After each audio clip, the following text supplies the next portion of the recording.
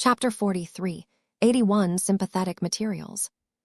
It was hard to imagine that Vess was conducting serious research at this time.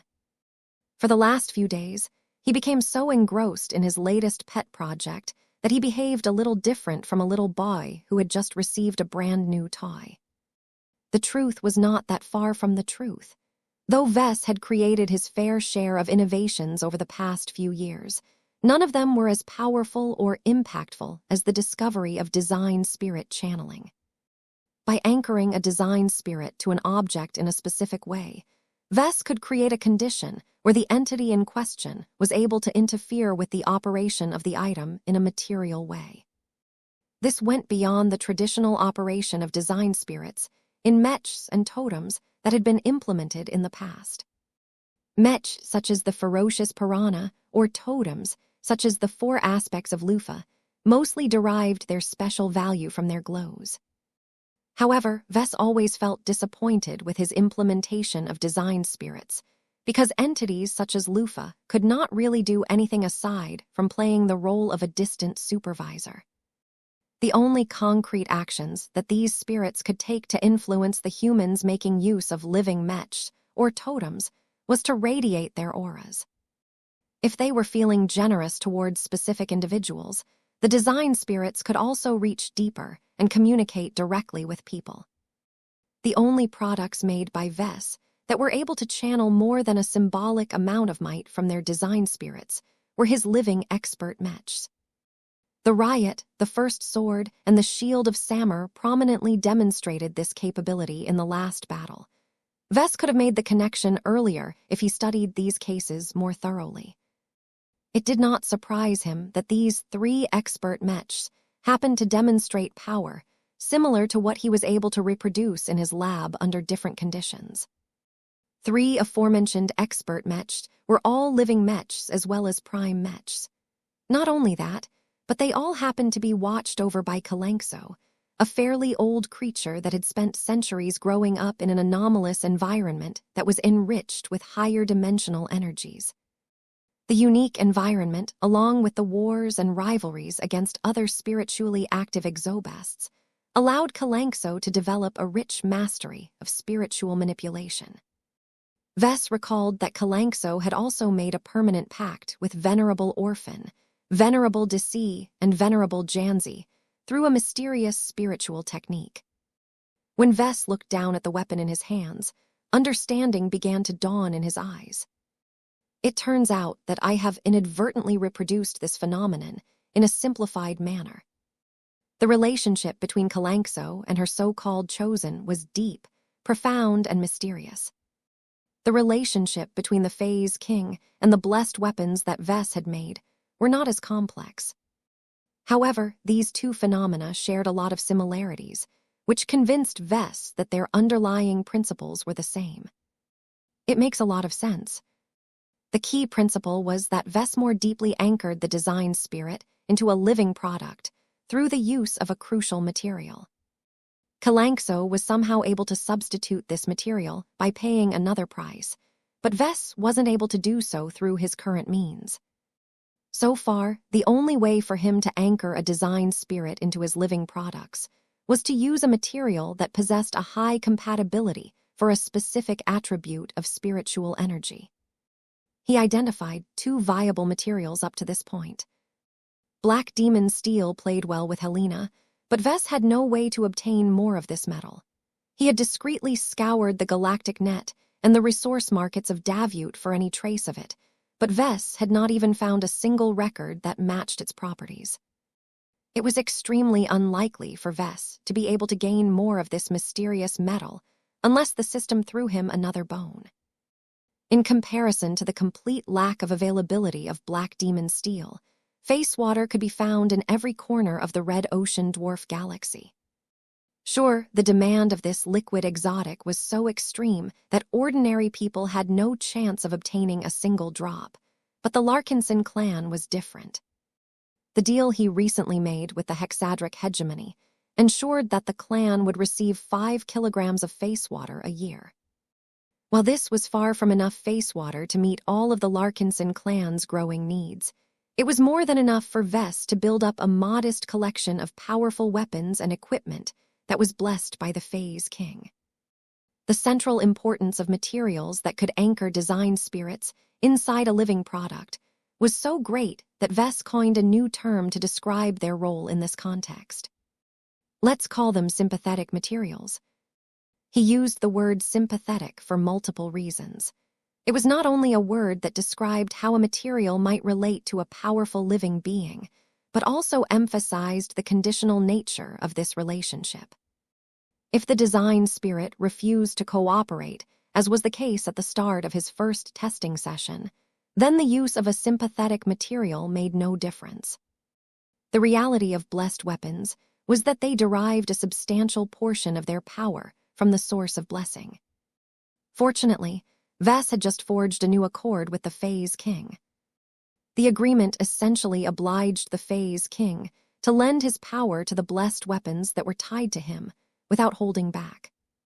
In exchange, Vess would periodically bring more spiritual fish whales to life. This way, the Phase King would have more little brothers to boss around. Although Vess felt annoyed for adding another long-term commitment to his plate, in truth the price he paid was far less than what he got in return.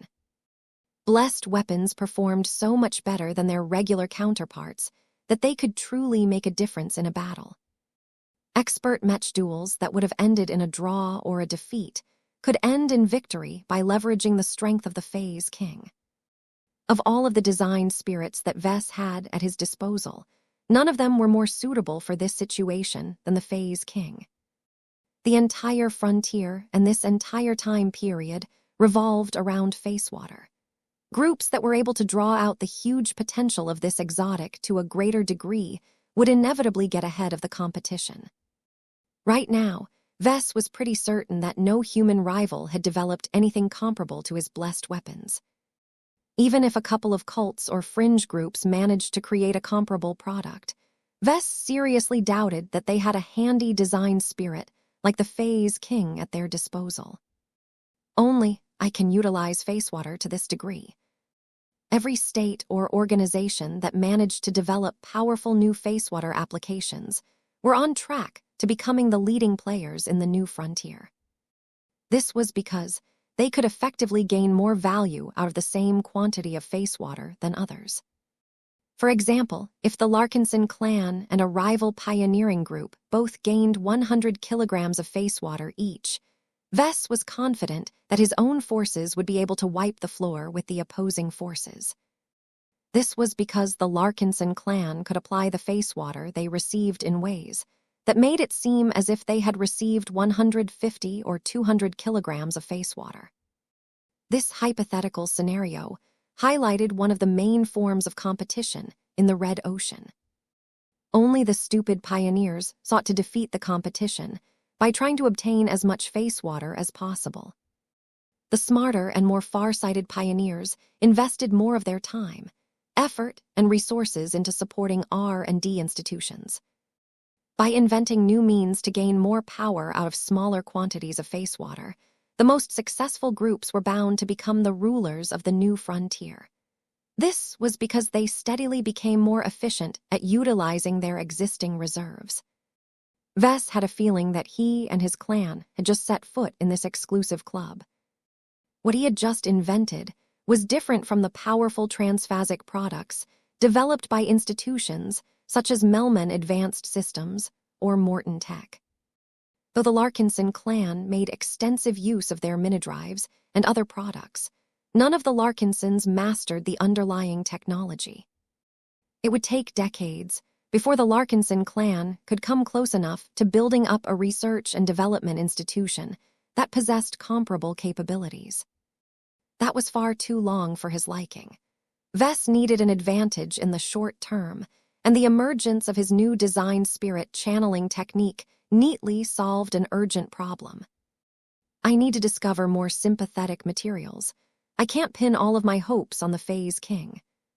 The downside of blessed weapons was that the design spirit connected to them had to expend a considerable amount of spiritual energy to support their full usage. There is a limit to how many blessed weapons that the Phase King is able to support at any single time.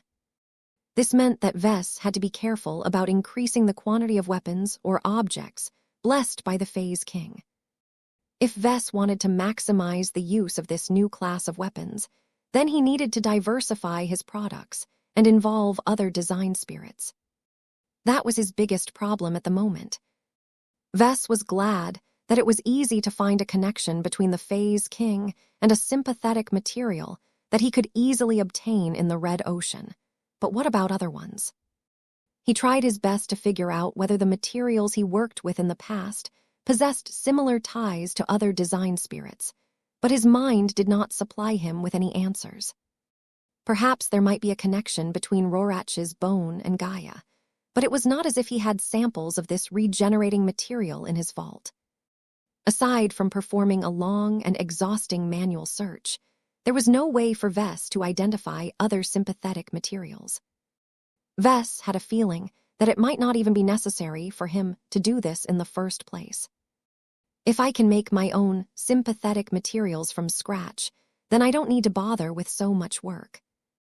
Unfortunately, he had no clue how to make one himself, so he put this matter aside for the time being. The most important task right now was to figure out how he could successfully apply his latest invention to his existing Mech designs. It goes without saying that our existing and upcoming expert Mechs could all use blessed weapons, he decided. Even if the Phase King can't support the use of so many items at once, there are still ways our expert pilots can ration the design spirit's power. The Phase King essentially offered a common pool of resources that every Larkinson expert pilot could draw upon to gain an extra boost in combat. Those that had it difficult could borrow the Phase King's blessing to overcome a crisis, while those that were doing well had no need to draw upon the resource pool. As Vess continued to flesh out the usage and the rules surrounding his new blessed weapons, he became increasingly more enthusiastic about introducing this new tech to his clan. His only regret was that his new innovation had nothing to do with the Eye Project. He still wanted to find a way to enhance the combat effectiveness of his upcoming commercial Mech design project, but he would have to develop a completely different solution that wouldn't strain the limited resources of his design spirits. He momentarily fell into thought. Is there a way for me to apply a part of the principles of design spirit channeling in a way that is viable for mass production Mechs? This was a difficult question for Vess to answer. He tried his best to come up with new ideas, but it appeared that he had exhausted his creativity for the time being.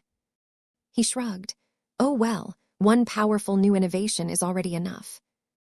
Chapter 43, 82 Accessible Extraordinary Power.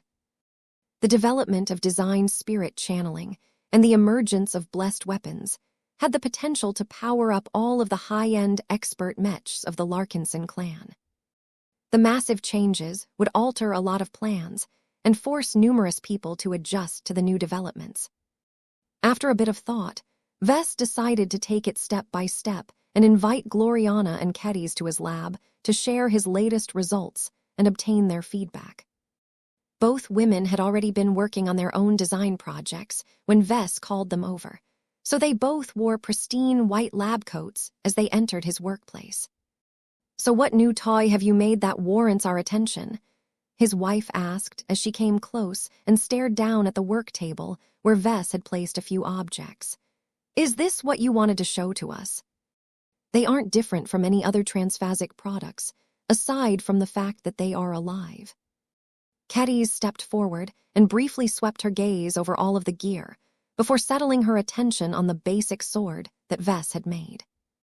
Her face scrunched in disapproval as she picked up the weapon and swung it around a few times. The edge produced sharp, slicing sounds. You should have called me over sooner if you wanted to make a sword. This sword is too crude, and its balance is off. I don't even know why you still bother to design and make it yourself when my services are available. Vess twitched his mouth. This isn't a serious end product, Kedys. It's just a test object that I have cobbled together in order to demonstrate my latest advancement.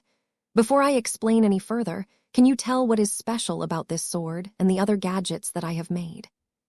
Both his wife and his former student accepted his challenge and began to examine the test objects with utmost attention. Kedis continued to observe and probe the sword that she had picked up, while Gloriana opted to study the luminar crystal pistol that Vess initially made. It was difficult for them to ascertain any obvious changes at first.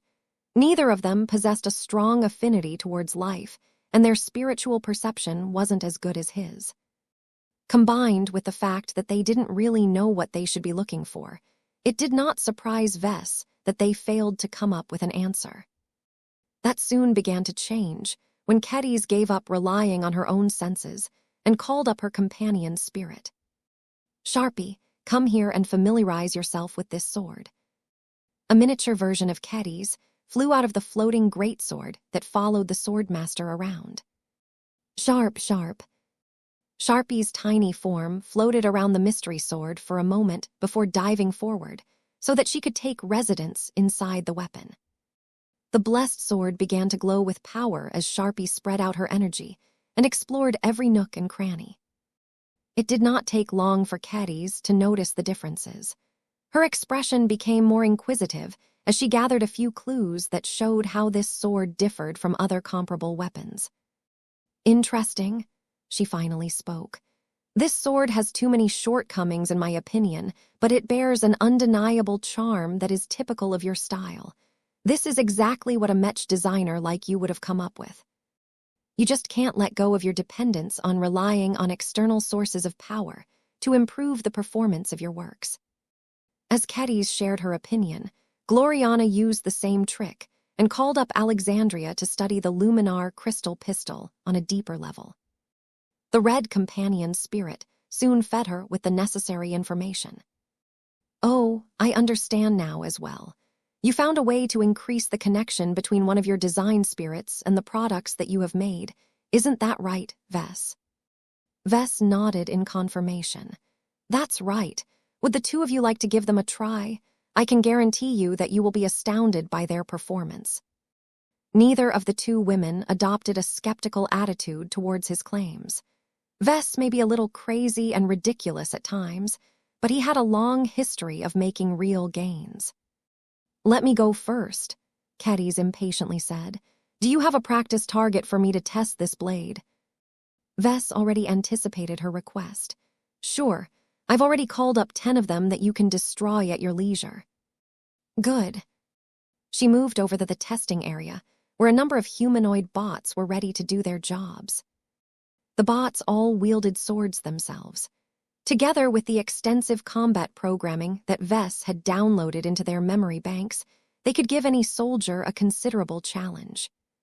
Of course, Vess did not expect that any of them would be able to last more than a second in front of Kedis. Aware of this discrepancy in power, Kedis pulled Sharpie from the experimental sword and began to show a lot of restraint when sparring against the practice bots. So far, nothing special happened. "This isn't enough," Vess told Kedis. "You need to reach out and communicate with the weapon in order to draw out the power of its design spirit. Try your best to request the Phase King to enhance your attacks." "I will try." Half a minute passed by before Kedis finally succeeded in activating her blessed weapon. Her arm swung the one-handed sword to perform another casual slash that the practice bot should easily be able to block, but this time the move produced a different result. "Ah!" A bright flash of light exploded from the sword as the Phase King's powerful presence seemed to descend upon it for a moment. Though Kedis managed to uncover the true ability of the sword, she did not expect the explosion of might that this simple-looking weapon had unleashed. Much to the surprise of the two women, the sword slash whipped out an exaggeratingly large and imposing spatial blade that not only cut cleanly through the practice bot, but also continued to slice forward and cut up the next 3 practice bots that Vess deliberately placed behind. The bottom part of the spatial blade even struck the deck below and cut up to half a meter through the reinforced alloy before running out of steam. Neither Kedis nor Gloriana had anything to say at the moment. They were too astonished with the might the sword just unleashed. "Kedis," Yes, Gloriana. Did you employ a special sword style or technique that released that energy manifestation? No. The youngest Mech designer in the compartment shook her head as she carefully brought the sword blade closer to her face. I did not. I only swung the weapon in the same way as an ordinary person. It doesn't matter whether I'm a swordmaster or not. If my theories are correct, then even a child can unleash that attack. Vess grinned as Cadiz correctly deduced the characteristics of his latest invention. What she had just described was the greatest advantage of blessed weapons. Unlike ordinary swords that needed to be wielded by a swordmaster in order to display extraordinary power, a blessed weapon could produce exceptionally powerful attacks without imposing any cumbersome requirements on the wielder. This was a revolution in a society where expert pilots and other spiritually activated individuals possessed a monopoly on extraordinary combat power. If his hunch was correct, then this might be the first time that ordinary Mech pilots might be able to exert power comparable to that of expert pilots with the help of his new invention. In order to hammer home this point, Vess stepped forward and stretched out his hand. Please give me the sword. Cadiz promptly passed over the weapon. Though Vess was not a trained swordsman, he still knew a thing or two on how to wield them. His prior mastery experiences, along with all of the time he spent with Cadiz and the sword maidens, at least prevented him from embarrassing himself. He adopted a standard sword stance and performed a simple slash. At the same time, he reached out and communicated with the blessed weapon. The Phase King's silhouette briefly became visible shortly before the sword produced a sharp spatial blade that was just as large and lethal as the last one that appeared. Though Vess hadn't aimed the spatial blade at anything, neither Cadiz nor Gloriana could deny the power of this powerful energy manifestation. Cadiz became especially impacted by this dramatic display. If even a non-combatant like you can produce an attack of this magnitude, then is there still a place for swordmasters? She asked in a heavy tone. The implications of this new creation were so severe that Cadiz already began to worry about the future of traditional swordsmanship. While Cadiz fell into turmoil, Gloriana eagerly wanted to give this a try as well. The only problem was that she didn't trust the weapon in her hand. Who knew whether the small and flimsy luminar crystal pistol would explode because it was unable to contain the massive power it was able to produce? If the magnitude was anything comparable to the spatial blades that appeared a moment ago, then an accident would most certainly mutilate Gloriana at the very least and tear her body to shreds at worst. She looked around and gestured at one of the intact practice bots. Can a bot or any other inanimate source unleash an attack of this power? Ah, no. Vess shook his head. These are weapons that I have expressly designed to work with humans. The wielders need to communicate with the living weapons and respectfully plead for the Phase King to extend his power. He is the source of the powerful attacks that you have just witnessed. There is no way to tell him when and how he should apply his strength if you can't effectively communicate with him. This is why these weapons can't do anything when held by unthinking bots. In truth, the matter was a lot more complicated than he described. If he truly wanted to, Vess might be able to develop a version of a blessed weapon that could be fired without the direct involvement of a human. This may be useful in cases where he might want to enhance the power of a warship weapon, for example. The main cannon of a battleship was already stupendously powerful. How much more damage could it do if it was blessed by the Phase King? Of course, Vess would never voice such a possibility to anyone. Give me the gun if you don't trust my work, Vess said and extended his other hand. I will show you what it can do in the hands of a Mech designer. Gloriana instantly passed on the luminar crystal pistol as if it was a plague rat. Vess inspected the weapon for a moment before he lifted it up and pulled the trigger. Just like before, the weapon radiated a lot of power before unleashing a bitingly sharp laser beam that struck the solid metal barrier on the other side. How deep did it go? Gloriana carefully asked. Over 3 meters, I think. The exact power varies a bit because of differences in the way that Phase King applies his power and techniques. He is still not used to all of this, so you should expect the damage output of these weapons to be a bit inconsistent. This was hardly important compared to the results of this little demonstration session. It was already impressive for a sword to be able to imitate the attack of a powerful swordmaster by itself. If Vess was able to implement the same tech on a ranged weapon, then that showed that he had the potential to revolutionize the offensive power of all of their mechs. However, Vess wasn't finished yet. He put away the sword and the pistol and picked up a simple round shield. The Phase King can do more than empower attacks. He is also good at leveraging his spatial manipulation abilities to enhance the defense of a transphasic object. Your innovation can boost defense as well. Vess grinned. There is nothing that prevents me from assuming that my new design application can be used to amplify the speed of a mech. Anything the Phase King can do, our mechs can do as well.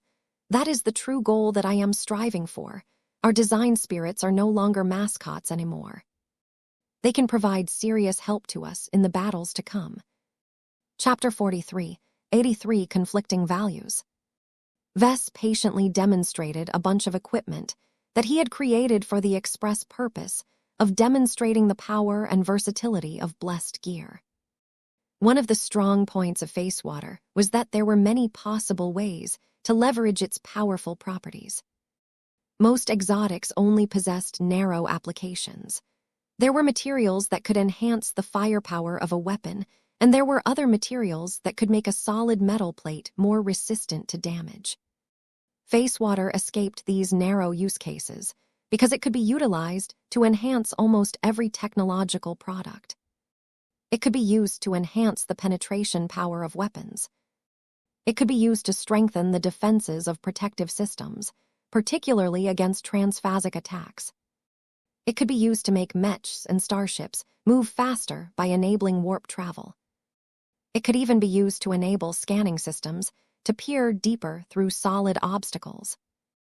Humanity had only scratched the surface of how Facewater could be utilized to amplify the performance of different pieces of tech that had little in common with each other. This special quality of Facewater easily allowed Vess to create a lot of different gear on short notice that all gained a boost in performance through design spirit channeling. Of course, much of the reason why all of these tools were able to outperform their regular counterparts was because the Phase King had mastered the art of Facewater manipulation to an incredible degree. Even if his death and subsequent conversion into a design spirit caused him to lose chunks of himself, what he had left was more than enough to fill up an entire library with spatial manipulation techniques. With the help of this enormous accumulation and legacy, the Phase King was practically the perfect complement to high-quality transphasic gear. Vess even harbored doubts whether a typical phase whale possessed as much depth and understanding of Facewater as the fish whale king. In any case, by the time that Vess was done with showing off his toys, the two mech designers he invited in his lab became thoroughly shocked and numb at the wonders that he had introduced. It took a bit of time for the two women to come to their senses and hold a serious discussion with Vess about his dramatic innovation. Their question focused on both the strengths and limitations of his new tech. They soon found out that the greatest limitation to the spread of blessed weapons was that the Phase King only had a finite pool of resources to support their active usage. "That makes sense," Gloriana said. "I was wondering where all of the power came from. It is impossible to produce such dramatic results by relying on electrical energy alone.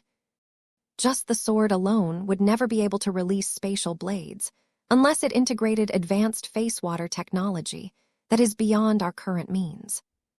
Keddies grew concerned as well. All of this gear is powerful, and they are remarkably easy to use to good effect. I won't deny these advantages. However, I don't like it that the power doesn't come from a source that we have mastered. A typical mech or expert mech derives their power from factors that we can touch and manipulate, such as technology, materials, and mech pilots. This is no longer the case for these blessed equipment, because their strongest source of power is an inscrutable existence to us that hides in a part of reality that we can't even access, let alone observe. This was a massive weakness that could bite the users of blessed equipment in the rear one day. Even Vess couldn't deny the danger of developing a reliance on borrowed power. "I don't disagree with you, Caddies," he said. "This is why I want your help and that of others to formulate a thorough framework and set of rules on how we should design, make, and use blessed weapons and equipment. We need to show moderation in how many of them we make and end up getting used. But we shouldn't cut off our access to a tool that can allow our Mech pilots to burst with incredible power in the battles that matter the most." "We shall help you, Vess," Gloriana responded. "Who knows what you will end up making if you are left to your own devices? We will have to formulate a thorough and detailed set of rules and guidelines that applies to both Mech designers and Mech pilots." The three Mech designers proceeded to do just that for the rest of the day. Vess, Gloriana, and Keddies all possessed substantially different perspectives that allowed them to come up with different solutions to problems.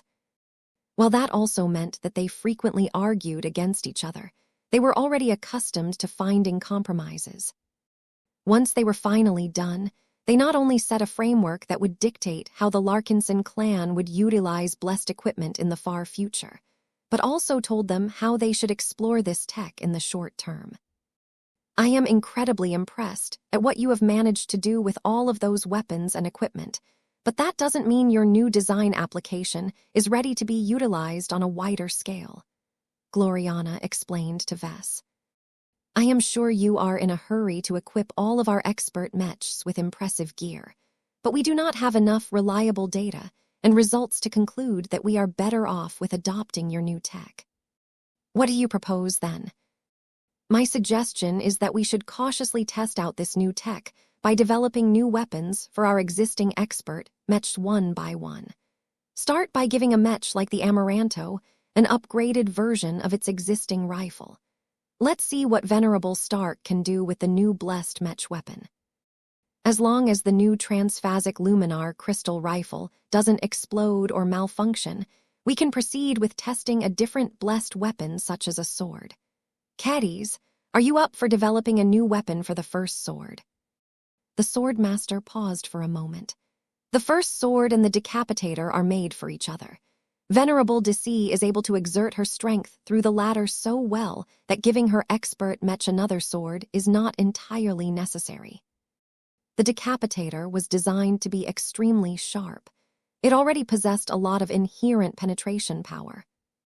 Venerable Deci also developed a form of swordsmanship that maximized this quality, enabling her expert Mech to cut through stronger materials. However, that did not mean that the decapitator was good in every situation.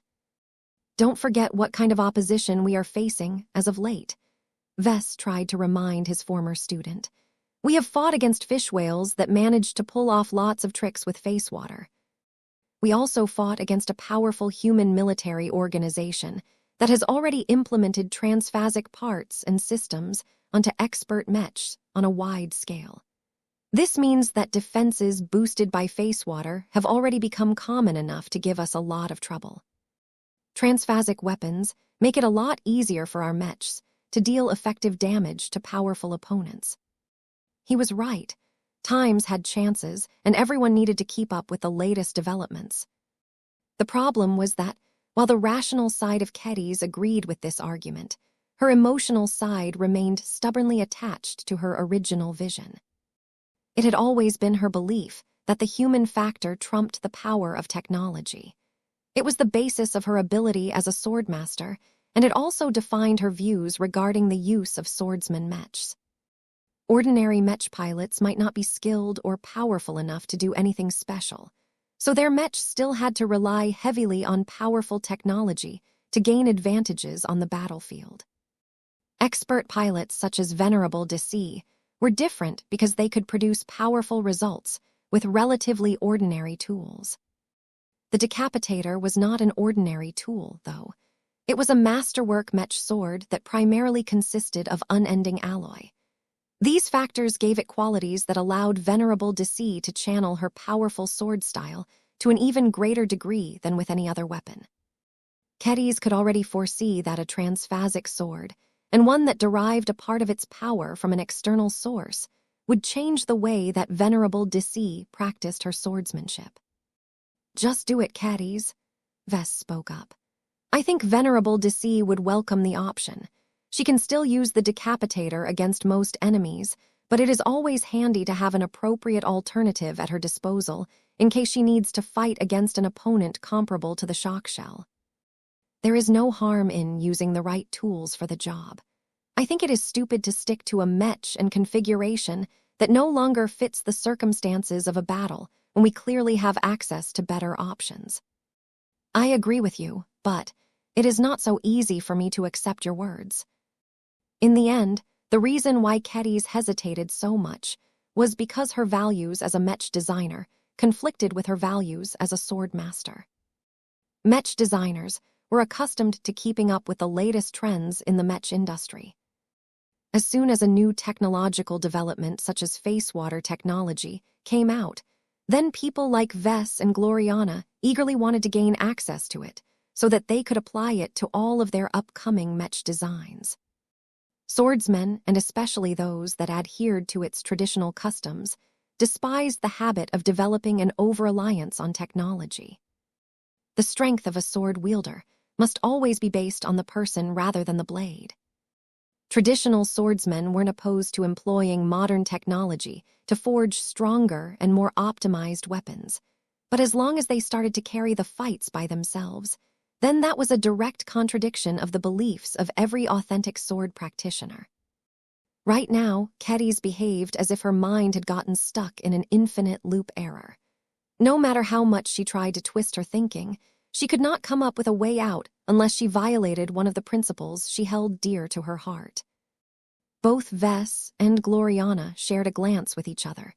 They understood that Kedis might not be able to cooperate as much as they hoped. "Don't worry too much about this issue, Kedis," Vess eventually told her as he gently placed his hand on her shoulder. "I suggest you have a good talk with Venerable Deci and find out what she thinks. Maybe the problem isn't as big as you think. If it turns out that Deci doesn't want to make use of a blessed sword, then we'll just focus on upgrading the weapons of another expert mech." The swordmaster slowly nodded. "I suppose that is for the best. I'm sorry, Vess. It wasn't my intention to stand in your way." "You don't have to apologize for your beliefs. You are your own person, and there is no reason why you must support my vision. If you think your design solutions will make Venerable Deci and her first sword better off, then you need to prove that with your actions. Just know that face water technology in human society is continuing to improve at a rapid rate. If your own technological applications fall too far behind, then there is a point where you need to put your ego aside in order to properly serve your mech pilots." He hoped that Kedis would be able to find a satisfactory solution to her dilemma. This was the downside to becoming both a mech designer and a swordmaster.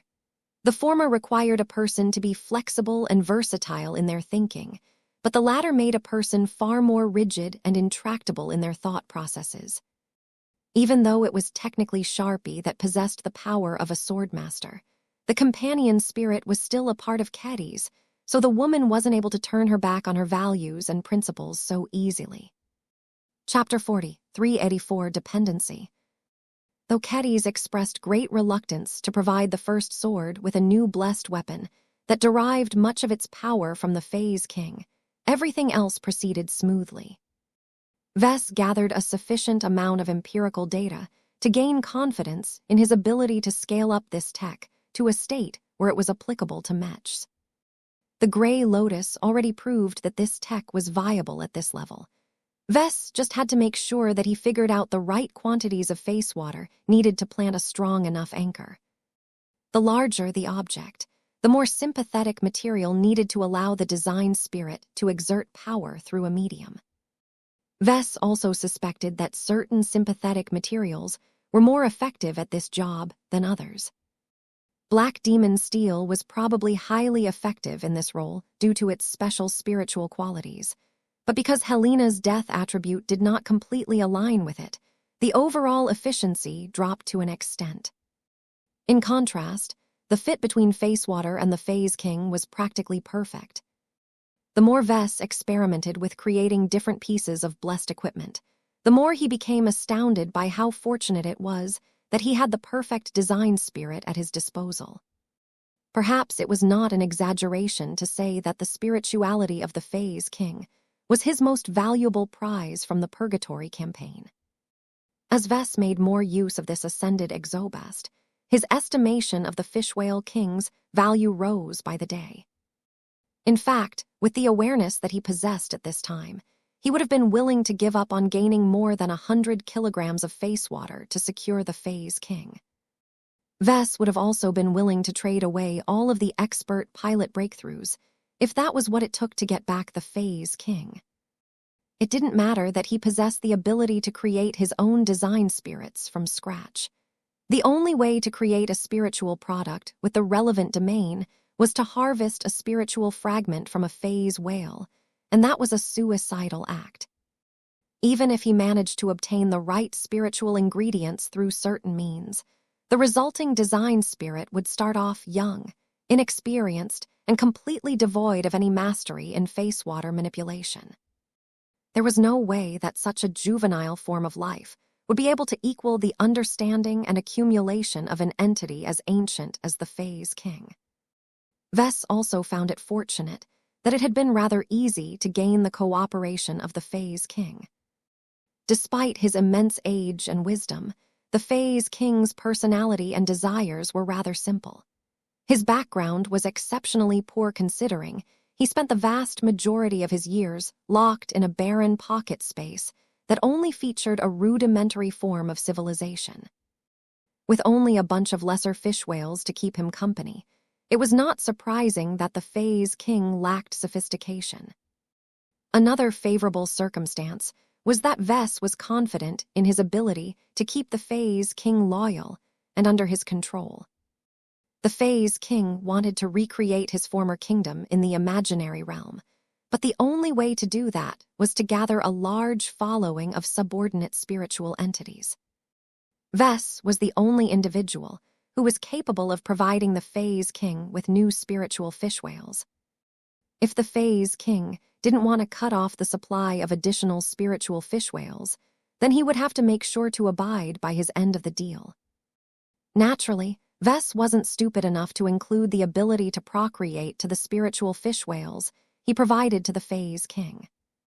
The original fish whales did not exhibit sexual reproduction, so the spiritual variants derived from the spiritual fragments of the Phase King were no different. This was the biggest shortcoming of the artificial origin of the fish whale race. In the past, it was Uoruganiois, the flesh conqueror and the creator of the purgatory pocket space, that controlled the fate of the fish whale. Nowadays, control over this group of fish whales passed over to Vess.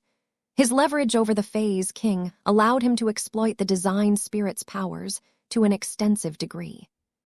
The very idea gave Vess an enormous rush of power. It was hard for him to rein in his hubris and develop an over-reliance on the Phase King's services. Life always finds a way. This applies to both organic and intangible life forms, Vess reminded himself. Just because the Phase King and the spiritual fish whales lacked the ability to procreate and expand their numbers by themselves did not mean this would always remain the case. Given how much the powerful design spirit cared about this issue, it was practically a guarantee that the Fish Whale King was cooking up a way to solve the procreation issue. The spiritual fish whale race would never be able to obtain autonomy if it wasn't capable of replenishing its numbers by itself. Once the Phase King solved this difficult problem, his relationship with Vess and the Larkinson clan would undergo an instant change. If Vess no longer possessed as much leverage of the Fish Whale King than before, then the blessed equipment tied to a more assertive design spirit might lose the power that made them so effective. This would set Vess back to an enormous degree, but he did not consider it a nightmare scenario. Just as the Phase King was likely preparing for a way out, Vess also came up with a plan to deal with this potential outcome. I'll just create a replacement. Since the Phase King regularly needed to donate his spiritual energy so that Vess could create new spiritual fish whales, it was not difficult to embezzle a few spiritual fragments every once in a while. As long as Vess collected enough spiritual fragments, he could quickly bring life to a new face-water-oriented design spirit. If Vess happened to collect a lot of spiritual fragments, then it might even be possible for the new spiritual product to replicate a fraction of the Phase King's impressive skills and abilities. Vess actually made similar preparations for most of his other design spirits. The abrupt removal of Nixie in his design spirit collection created a momentary crisis for the living Mech Corporation. Vess hastily had to alter the design spirit makeup of the Doomguard line in order to preserve its value. This event taught him a lesson about the impermanence of design spirits. Each of them are alive, and that means that each of them can change over time. None of them are static existences that will remain exactly the same. It is foolish to assume that I can keep using them in the exact same manner a decade or a century later. This was why Vess gradually harvested a few spiritual fragments here and there, without using them up in his projects. Instead, he piled them all up in a hidden stash that he prepared in case one of his design spirits became unavailable for whatever reason. I can never be too careful, Vess quietly affirmed. His preparations, along with his constant growth and progression, gave him the confidence to be able to deal with any crisis related to design spirits. Perhaps his dependence on the Phase King may be high in the early stages of the product life cycle of blessed weapons, but Vess was certain his dependence on this single entity would drop as he continued to develop this new tech further. No design spirit should be indispensable to my work. Vess was well aware that his core design philosophy did not revolve around design spirits. The invention of blessed weapons may have excited him, but it did not stimulate his design philosophy. This told him that working on the Dullahan project was much more important to the progression of his design philosophy. He wasn't in a hurry to develop Venerable Janzi's new expert Mech, though. Vess still needed to generate more ideas on how to tackle the many new problems associated with this experimental project. In the meantime, working on the new blessed weapon concept not only allowed him to exercise his creativity, but also allowed him to give his clan a power boost in the immediate future. According to Calabast's intelligence reports, the border region between Krakatoa and Zelmer has seen a massive increase in conflicts. Most of them amount to scuffles between different pioneering fleets. I need to strengthen my clan's ability to fight against hostile Mech forces as much as possible. The presence of an ace pilot in the form of Patriarch Reginald Cross should be enough to deter many potential enemies from taking action, but those that decided to proceed anyway would most definitely have the ability to fight back. If this was the case, then the Larkinson clan urgently needed to bolster its combat power to guard against these situations. As the expeditionary fleet was just about to enter the chaotic border region, it became more urgent than ever for Vess to upgrade the weapon loadouts of his expert Mechs. I should normally start small and work my way up to bigger and more important weapon projects, but that's too slow for me. I need to make the biggest impact in a short amount of time. Vess settled for developing a new weapon for the Amaranto. In order to make sure that Venerable Stark was on board his plans, he needed to meet with her to discuss her wishes. As soon as the expeditionary fleet transitioned out of FTL, Vess boarded a shuttle that brought him over to the Wild Torch. Vess had not visited the fleet carrier often enough for his liking, and that was a shame because it was the most modern capital ship in his fleet. Originally built for the Wild Fighter Association, the Wild Torch inherited the rambunctious organization's flair. The aggressive lines, the bold colors, and the tribal vibe went a long way into turning her into a vessel that constantly kept up the fighting spirit of her crew. Most of the Mech pilots assigned to the Wild Torch hailed from the Flagrant Vandals, the Sword Maidens, and the penitent sisters. This led to strange sights that Vess never encountered when he walked the halls of his flagship, such as fistfights taking place in random compartments. It wasn't just the personnel that exhibited less restrained behavior. Even the pets that were present aboard every Larkinson vessel engaged in playful wrestling and sparring. Mayo, mayo, mayo. Hiss. Woof, woof, woofs. What a madhouse. Vess quietly shook his head in mild disapproval. Vess walked past all of this rowdy behavior without pause and continued to head towards the upper decks until he reached a large and expansive park. Even the roughest warriors possessed a need to immerse themselves in a peaceful environment at times. The general noise levels in the park were much lower, and those that met each other tended to keep their voices down. The animals that roamed around the massive compartment also abided by the rules. Vess eventually found the middle-aged expert pilot sitting on a bench that was placed in front of an artificial lake. Venerable Stark looked a lot tamer as she had opted to change her sharp and dashing uniform for a more casual outfit. Much to his surprise, Stark was currently holding an old-fashioned fishing pole. Given the empty bucket beside her feet, it didn't look like the fish were biting today. "Hey, Davia." The woman nodded beside her. "Take a seat if you want." He approached and sat down on the bench and stared out at the calm and peaceful lake.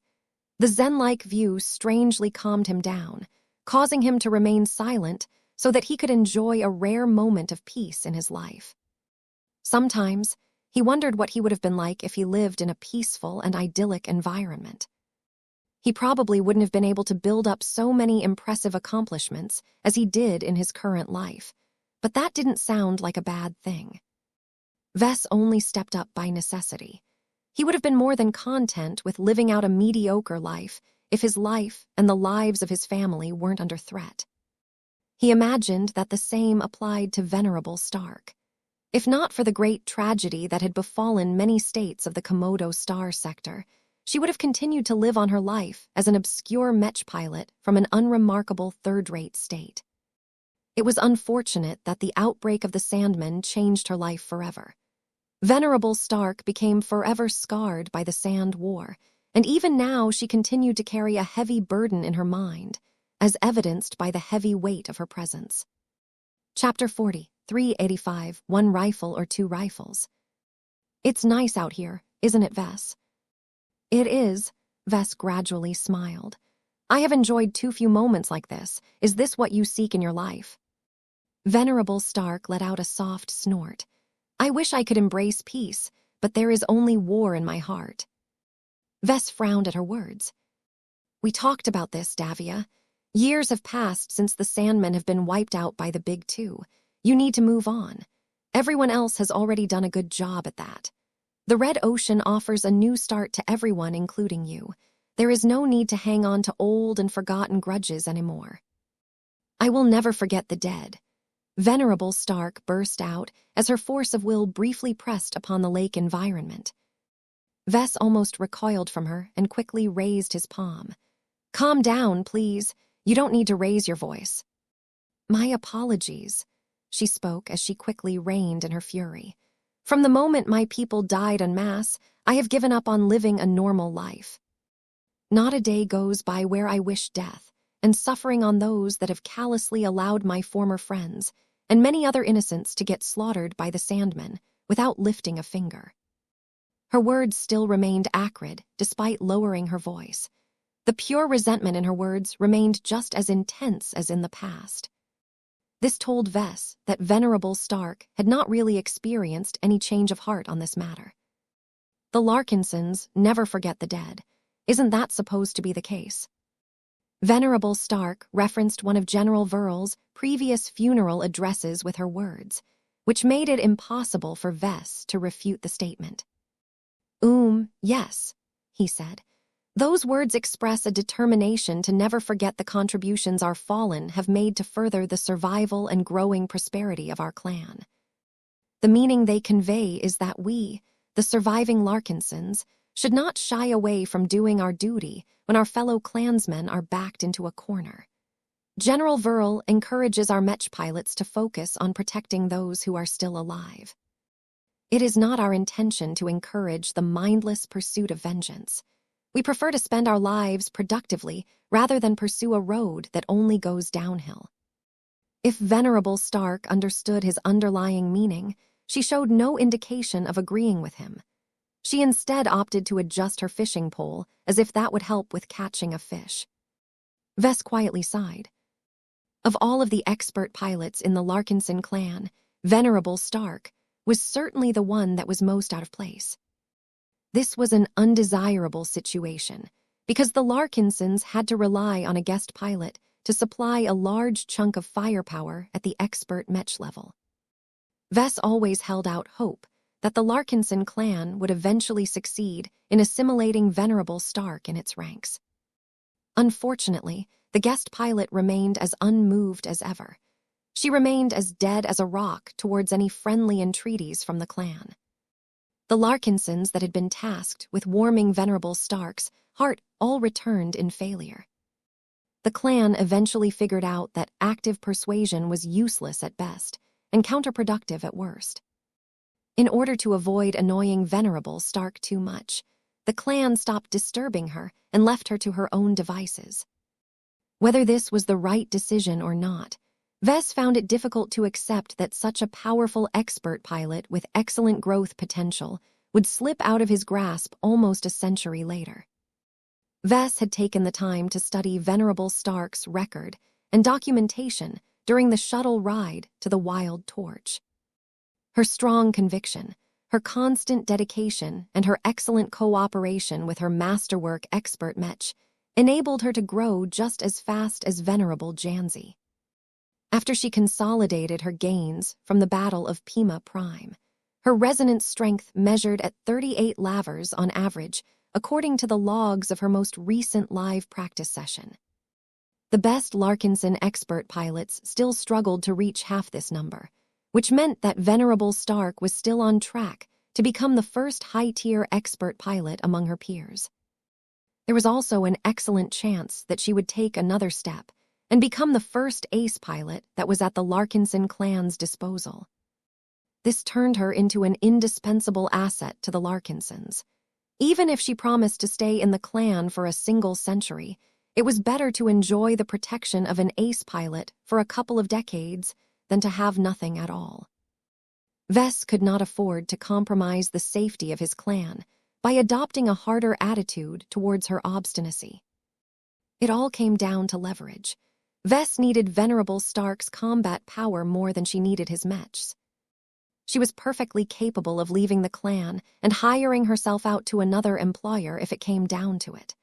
The main reason why she continued to stay was because she still believed that sticking with the Larkinsons offered her the fastest way to grow stronger.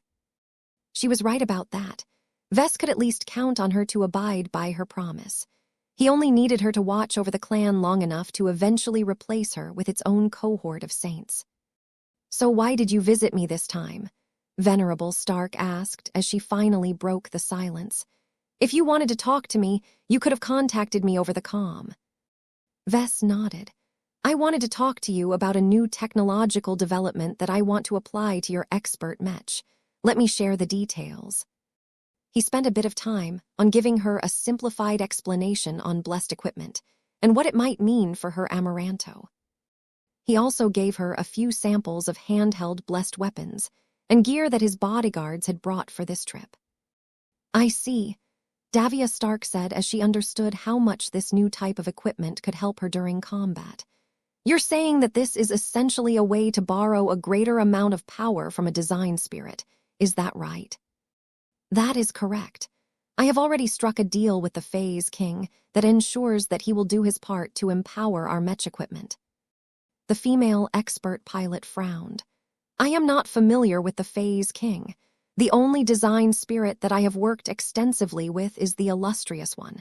Can't you make a blessed weapon that is tied to him instead?" "It's not that simple." Vess regretfully shook his head. "I already thought about it before, but the empowerment he is able to provide is too insignificant. It has to do with his traits and his abilities."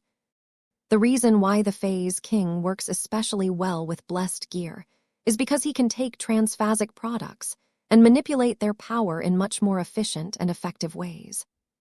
The Illustrious One doesn't have that much room for manipulation because he does not have many ways to draw more power out of luminar crystal weapons. The full story was too technical and complicated for Venerable Stark to understand, but Vess told her enough to understand that the Phase King was their best option going forward. So we will all be relying a lot more on face water, she remarked. That's correct. Maybe you don't entirely approve of this measure, but blessed gear are still strong even if the supporting design spirits have withheld their assistance. The extra power boosts should only be employed in situations where they are truly needed. I can understand that. It is still undeniable that the power of these blessed equipment will change the way we fight. I will also have to adjust my approach and take this new complication into account. I wouldn't call it a complication, Davia. It's a boon. Think about the difficulties you've experienced in the last battle. The Star of Liberation wouldn't have been able to suppress your Amaranto that much if you had the ability to bite back harder. Blessed weapons exist to solve these kinds of problems, and right now the Phase King offers the greatest and most accessible form of empowerment. This would definitely change in the future when he found more sympathetic materials that worked well with different design spirits, but for now, their options were limited. Venerable Stark eventually relented. Very well, let us go with the Phase King then. What is your plan?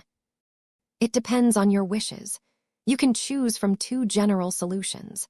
The first one is that I will develop a brand new transphasic rifle from scratch that incorporates all of my latest advancements in luminar crystal technology.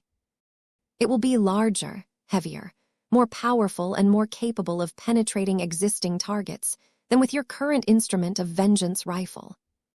That definitely sounded good to Venerable Stark. What about the other plan? If you are highly attached to your existing weapon, then I can work on upgrading it instead. Much will change and become unrecognizable to you, but the weapon will ultimately come close to matching the performance of the new rifle that I intend to build if you choose the first plan. Venerable Stark understood why Vess presented these two plans for her.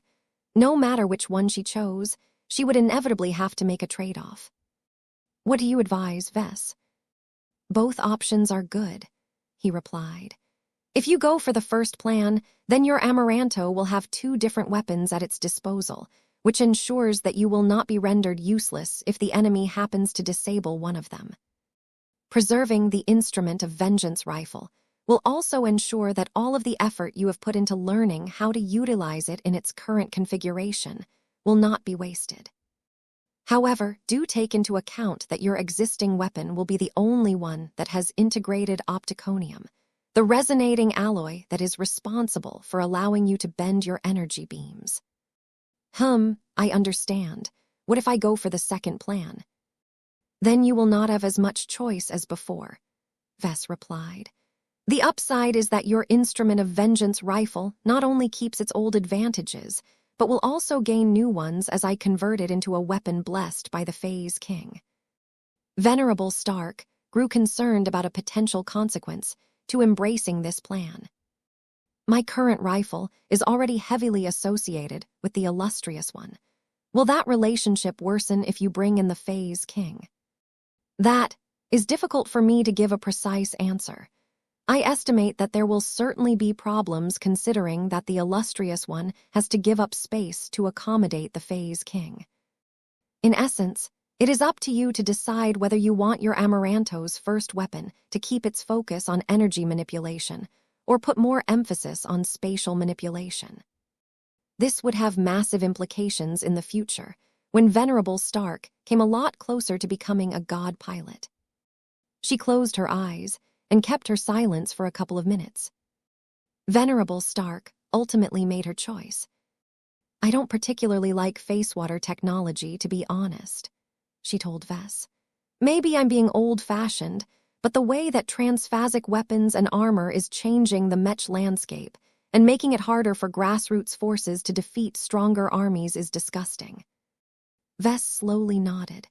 You're right about that, but feeling this way won't change anything. Times are changing and everyone else around us is adapting to this new era. If we want to ensure that we retain our agency, we can't fall behind this technological development. So what will you choose, Davia? I would like you to make a second rifle for my Amaranto, Venerable Stark announced. I can definitely do that. I'll work on it right away since our clan urgently needs this boost of power. I expect I will have a blessed weapon ready for you within a month. Can you tell me why you went for this option? I'm not giving up on the illustrious one. Venerable Stark lips curled into a smile. You explained to me earlier that you will continue to find ways to allow you to make blessed weapons that are tied to other design spirits, correct? I will be waiting for you to succeed with the one that I am most familiar with. Once you do, I hope you will upgrade the instrument of vengeance as soon as possible. Vess grinned back. No problem, Davia. I can promise you that your original weapon will be among the first to benefit from this development. Chapter 43, 86 Losing Sight of the Bottom. Now that he handled the most urgent issue, Vess tried to converse with Venerable Stark about other topics. So, he trailed as he sat next to the expert pilot on the bench. Have you thought about starting up a relationship with someone? Many of our clansmen, including our expert pilots who were previously single, have married and gotten kids by now. Each of them have become happier and gained more fulfillment in their lives as a consequence. Venerable Stark shifted her gaze from her fishing line to pin Vess with her sharp eyes. That is their business, not mine. Don't try to persuade me to move on from the past and join your clan by marrying one of your Larkinsons. I have forsaken all of my thoughts about starting a new family.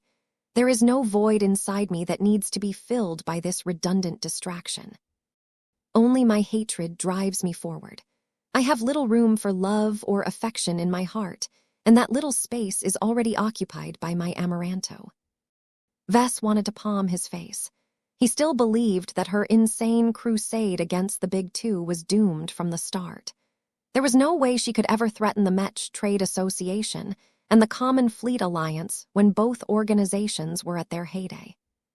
At least Venerable Stark was sane enough to remain discreet while she was traveling with the Larkinson clan.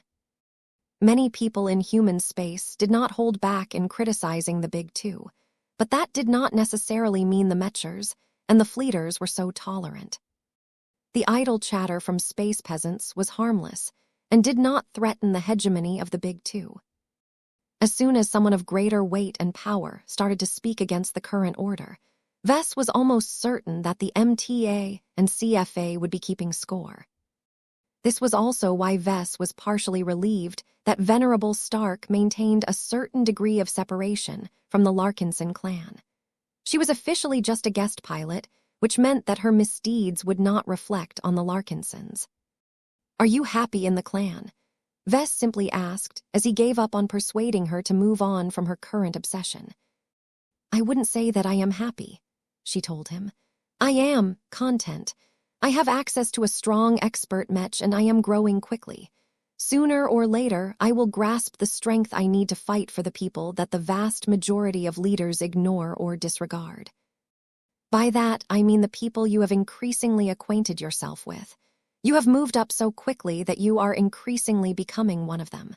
I cannot blame you for that, but it is disappointing to me that you have forgotten your roots. Vess grew defensive after he heard her accusation. I have not forgotten my roots, Davia. There is nothing wrong with climbing my way up from the bottom. Everyone has ambitions, and just because I am more successful than most doesn't mean I have turned my back on my roots. The look she gave him showed how little she believed in his statement. Sure, Vess, you and your clan don't seem to care at all about the third-raters you originally came from. Your latest Mech designs are all second-class machines that exclusively serve your kind. Your Mech company's activities back in the old galaxy have gone on life support, and you have done absolutely nothing to give back to the third-rate states of your old star sector. He sighed. Okay, I admit that my Mech company has not been releasing a lot of Mechs back in the old galaxy, but it isn't as if the market over there needs our machines. many people are doing fine without ever knowing that living mechs exist. And that is your excuse for abandoning the people you once professed to serve. Too few mech designers in our clan have acquired PPs that allow us to radiate our influence across the Yena star cluster. Also, many of our mechs designed for the Red Ocean are built to different standards and materials than what is common back in the Milky Way. It is much better and more convenient for everyone if our clan focuses on servicing our customers in the new frontier, while the local mech designers over at the old galaxy attend to the needs of their own markets. Though his argument was sound, it didn't make him look good. He could have put a greater effort into maintaining a more active business network in the Yena star cluster. Vess simply decided not to bother with this anymore. It took too much of his precious time to design or update mechs that were specifically oriented to his previous home region. The money situation had also changed. The revenue the LMC earned in the old galaxy was only a fraction to what his mech company earned in the Red Ocean. The paltry amount of profit generated by the LMC's business activities in the Yena star cluster simply wasn't enough to fund all of the expenses of the Larkinson clan anymore. Vess could earn much more money starting new ventures in the Red Ocean these days. I don't owe anything to the people back home, Vess argued. The Bright Republic and the Ilvain Kingdom stabbed me in the back. The moment they deprived me of my rights is the moment when I am no longer obliged to contribute to their societies. Besides, all of these third-rate states that I have an association with have fallen under the sphere of influence of the Friday Coalition.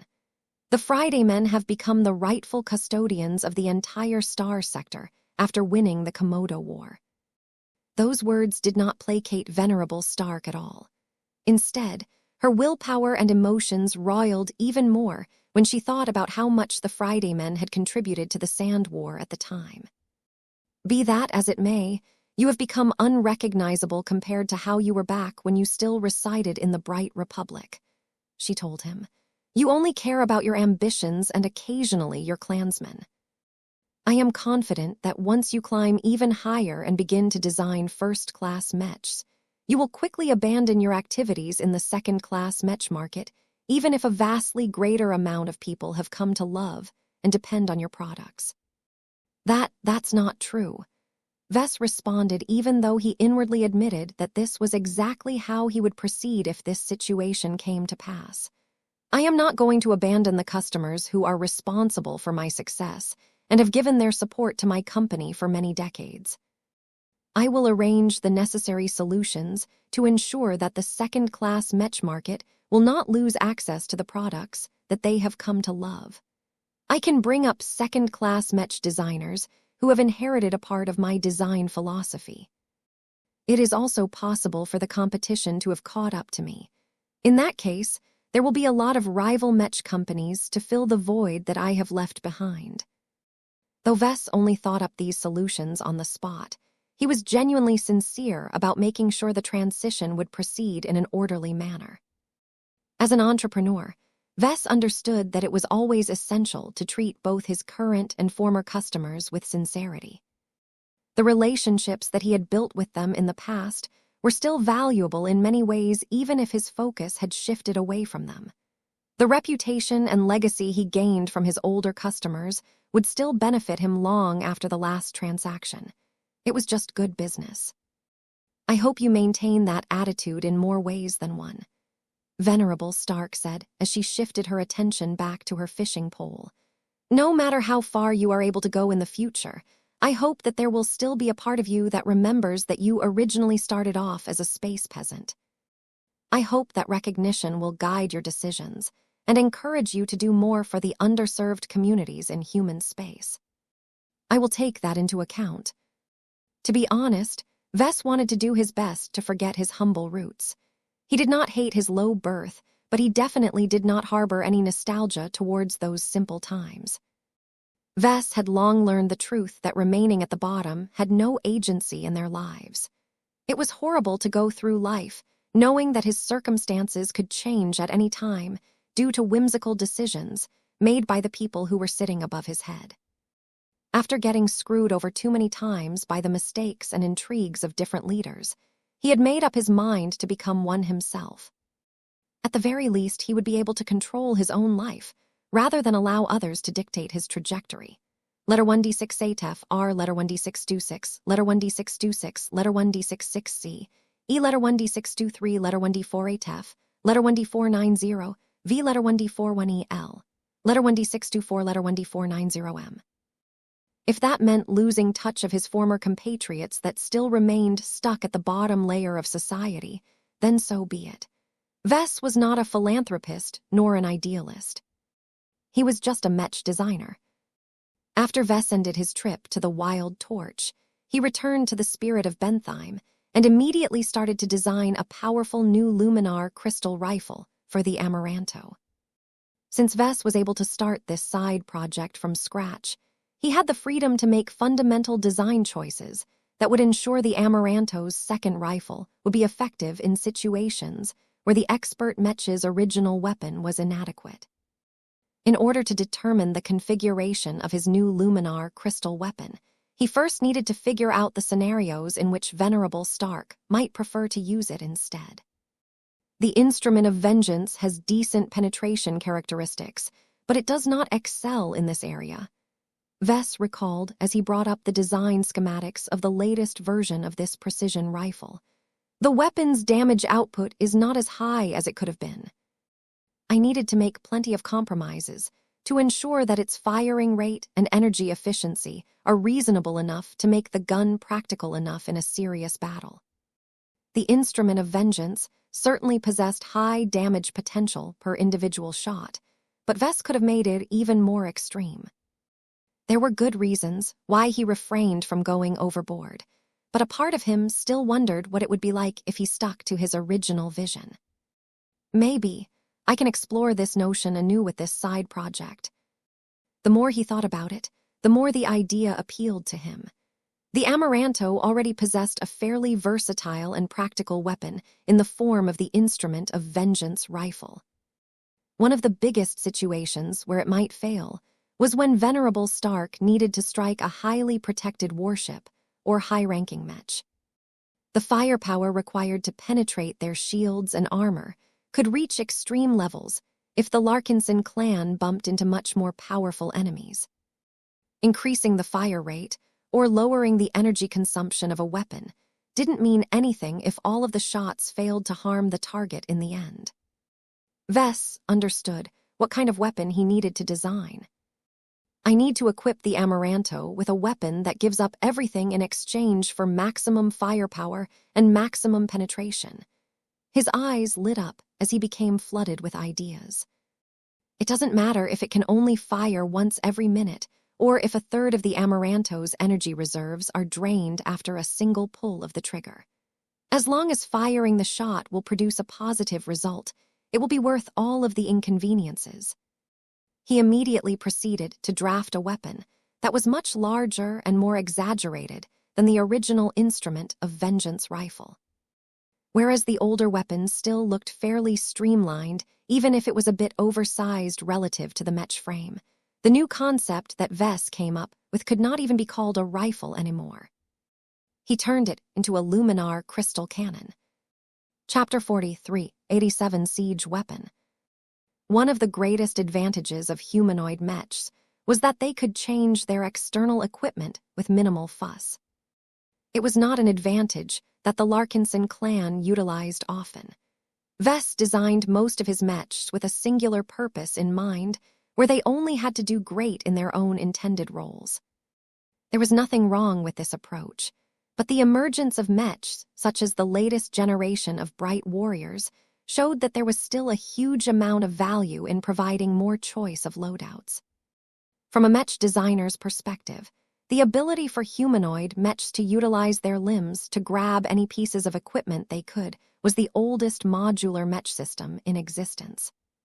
The modular connection system was virtually universal, allowing for any Mech to pick up any weapon or gear no matter whether their purposes matched. A rifleman Mech could theoretically hold a tower shield, while a swordsman Mech could wield a cannon. The Mech might even be able to achieve acceptable results under the right circumstances. However, there was a big difference in being able to hold a weapon and being able to utilize it well. If Kedis wielded a sword, then she could probably slaughter an entire infantry battalion by herself.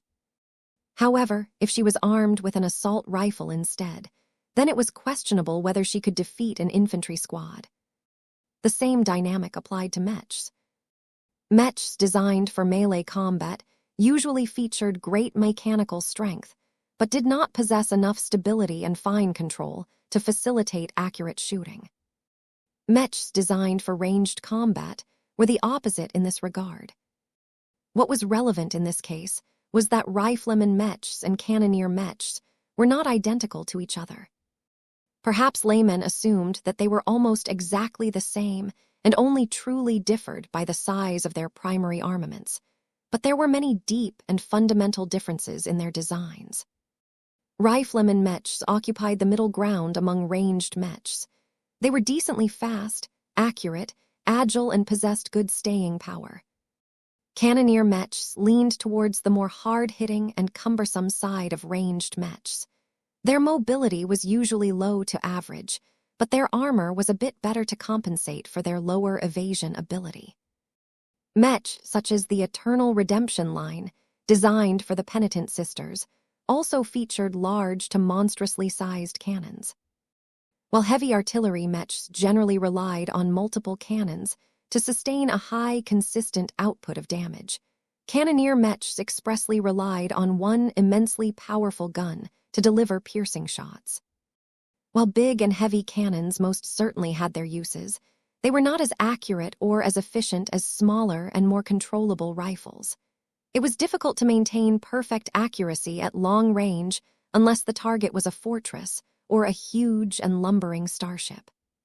Therefore, different ranged mechs, equipped with different weapons, generally excelled in diverging modes of combat. Rifleman mechs just happened to be the most popular in both spaceborne and landbound combat due to their excellent combination of traits. Cannoneer mechs were less common, but there were certain mech forces that succeeded in maximizing their value. When Vess studied this topic on the galactic net, he found that cannoneer mechs worked best in large, set-piece battles like the previous engagement.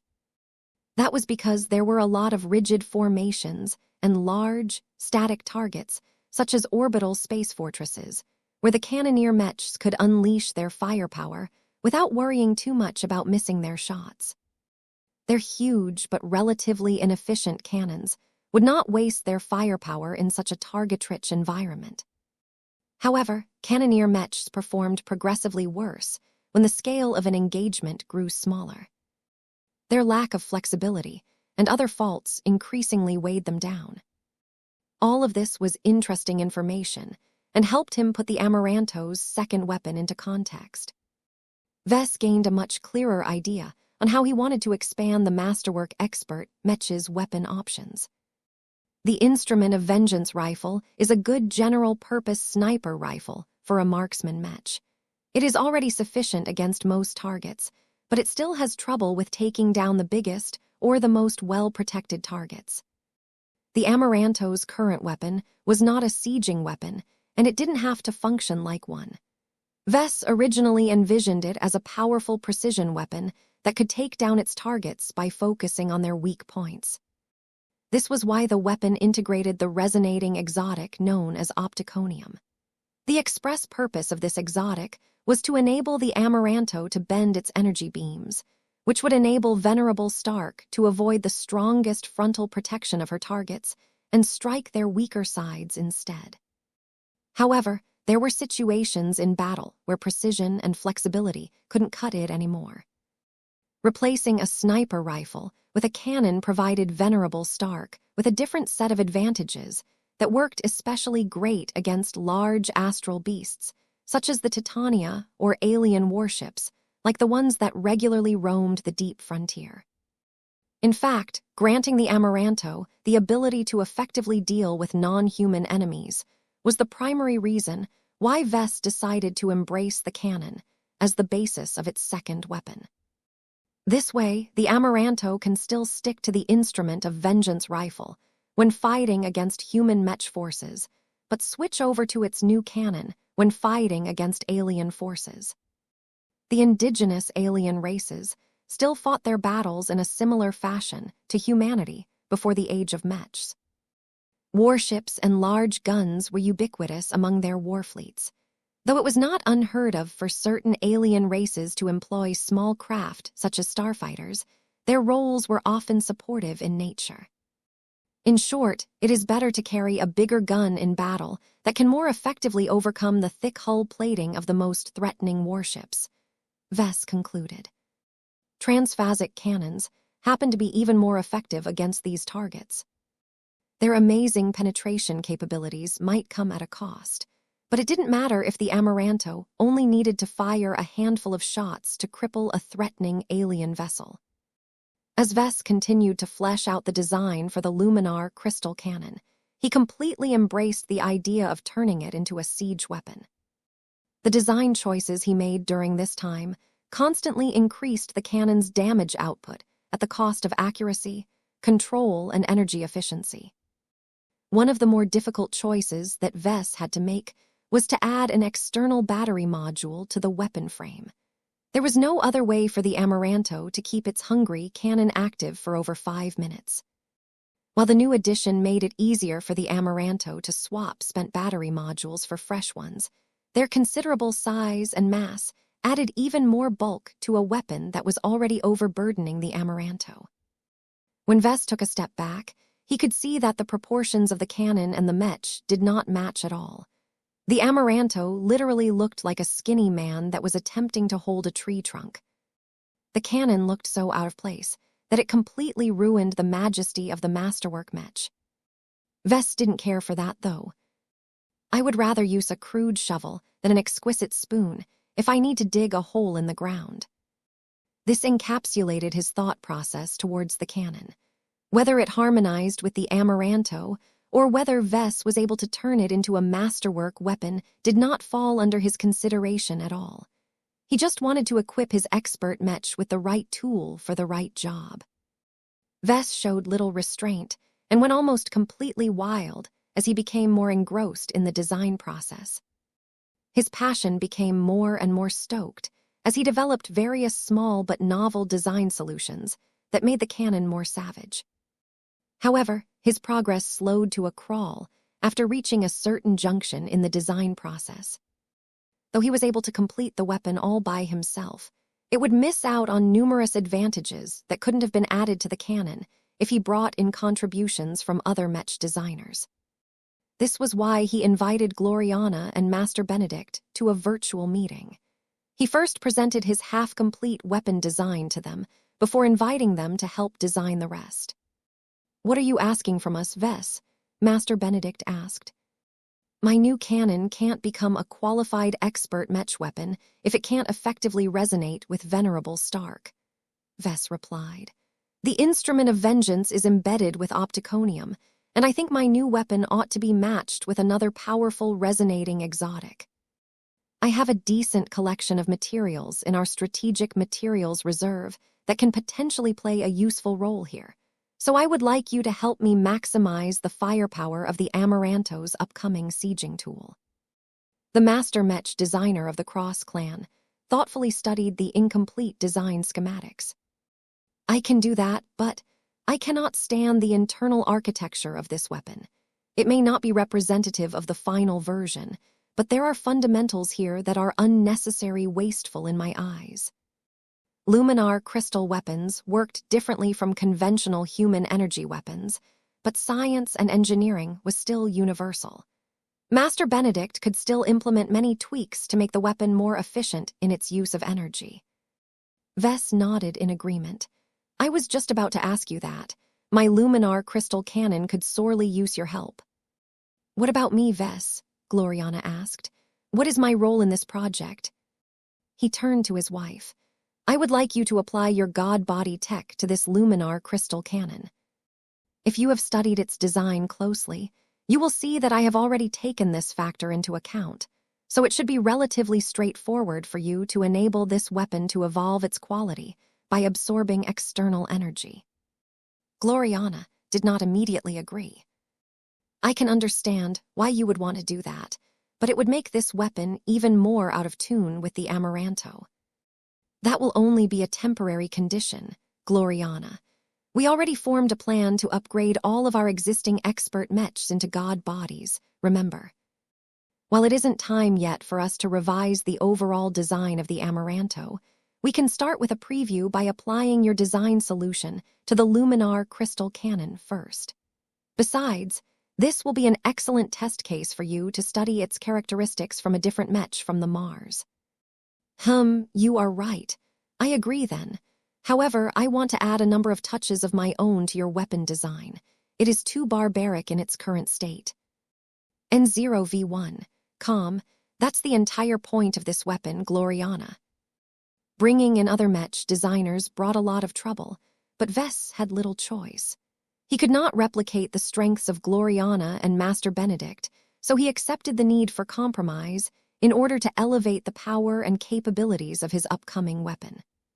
Fortunately, the three already had a lot of experience with collaborating with each other, so they resolved their disagreements fairly quickly. Progress accelerated as two more mech designers shared the workload that Vess originally bore by himself. Both his wife and Master Benedict developed an increasing amount of interest in the outcome of this project. How powerful would a new blessed weapon become after incorporating several powerful design solutions in a single package? Was Vess right in claiming that this powerful Luminar crystal cannon would enable the Amaranto to efficiently take down alien warships from afar? The only way this could come true was if his new blessed weapon concept successfully amplified the penetration capabilities of the cannon by an enormous margin. The Phase King had already shown that it could do so for smaller infantry-sized guns, but could the design spirit still accomplish the same task for a large and imposing cannon? This was the mystery that all three mech designers wanted to solve. Chapter 43, 88 Existing Technology. As the design of the Amaranto's new weapon became functionally complete in a surprisingly short amount of time, Vess and his fellow collaborators only had to optimize it before they could complete the project. One of the difficulties of doing so was that the new Luminar crystal cannon made use of extremely expensive materials. Vess did not limit the budget of this weapon design project too much. He made liberal use of expensive, high-grade exotics and tried to maximize the amount of face water he could stuff into the cannon without making it too unstable. This made it unviable for him to build a prototype and forced him to make do with testing the performance of the new weapon in simulations. The MSDS provided him with a surprisingly effective simulation environment. It was capable of testing the basic performance characteristics of the new energy cannon with a high degree of accuracy. This was mostly because the MSDS already possessed countless pieces of data on the performance of many different Luminar crystal weapons. The only issues that the MSDS had trouble with was reproducing the effects of newer and less familiar phenomena. The MSDS could not accurately produce results on blessed weapons because no such items existed in the past. Vess did not possess a database that could be used to accurately model and extrapolate the performance of different blessed weapons. This was not a new occurrence to Vess or any other mech designer that worked on high-ranking mechs. So much about these powerful machines defied established natural laws, so the only way to verify a lot of features was to build an actual copy. Vess could only rely on his confidence in his latest innovation to carry this weapon design project forward. Still, both Gloriana and Master Benedict believed that the final product would be able to present revolutionary results once it was made. The estimated firepower and penetration characteristics of this new energy cannon are so exaggerated that it may cause alarm once it is put into use, Master Benedict told him one day. What do you mean by that? The projection of the master mech designer gestured at the latest iteration of the energy cannon design. According to our latest estimates, Our upcoming weapon has the potential to become so effective at its job that it can almost match the firepower of an ace mech. In other words, it can threaten weaker ace mechs by piercing through their saint kingdoms and high-quality armor. Vess briefly smirked. That doesn't sound like a bad outcome to me. It is unlikely that the Amaranto can strike an actual ace mech, though. If the target is anything like the Neo Amadeus and the Mars, then the enemy machine moves way too fast to guarantee a successful hit. We need to impair the mobility of the hostile ace mech before the Amaranto can come into play. Be that as it may, the MTA has always paid close attention to the destructive potential of any weapon. The Mechers may be willing to tolerate weapons that bend or break the limits in the case of high-ranking mechs, but they are only willing to extend so much leeway a second-class expert mech. If this new energy cannon allows a mid-tier expert pilot, such as Venerable Davia, Stark to come close to matching the offensive power of an ace pilot, then that will spark alarm within the halls of the association. Vess relaxed his posture. Oh, that. Don't worry, Master. I already thought about this problem beforehand. I already shared my plans to Master Dervidian of the transhumanist faction. I have a decent relationship with him, so he gave me his blessing without too much fuss. That surprised Benedict. He let you off too easily. I would have expected the MTA to exert more scrutiny towards this weapon design project. Vess smirked in response. You may not have paid attention to this, but the MTA officially recognizes me as a senior contributor of restricted technology, specifically with regards to luminar crystal technology. That means I have much greater leeway to try out different stuff related to this tech. I just have to make sure to abide by the conditions that the Mechers have specifically imposed on my work. Master Benedict didn't buy this excuse. The key innovation of your upcoming weapon isn't limited to luminar crystals. It can be applied to more than luminar crystal weapons. Ha ha ha, Vess laughed. That may be true in the future, but for now my blessed equipment concept should be treated as an extension of luminar crystal technology. That is not an intellectually honest statement, and you know it, Vess. Didn't you advise me to cozy up with the MTA so I can get away with more stuff? I am still working on it. I need to buy more time right now so I can seek out a new patron that can offer stronger support to my research. I can make a better case for myself if I can present dramatic examples like our upcoming energy cannon. Nothing excites Mechers more than introducing them to powerful new tech. Seeing that Vess already took this potential problem into account, Master Benedict did not pursue this matter any further. As the lead designer of this project, Vess bore all of the responsibility for its success and failure. It would be him who would attract all of the heat if anything went horribly wrong. PANDAN 0V1. Siam. Just as the weapon design project neared the point where Vess was about to finalize it, the expeditionary fleet had reached an important waypoint. We've arrived in the border region, sir. General Verl spoke to Vess over the comm. Not only that, we have entered the Norbit system, which is an important and highly frequented stopping point for many pioneering fleets that come from the same direction as us. It is highly advisable for us to travel to the inner system and visit the temporary trading post that a coalition of highly entrepreneurial pioneers have established. Oh, Vess raised his eyebrow. What is this trading post that you're talking about? General Verl transmitted an image that depicted a large and well-defended commercial space station. What was special about this space station was that it was not a single enormous space construct. Instead, Vess could clearly see that the overall structure of this floating space station was made up of 5 different capital ships that had been merged together. This is Pentahull Station, a temporary hub that is engaged in commerce and entertainment, Verl introduced. It is owned and managed by the Pentahull Coalition. I think you can already guess how it works. The Coalition regularly searches for regions that have become hotspots and moves its entire fleet to a traffic node before setting up its semi-modular space station. Vess was impressed by the guts of the Pentahull Coalition. This clever business model was anything but cheap. Not only that, but operating a huge space station in dangerous territory exposed a lot of expensive assets to potential bad actors.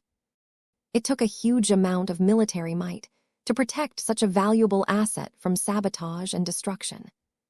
When Vess looked up the star system, he did not exhibit any surprise when he saw that the Pentahull Coalition had a lot of Mech forces at its disposal. The most powerful member of this coalition even had an ace pilot on retainer. The presence of a saint was enough to make every visitor honest, including the Golden Skull Alliance. Vess could already see from the plot that over 30 separate fleets had approached Pentahull Station. Of course, the fleets weren't allowed to park close enough to pose a threat to the temporary space station, but there was no doubt that their owners were already taking advantage of the available services. "Is it necessary for us to visit this space station as well?" Vess asked. "It is not strictly necessary, but it would be helpful for us if we do, sir. Director Calabast and her Black Cats have issued a strong request to approach the space station. They can gather a large amount of intelligence from this site. Much of it will be relevant for our subsequent actions in the border region." Vess considered the situation for a moment. "While that sounds helpful, we already formed our own strategy to handle the search for the missing lordling. Is it worth it to delay our journey to allow our agents to collect more gossip on the ground?" "It's not just about that, sir. Our fleet could also use this opportunity to obtain rare materials that are unique to this region. We can also give our clansmen the chance of enjoying shore leave. It is fairly safe for them to visit the space station. The same goes for you and your family. If you want to expand the perspectives of your children, then I think it would be a good idea to bring them along, provided we can convince the Pentahull Coalition to make more security guarantees." He did not expect General Verl to make this kind of a suggestion. Vess immediately uneasy at the thought of visiting an environment that was under the control of others. It was fairly fine for Vess to reside on a planet as well-developed and orderly as Davut, but Pentahull Station did not exactly give him the same impression. The place looked rather sketchy in his opinion. "I'll think about it," Vess replied. "If the Glory Seekers and the Cross Clan are okay with it, then go ahead and approach the space station. I suppose if Lord Pyrian Yoral Tavik hasn't been found yet, there is little harm in taking a small detour." The Golden Skull Alliance soon decided that it was worthwhile to visit this temporary trading hub. One of the main reasons for visiting Pentahull Station was because it was a popular place to get in touch with other pioneering groups. Weaker parties could band together and form a larger fleet before heading into dangerous waters. Even if the Golden Skull Alliance had no intentions of joining forces with unreliable pioneers, it would still help with reducing suspicion if Vess and the others succeeded in their mission. Though Vess mostly spent his time on finalizing his ambitious new weapon design project, the expeditionary fleet swiftly moved to the inner system before arriving at a location that was isolated from the space station and other visiting fleets. The Larkinsons, Glory Seekers, and Crossers quickly sent out their first batch and transports to Pentahull Station. No major problems took place. The Pentahull Coalition maintained a proper and robust security force that made sure that everyone, including the members of the Coalition, abided by the house rules of the space station. This gave the visitors a lot more confidence that no one would mess around in this place. Seeing that Pentahull Station was both safe and welcoming to its visitors, Vess seriously considered the suggestion to take his little family on an excursion to the curious space station. No matter how much effort the Pentahull Coalition put into maintaining order, it was still undeniable that its greatest asset was a product that fit with the rougher parts of the new frontier. The vibe, atmosphere, and culture of Pentahull Station was substantially different from that of Davut or Karlach. Vess did not want his children to grow up in insular environments where they might develop the mistaken assumption that the rest of the cosmos was just as prim and proper as the Davut or the expeditionary fleet. He decided to share his idea with his wife. Her response was predictably explosive. "Are you crazy? Pentahull Station is a haven for scoundrels and desperados. IT is already bad enough that you want to gamble with your life again, but I will never allow you to drag our children into your escapades." Vess let out a sigh. "You're being unfair to Pentahull Station and its visitors. No second-class pioneering group is made up of low-lives and bottom feeders. They wouldn't have been able to earn enough MTA merits to enter the Red Ocean if that was the case. I'm sure it will be fine to pay a brief visit, as long as our forces are closer at hand." Liar. Chapter 4389 Pentahull Station. Vess already predicted that his wife would be less than amused at the idea of bringing their children on a field trip to a frontier space station. This was why he did not put much effort into trying to sway her to his side. He just informed her in order to show that he was willing to hear her input and to prevent her from feeling betrayed if he sprung this trip as a surprise.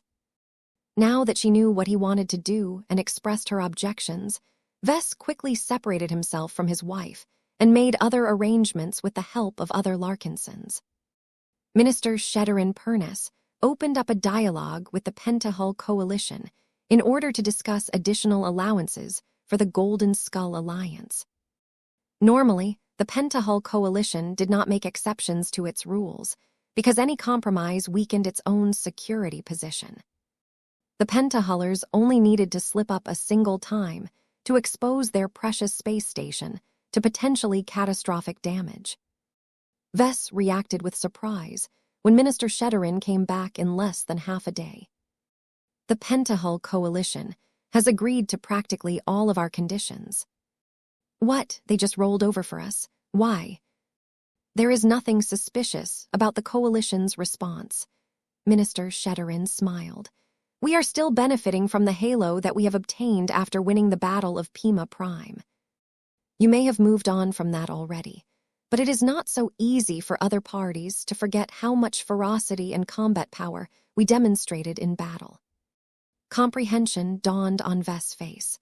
"Oh, are you saying that we intimidated the Pentahull Coalition into agreeing with our terms?" "You can say that, sir. I would prefer to see it as a situation where the Pentahull Coalition has a vested interest in avoiding conflict with us.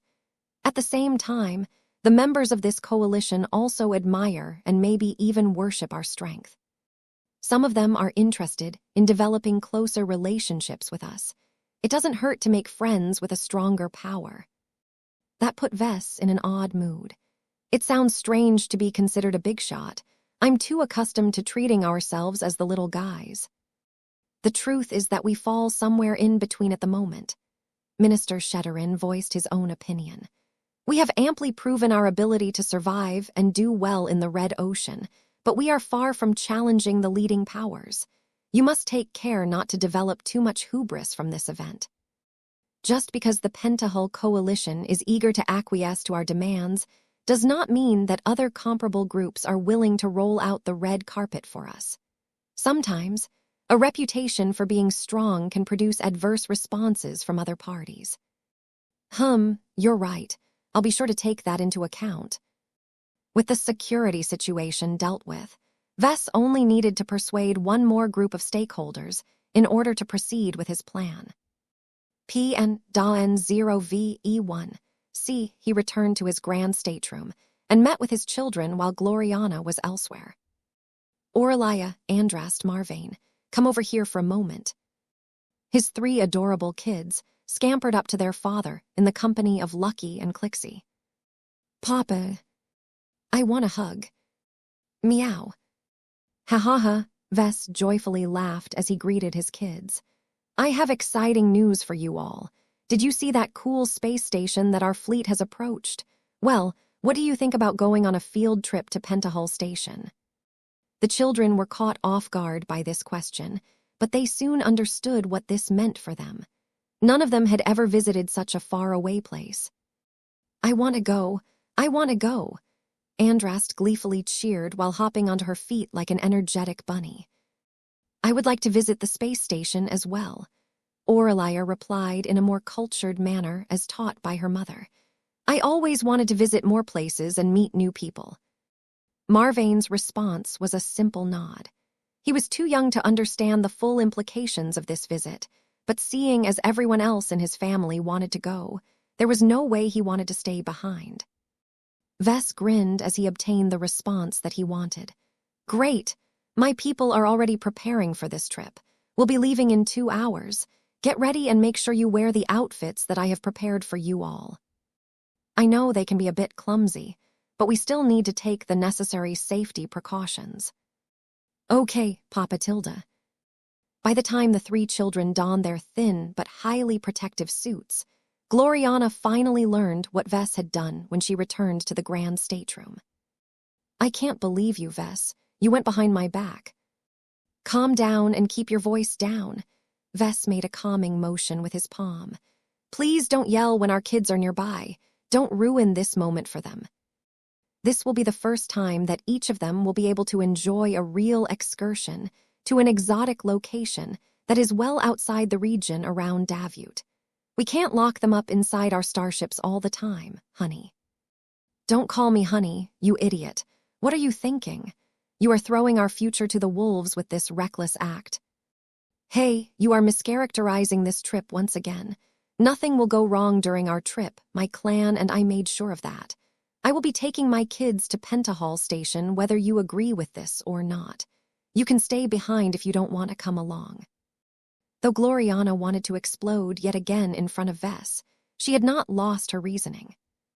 She already recognized that this was a losing battle. Since Vess and everyone else had already set all of this up, there was nothing she could do to prevent her children from going. "Fine," Gloriana spoke through gritted teeth. "If this is what you want, then I will come along for this excursion. I am not about to leave you alone with our impressionable kids on a completely unfamiliar space station." The concerned mother quickly changed her outfit into a stylish, multi-layered protective outfit and made sure to inform her own people of the trip. This was how Vess and his little family boarded an armored shuttle in the company of a large contingent of honor guards. Vess himself did not opt to wear a suit as imposing and aggressive as the unending regalia because the safety factor at Pentahall Station was still good. Most people visiting the Frontier Space Station either wore their regular uniforms or clothing on top of skin-tight vac-suits. The rules set by the Pentahall Coalition prohibited guests from bringing in heavier weapons and armor, but it extended certain privileges to pioneers and other VIPs. What was not common was that the fleet of the Golden Skull Alliance was allowed to move closer to the space station. This enabled the fleet to respond faster to any possible crisis that might erupt at Pentahall Station, but it also put the Golden Skull Alliance in a better position to launch an attack. This was why both sides maintained a vigilant posture towards each other. Though it was not good to generate so much tension, nothing would happen as long as they abided by their terms of the agreement. Vess didn't worry too much about these complications. His subordinates had the situation well in hand. He was more interested in planning out his upcoming field trip. There was a lot of ground to cover. The dutiful father began to introduce the basic situation to his children, while their mother was sulking. "What is interesting about Pentahall Station is that it is made up of 5 capital ships," he explained as he projected a simplified image of the space station. "Each of these sizable vessels have opened up a substantial proportion of their internal volume to the public.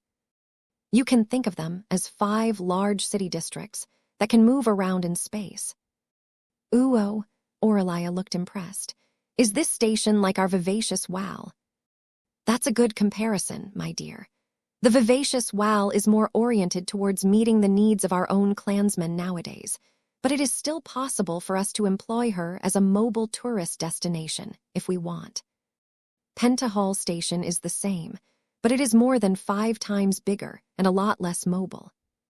The children were already familiar with the vivacious WAL and her 2 iconic cities, so it was not hard for them to understand what Pentahall Station was all about. "It's essentially a much bigger city and playground," Vess claimed. "Although many areas are not designed to accommodate kids like you, I still want to take you to some of them just so you know what goes on in those places. This will help you a lot once you grow older." Gloriana couldn't help but interject at this point. "I will not allow you to bring them to any sketchy locations." "Hey, they're my kids as well. I don't want to bring them to those places either. I know what I am doing here. I have a few interesting sites in mind for the first day. Letter 1D627, letter 1D45F, letter 1D626, letter 1D452W, letter 1D486, letter 1D5EFVL, letter 1D484, letter 1D490, letter 1D662. It took a bit of time for the shuttle, along with the escorting Mechs of the Larkinson clan, to pass by the heightened security measures of Pentahall Station.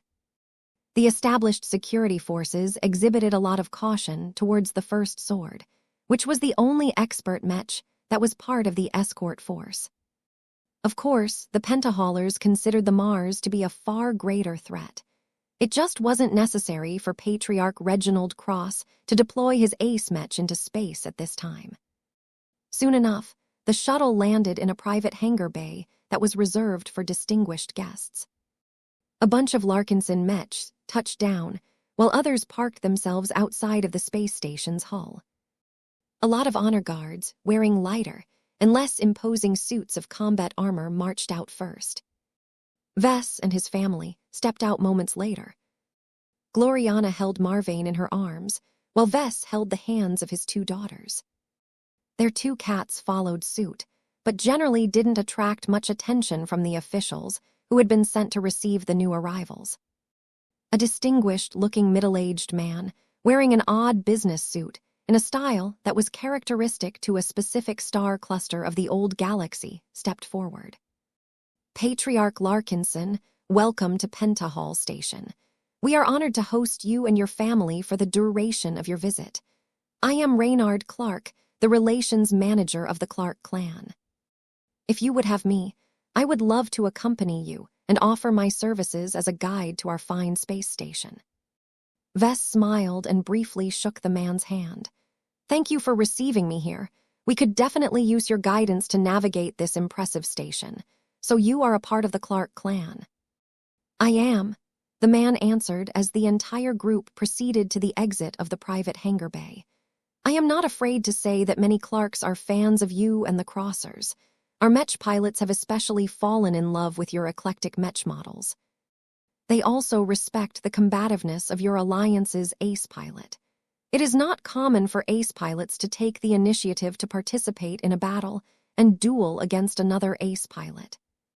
Our own clan's ace pilot has rarely taken action, so we understand how difficult it is for pilots at this level to commit to a fight." The Clark clan was not the largest member of the Pentahall coalition, but supposedly earned the highest share of the profits from this venture. The reason for that was because the Clark clan was protected by an ace pilot. It was therefore especially significant that a representative of this formidable clan met with Vess upon his arrival. Chapter 43, 90 Clark Clan. Just as the name suggested, Pentahall Station was made up of 5 different capital ships that had tightly integrated with each other to form one large space construct.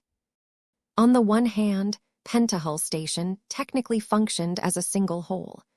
The hulls were designed in a way that allowed them to reduce the barriers between them as much as possible in order to present the illusion that it was one big happy place. The Pentahall Coalition maintained a common set of rules that applied to the entire station, so most people did not have to worry about watching their behavior after crossing over to a different hull. On the other hand, there were definitely a lot of distinctions between the different station sections. Every capital ship that made up Pentahall Station featured vastly different cultures, aesthetics, venues, and layouts. They were like cities that had been plucked from random star systems before being mashed together without too much regard for whether they matched each other. The people manning the shops and keeping the peace in a particular hull predominantly came from the coalition partner that owned and operated the capital ship in question. This led to moderate differences in how the locals interacted with the guests and how they interpreted the rules. Relations manager Reynard Clark of the Clark clan decided to start off the tour with a flyover. He led Vess and his little family to a sightseeing shuttle reserved for the purpose. The vehicle gently took off and soared into the open skies of the enormous internal space of Pentahull Station. Of course, a small escort of Larkinson Mechs accompanied the vehicle. The first soared along with an avatar Mech, flanked the tourist shuttle, which was a highly unusual sight in Pentahull Station, as the only Mechs allowed to patrol inside belonged to the Pentahull Coalition. The Larkinson clan was one of the few groups of visitors to have ever received such a rare exemption. The sight from up high was incredible. Though a lot of structures, monuments, and other sites were situated in the distance, Vess already gained a quick preview of the rich variety of culture and architecture available for visitors to enjoy. "Oh, look, the floor is see-through," Andrest exclaimed as she lowered herself to her knees and pressed her covered hands on the surface. The other two children gathered around and dropped, and began to make exciting sounds as they admired the changing views. Reynard Clark smiled as he began to narrate the origin of the Frontier Space Station. Pentahull Station is an initiative formed by 5 different groups from different parts of the old galaxy, our Clark clan included. Prior to forming our coalition, we were strangers to each other. We all resided in our own star sectors, without having any ideas to team up with groups that are too far away to effectively work together. I suppose the opening of the Red Ocean changed all of that, Vess astutely commented. "That is correct, Patriarch," Reynard affirmed. "To be more precise, it is the establishments of Beyonder Gates that have introduced an epochal change to our society. Even if the Big Two ended up keeping the Red Ocean to themselves, human civilization was already becoming more connected, as distant parties could suddenly meet each other in reality, in a matter of months rather than decades." He was right. Vess did not really think too much about this because he and his clan emigrated from the old galaxy to the new frontier as quickly as possible. This caused him to become separated from the Milky Way, which was continuing to change at a rapid tempo due to many different civilization-wide events, such as the Crown Uprising and the construction of the Milky Way Galactic Gate Network. The latter was definitely the most shocking development in the old galaxy. While the Crown Uprising petered out after a few years, the ripple effects created by the placement of many different lesser Beyonder gates across human-occupied space continued to snowball with each passing day. Whereas the pioneers of the new frontier had become obsessed with utilizing face water to upgrade their war-making potential, the established powers from the old galaxy were mostly preoccupied with taking advantage of the brand-new transportation channels opened up by all of the new Beyonder gates. Reynard turned and gazed down at the structures that were part of the hull owned by his clan. "We always had the galactic net to connect with people from all across human space, but that has never brought us much closer to people from the other side of the old galaxy due to how much time it takes to cross these distances. The recent changes at the start of the current Mech generation changed all of that. Our Clark clan recognized some of the new opportunities earlier than our peers. We decided to take action as soon as possible, but quickly concluded that we did not have the numbers or resources to start an ambitious enterprise in the Red Ocean by ourselves." "Well, it makes sense for you to team up with other groups," Vess remarked. "How come you decided to band together with 4 other pioneers that are located far away from you? Isn't it easier for you to team up with friends who are closer at hand?"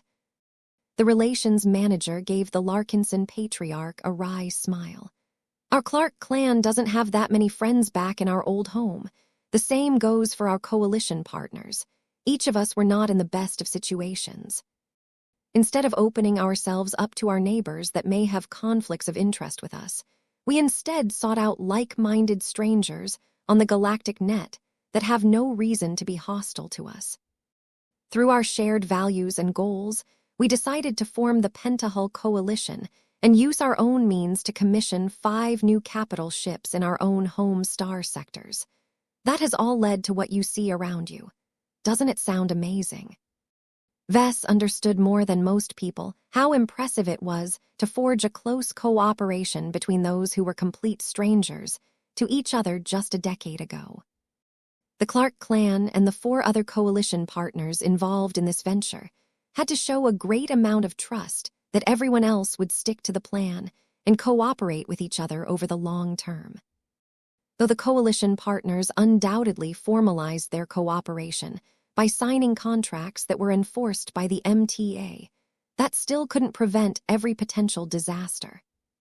It still remained to be seen whether the Pentahull coalition would be able to stay in one piece after a decade, but Vess wished the Clarks and their new pals the best of luck. Reynard Clark continued to explain what happened after that.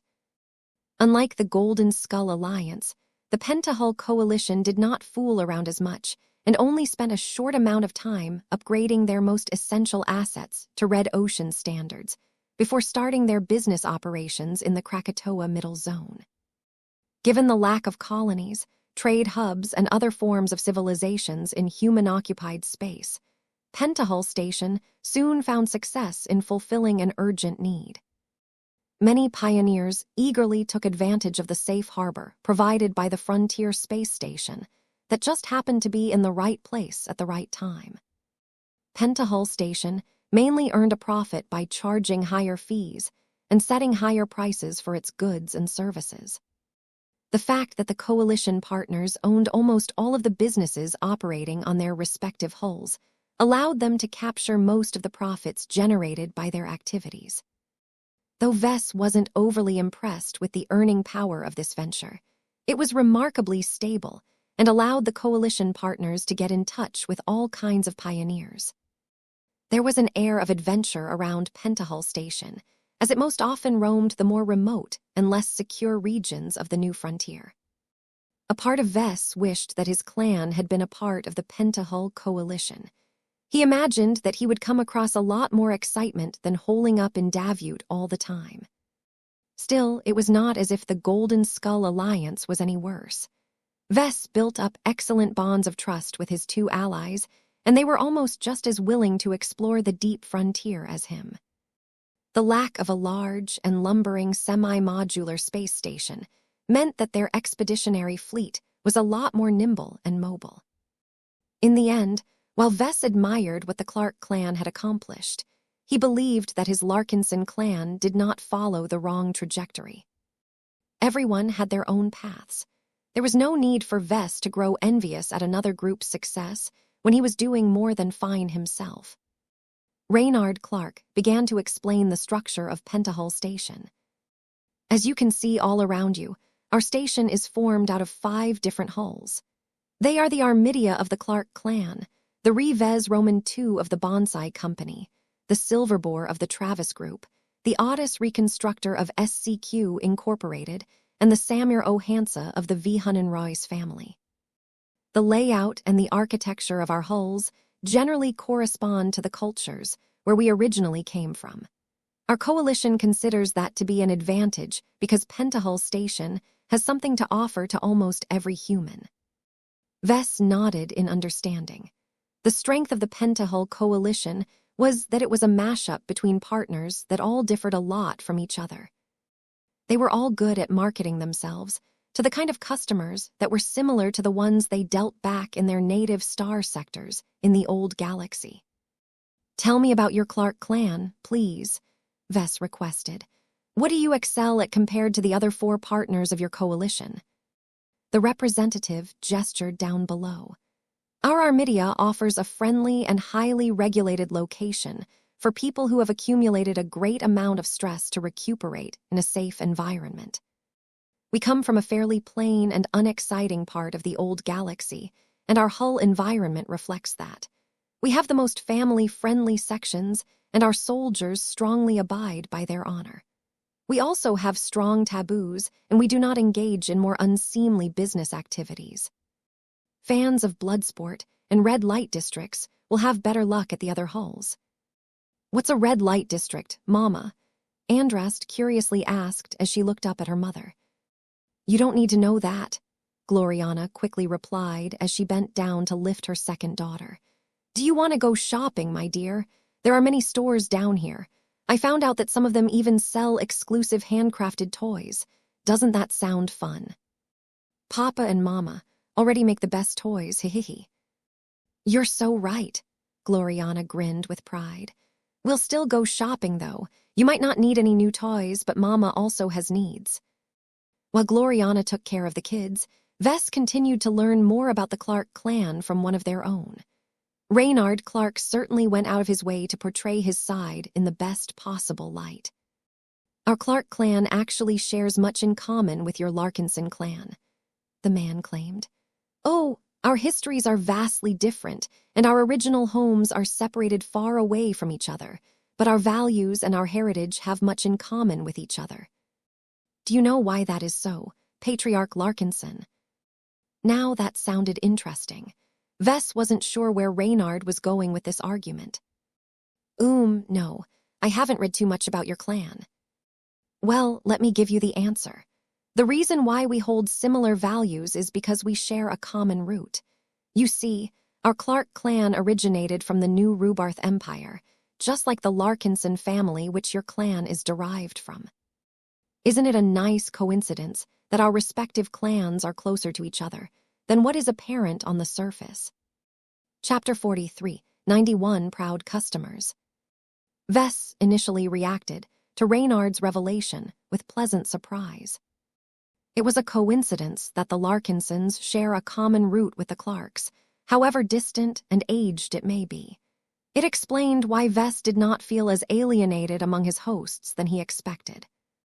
Though the shuttle ride did not give him a chance to be surrounded by the Clarks, Vess did get a glimpse of what the Clarks were like shortly after stepping foot onto the space station. His impression of the local security officers and other personnel was that they held themselves in a manner that was not too different from the Larkinsons. Though there were certainly differences between the two groups, Vess could still buy the theory that they were both offshoots from the same parent organization. However, it did not take long for Vess to sober up and realize that whatever the Larkinson clan and the Clark clan had in common was too superficial to claim any kinship. The New Rubarth Empire was a vast and enormous first-rate superstate that was home to more citizens than Vess could count. It was well known that Rubarth was not an easy state to live in. Competition was pervasive, and many Rubarthans had to do their best to keep up with their peers in order to keep their heads above water. Even the upper echelon of society could not relax for too long. Newer groups and factions constantly tried to chip away at the foundation of the more established organizations. The general rule in this powerful state was that the strong should always supplant the weak. While the New Rubarth Empire did offer enough unity and commission to keep everything together, it was unavoidable that a lot of losers among its citizens.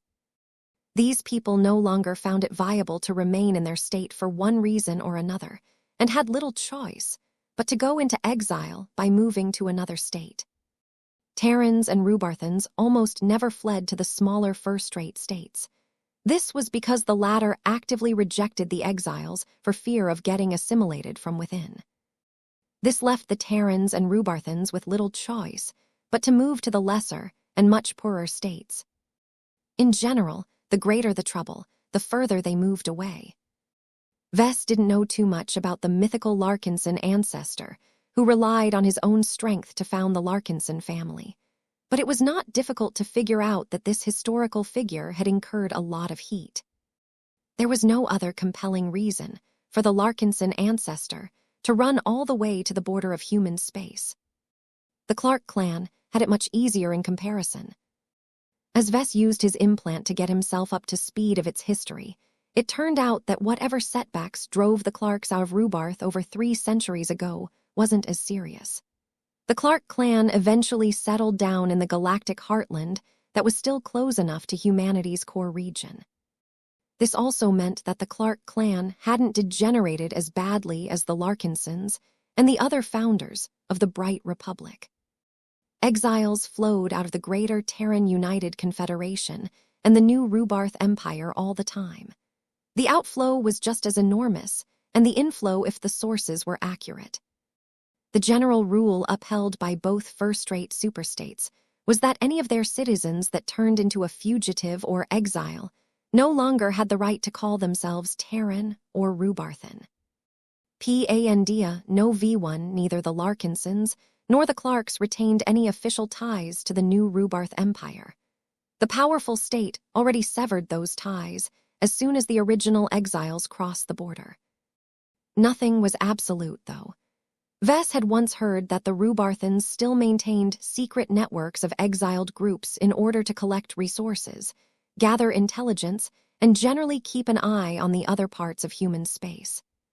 The Larkinsons had nothing to do with that, so Vess never spared much thought towards the new Rubarth Empire. It's a coincidence that we are both connected to Rubarth, however distant our ties may be, Vess eventually replied. I suppose it will certainly make it easier for us to understand each other, but that is all. A large number of groups based in second-rate states can all claim ancestry from the first-rate superstates. That is true, I suppose, Reynard admitted. The tour from above continued for another 20 minutes before the tourist shuttle descended in the center of the public area of the Armidia. Vess and his family stepped out in a vast indoor urban environment that shared a passing resemblance to Dawn City of the vivacious WoW. The overall premise of Armidia was the same as the brightest city of the Larkinson clan.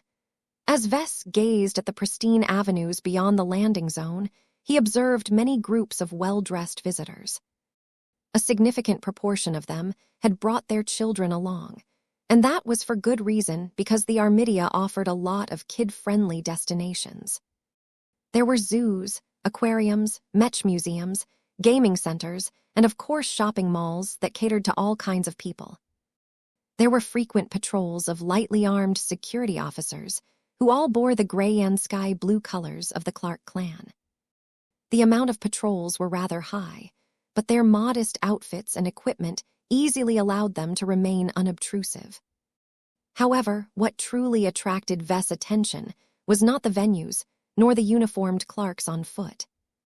It was the small number of Mechs that quietly patrolled the public spaces of Armidia. Vess recognized their models. They all happened to be peacekeeper Mechs from a highly familiar Mech ecosystem. It turns out that your clan is my customer. Reynard Clark chuckled. That is true. We have come to depend greatly on the models of the Lavoy Mech ecosystem, and especially the pacifier model to minimize disturbances within our common spaces. It is not just our Clark clan that have embraced your work. Our other coalition partners have sold their previous law enforcement Mechs and switched over to the Lavoy Mech ecosystem as soon as they became acquainted with the more superior line of Mechs. Though Vess was aware that the Larkinson clan's collaboration with the Voikin family resulted in a huge amount of sales, the Red Ocean was still a big market. He did not expect to encounter his commercial products in use outside of the Davut region so soon, but on second thought, it was not too strange to see pacifiers in the wild. The pacifier was one of his breakout successes.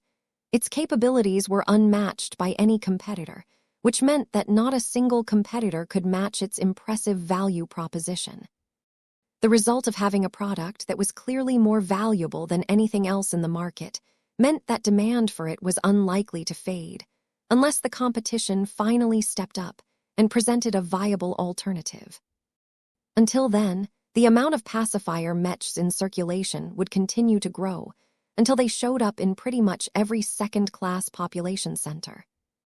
As the group stepped onto an avenue and moved in the direction of a shopping mall, Vess curiously asked questions about the Clark clan's experiences with his products.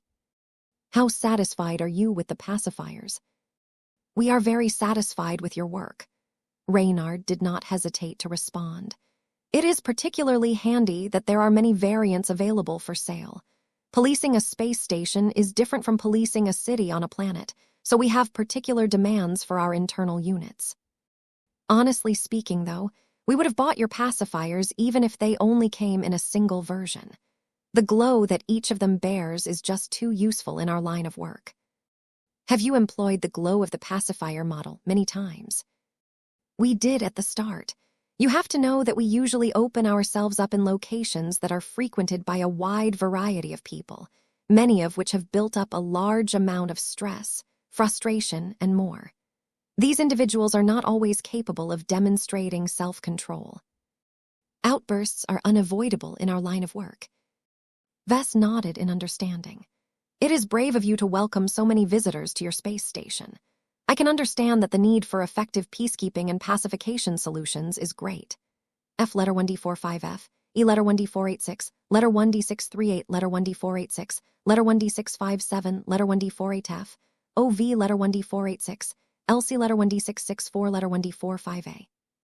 The pacifier model was not as famous or common as today, so not many of our guests were aware of what it was capable of.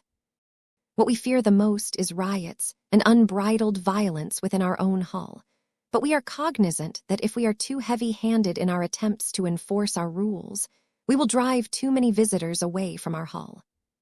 This is where the pacifier comes in, right? Correct, Reynard smiled. Your Mech possesses the unique ability to cool people's tempers and reduce the impulses that could lead them to commit violence. The glow of your pacifier model hasn't always worked as well as we hoped, but we successfully used your Mechs to prevent the majority of conflicts from escalating any further. That alone has saved us many MTA credits in physical damage and reputational damage. That is what my Mechs are for. They exist to solve the problems of our customers. I am happy to hear that your adoption of our pacifier Mech line has contributed to your clan's prosperity. Since you are so happy with our pacifiers, have you opted to purchase our other products as well? We have yet to do so, Patriarch. Reynard Clark shook his head. I can tell you that this matter is frequently brought up in our high-level meetings, but we are not in a hurry to adopt more of your work. We are already more than satisfied with our existing Mechs, many of which are designed by our own team of Mech designers. We don't want to put our own people out of business, and it is essential for them to receive the practice they need to further their skills. I can understand the need to prioritize your own Mech designers. Only they know your circumstances and your needs the most. They are also essential to designing your own expert Mechs and other specific machines. However, you should also have a sense of proportion. The Mech industry outside of your small coalition is constantly pushing technology to greater heights. Many of your peers and rivals will not hesitate to embrace the latest trends so that they can get more work done with fewer Mechs.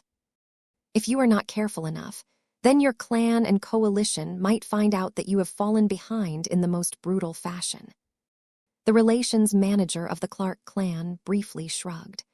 Our elders and leaders all keep track of what is happening in the Mech community. The battle that your alliance has recently fought in the Magyar Middle Zone is just one of many cases that have shown us where Mechs are heading towards. I am certain that our clan will make the necessary adjustments in time, though I cannot promise that we will be purchasing your other products. As the two continued to talk, Vess gained a good understanding of the Clark clan as a customer. The Clarks definitely loved the pacifier Mechs for how extensively they made Pentahall Station safer, but they did not have any other urgent needs that necessitated the acquisition of other living Mech models. Since the Clarks were also active in the Mech industry, they would rather support the inferior works of their own Mech designers than embrace superior Mechs sold by competing Mech companies. The Clark clan therefore prioritized control over performance. This strategy worked as long as the gap between their own Mech designers and external competitors wasn't too exaggerated.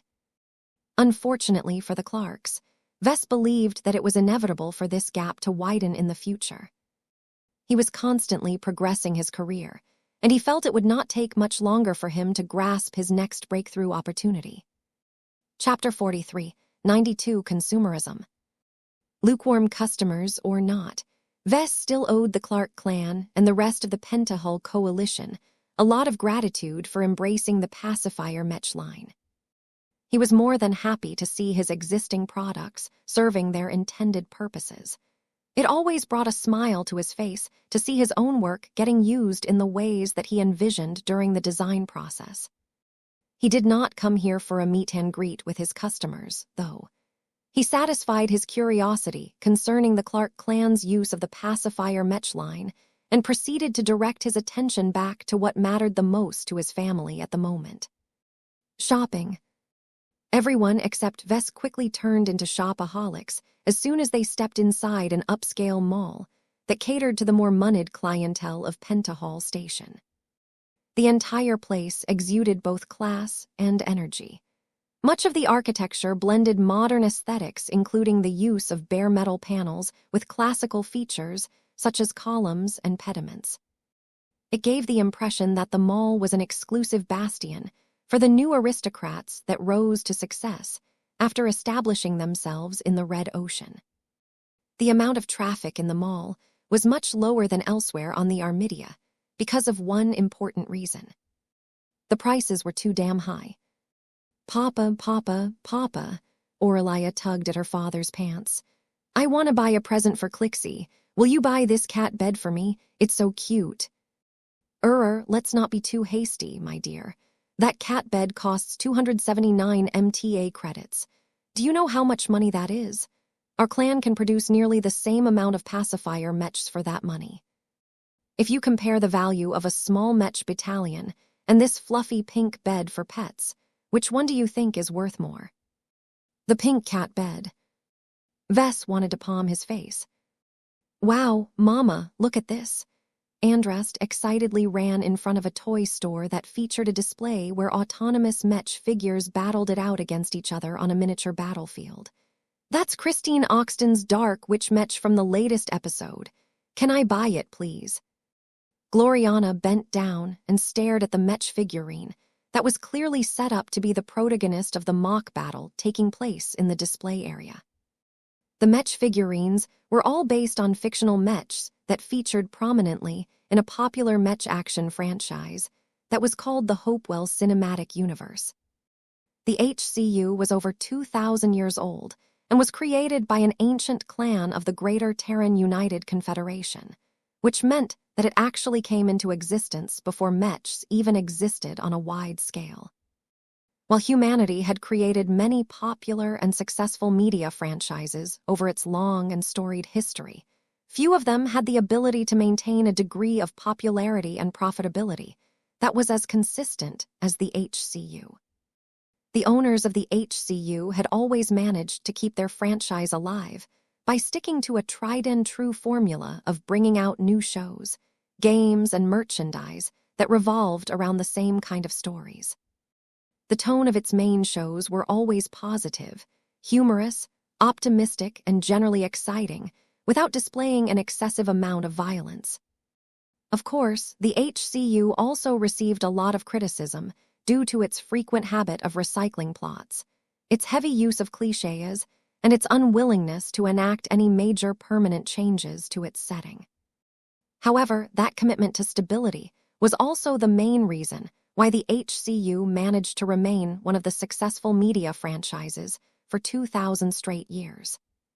Children especially loved the HCU due to its focus on presenting plenty of cool and heroic characters. Gloriana had also spent a lot of time admiring the most perfect characters and mechs of HCU when she was younger.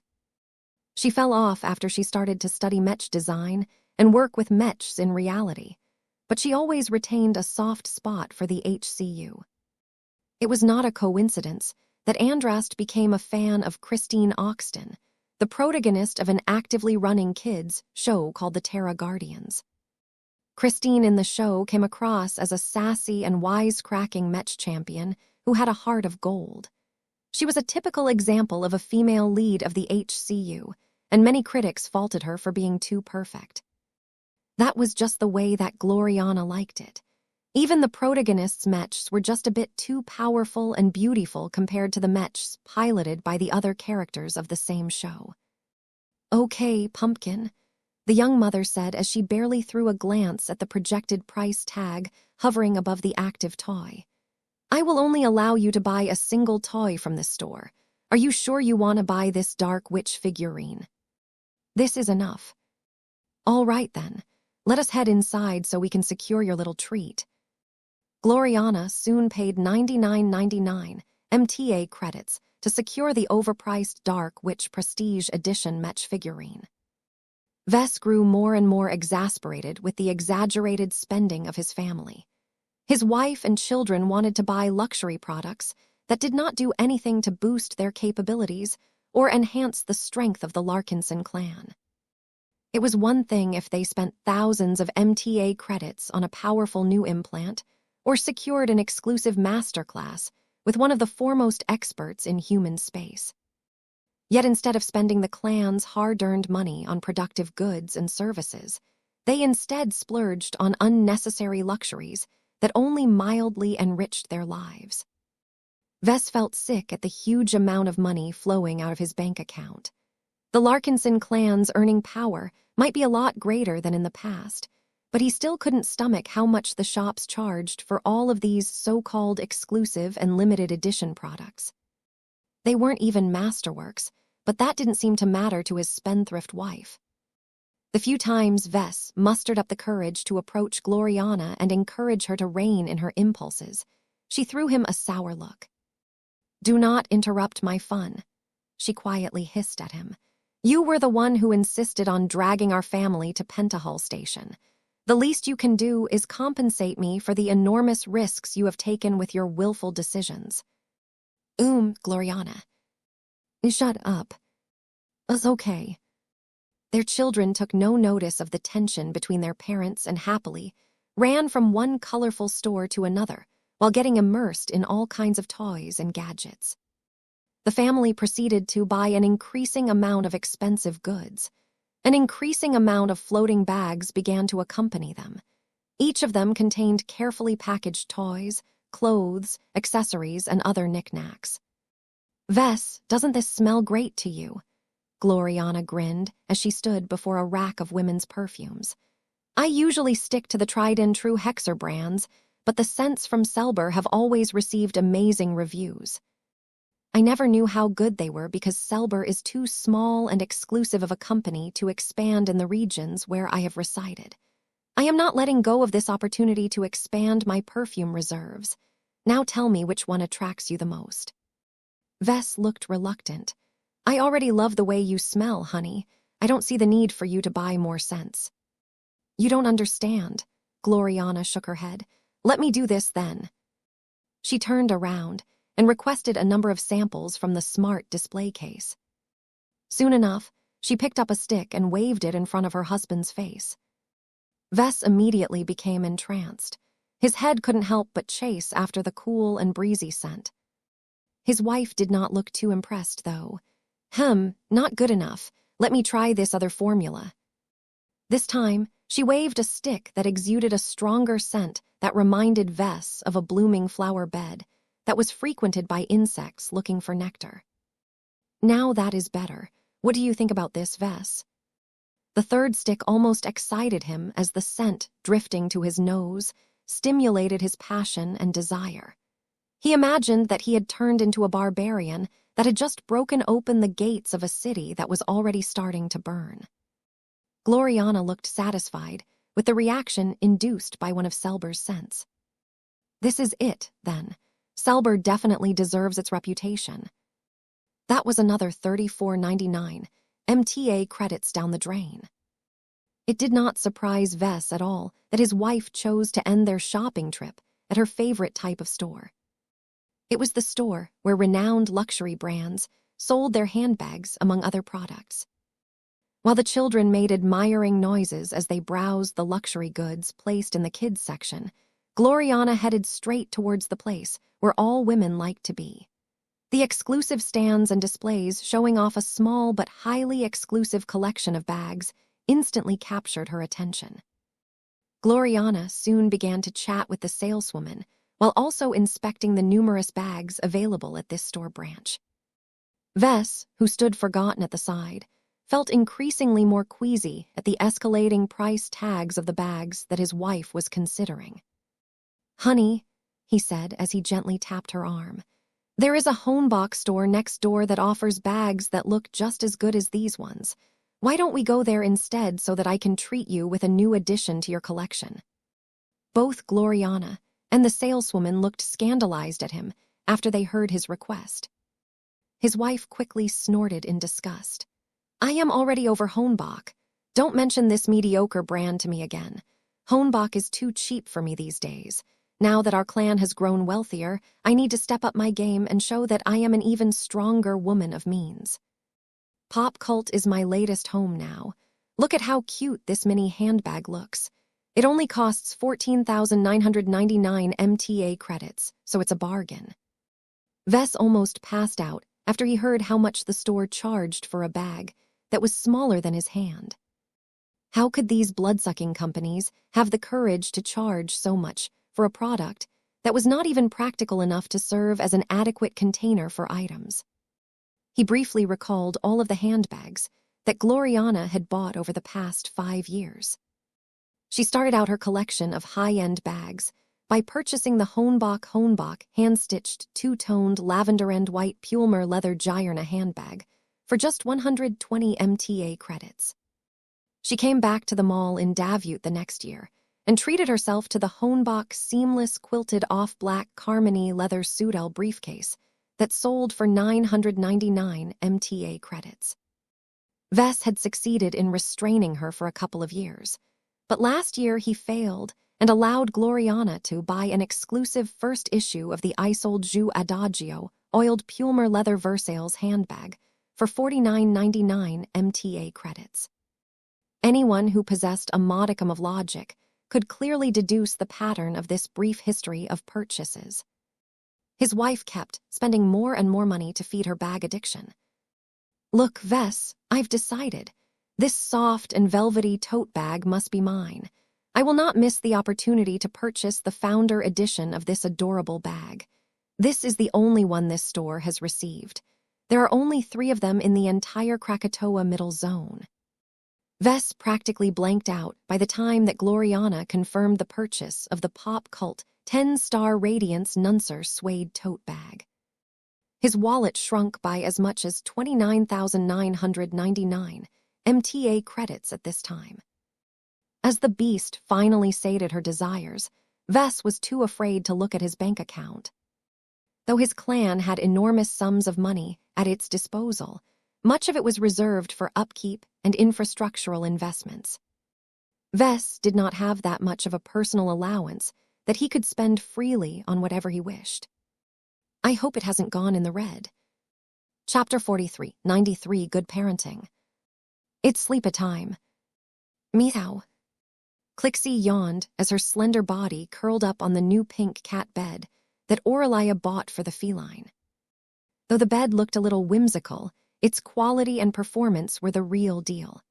Clixie not only felt as if she was resting on a cloud, but the bed also pulsed in a rhythmic manner, making her feel as if she was resting in a pile of siblings.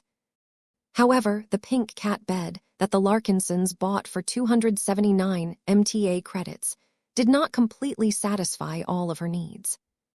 The designers of the product had taken a lot into account, but they did not know everything about cats, particularly ones as remarkable and special as Clixie. Meow meow. The cat grew increasingly less satisfied. After a few minutes, she rose from her bed and jumped onto the bedroom floor before making her way over to the much larger hotel bed. 2 little girls wearing adorable pajamas had already fallen into slumber. Clixie jumped onto the bed. She lovingly nuzzled Andrast's cheeks, yet eventually settled her body next to Aurelia's sleeping form. Even asleep, Aurelia unconsciously reached out and embraced Clixie against her chest. Love radiated from both of them, causing the girl and the cat to enjoy a much better rest than any bed could provide. Inside another bedroom, Vess knelt down next to a smaller bed where Marvane blissfully slept. The father tenderly stroked his son's hair and recalled all of the fun they had throughout the day. The tour through the Armidia would never have been as enjoyable and fulfilling to him if he visited alone. Vess viewed Pentahull Station from a different perspective after getting infected by the curiosity and innocence of his children. Their giggles and laughter caused him to take a closer look at subjects that he would have previously passed over. Their frequent questions also forced him to think deeper so that he could properly formulate his thoughts to his little munchkins. Vess rarely felt more alive than he did today. He felt almost just as good as getting involved in battle or putting his life at risk. I guess parenting is also a struggle in a sense. The responsibility to shape and guide his children's various views and opinions was a heavy one.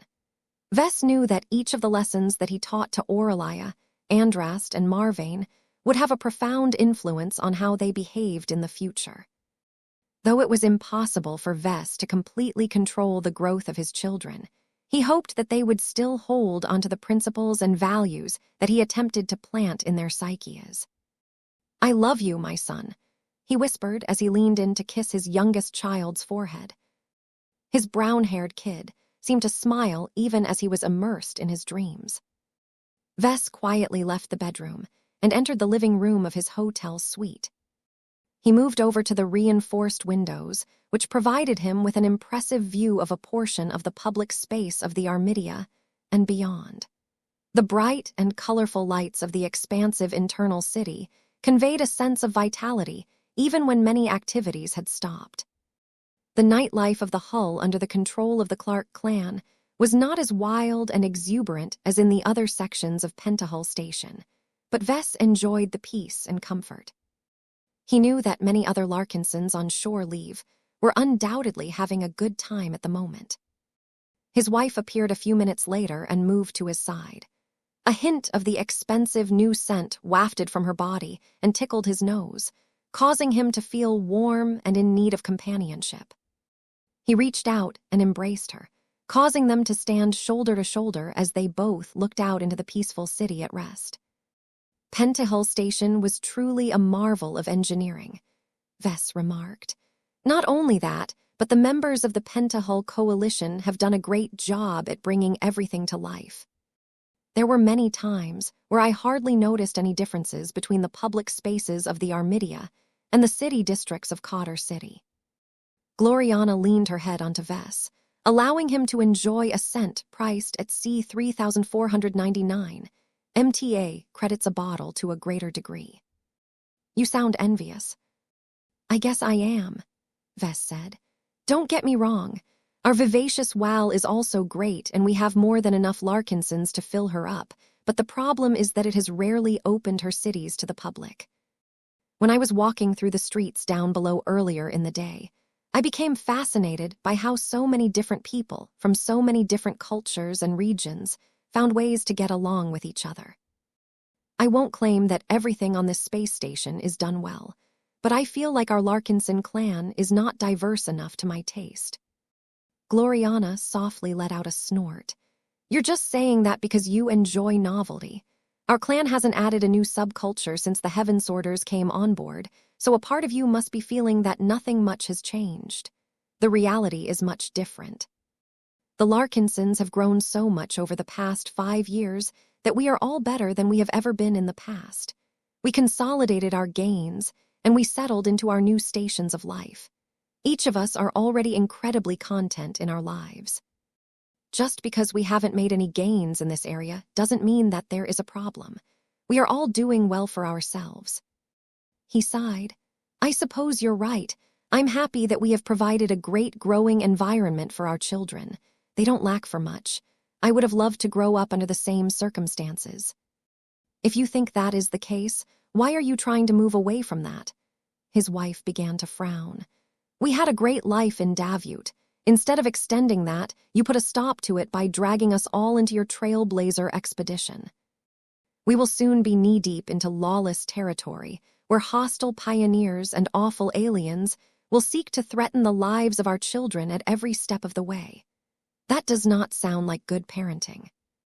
Vess let go of his wife and sighed. "I have already explained myself plenty of times. I would have loved nothing more than to allow our children to grow up in a pampered environment where they would not lack for anything. But the outcome of that would be to raise a bunch of spoiled and pampered brats who don't know anything about how to survive in this harsh and unforgiving cosmos." "I don't agree with that, Vess. You grew up in a peaceful rural planet for the most part, but you have taken to the new frontier like a fish to water. Our children will be put in an even better position as long as you teach them what you know about navigating the cosmos as you see it." We can also hire other tutors to supplement their learning.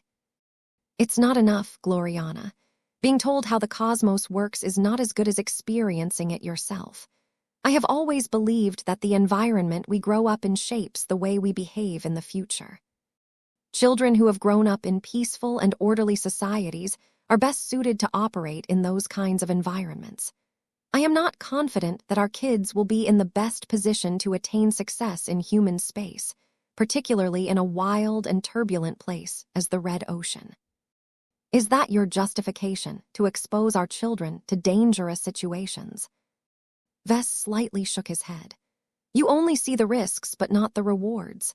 A decade ago, I shed my naivety in the most brutal fashion after getting thrown headlong into the ugly side of humanity by getting drafted into the military. Though I still resent how I had no choice in the matter, I learned a huge amount of lessons during those turbulent years that were vital to my subsequent success. Even if I possessed other advantages at the time, I would have never been able to lead my clan to the point where we could threaten colonies like Pima Prime in so little time. Gloriana furrowed her brows. I cannot believe that I am saying this, but you are being too hard on our babies. They are too young and vulnerable to handle the pressures that you are about to incur with your new expedition. Instead of letting them enjoy their childhoods to the fullest, you are planning to accelerate their maturation process and have them learn hard and brutal lessons that you only became exposed to when you were already an adult. Doesn't that sound unfair? Vess didn't see it that way. No, what I consider unfair is that I only got in touch with the truth of how our society and the rest of our cosmos worked far too late in my life. I could have avoided so many detours if I had the wisdom of today back then. I don't want our children to repeat my mistakes.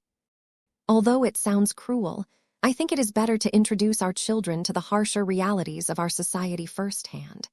That way, I can be assured that they will always be able to do well once they have grown up and are ready to make their own way in life.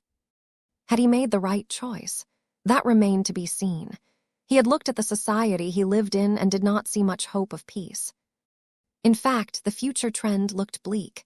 More and more tensions and wars were on the horizon. He wanted his children to be ready to operate in an environment where the rules of the jungle prevailed. Vess and his family continued on his tour the next day.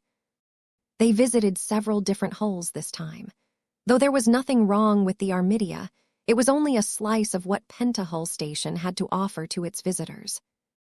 Gloriana carried her new tote bag in her arm, despite not needing to do so in the first place.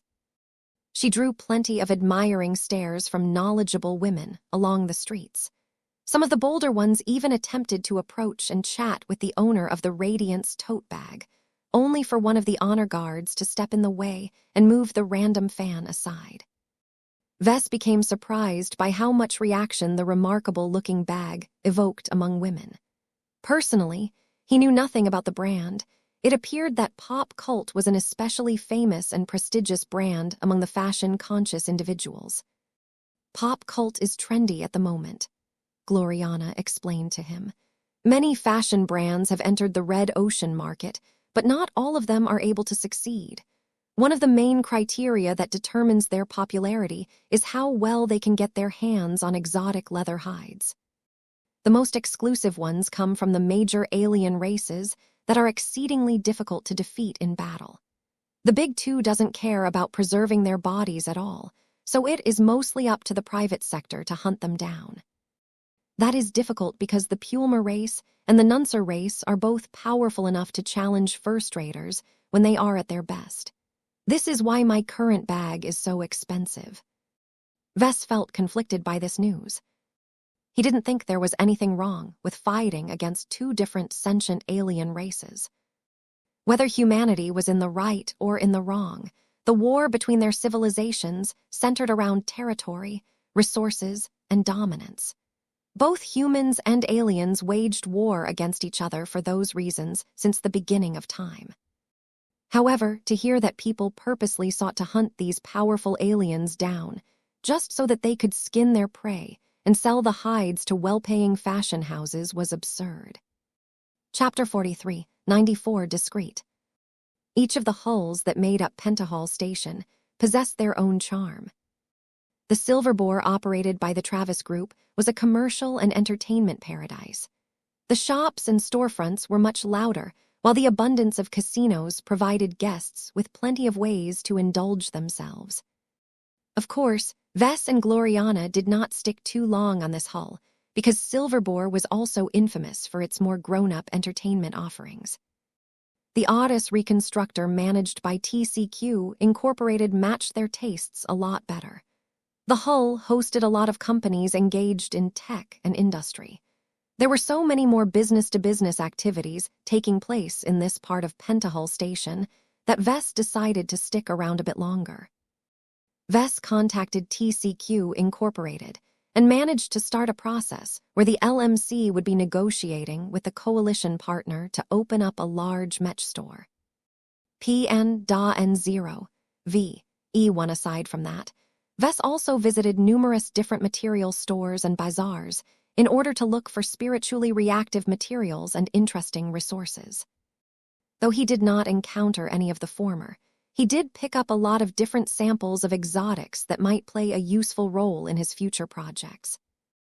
In contrast to the commercial atmospheres of the Silver Boar and the Otis Reconstructor, the Samir Ohansa presented a completely different environment.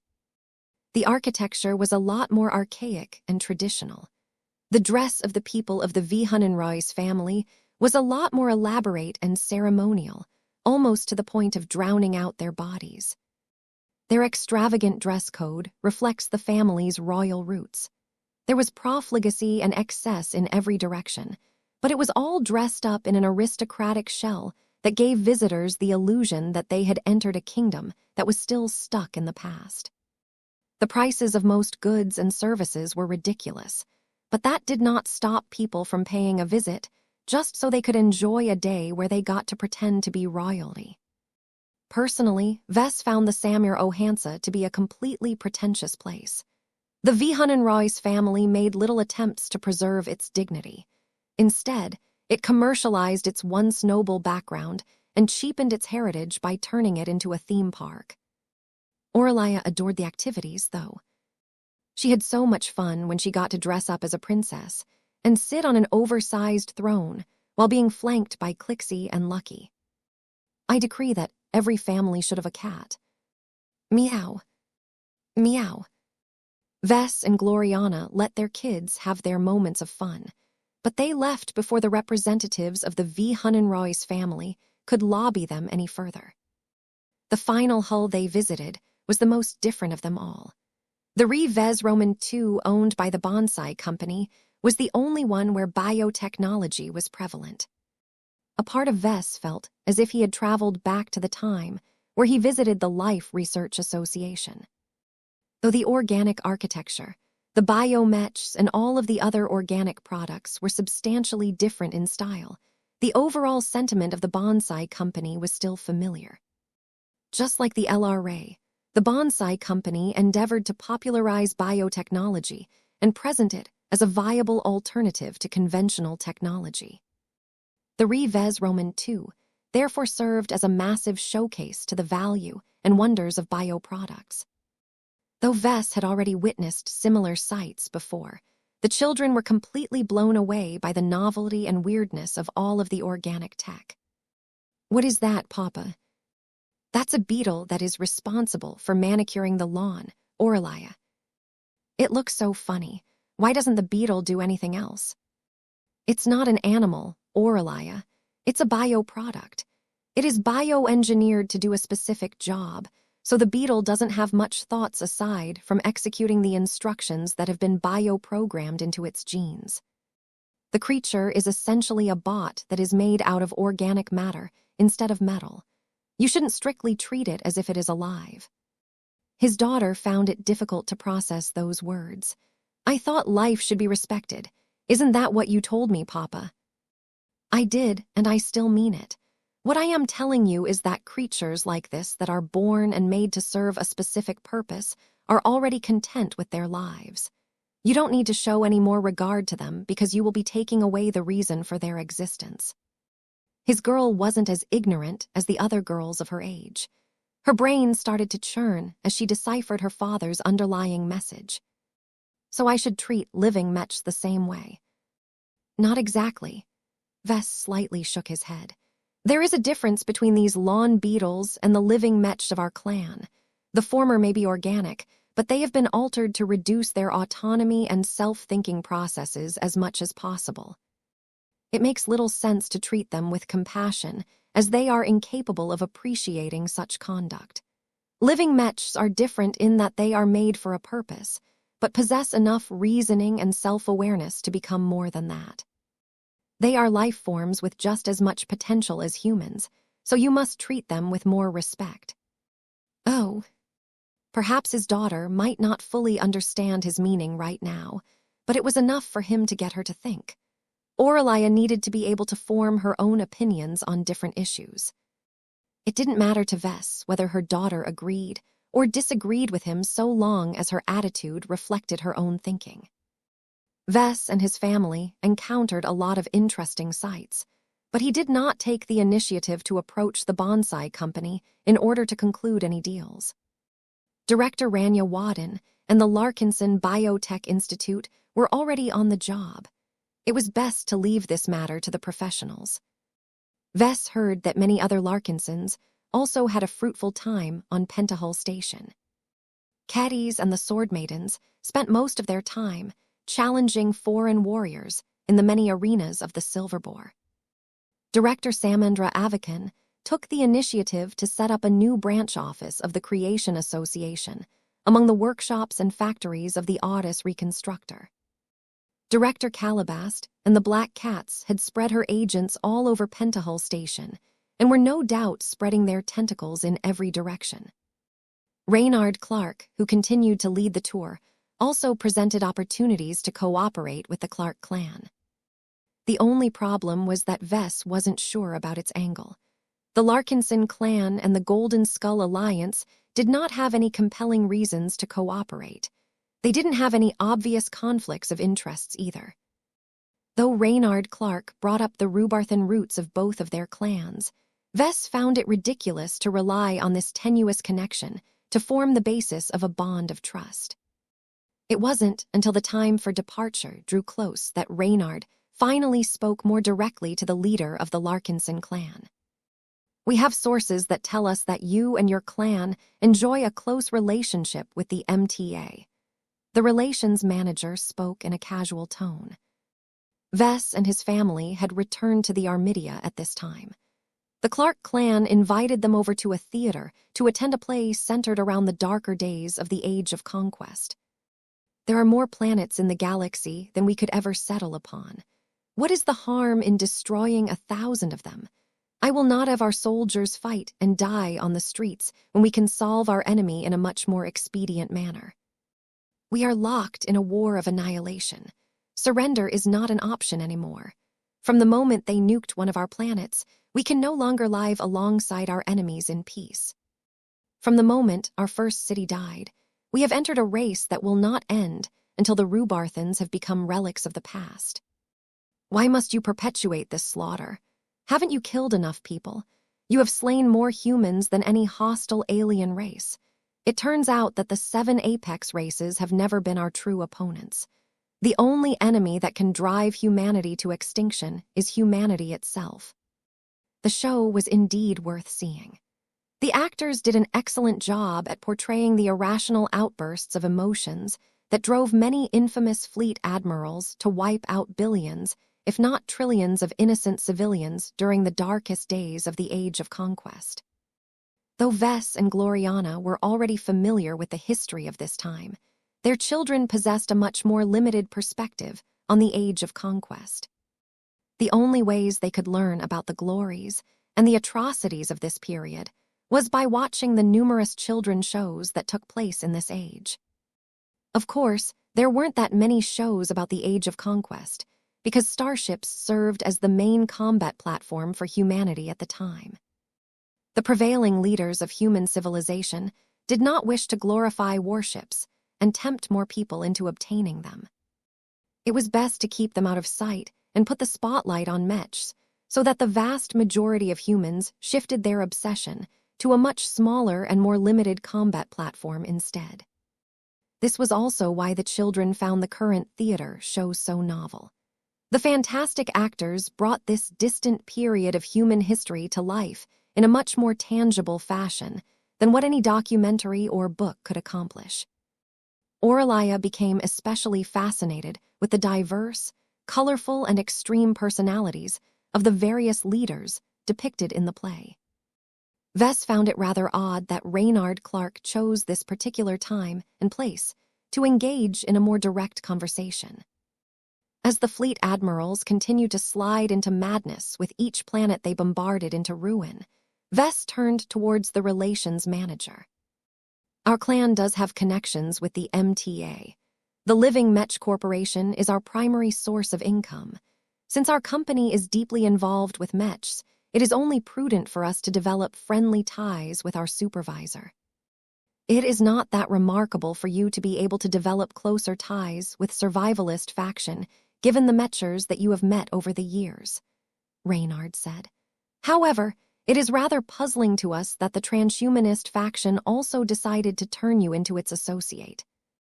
That's not strictly true. I am officially in bed with the survivalists. The transhumanists merely see me as an honorary associate, Vess corrected. Be that as it may, it is apparent that your R&D activities have aroused their interest. Vess narrowed his eyes in suspicion. His regard for Reynard and the Clark clan subtly dropped. We don't make a habit of publicizing all of our research, development, and design activities.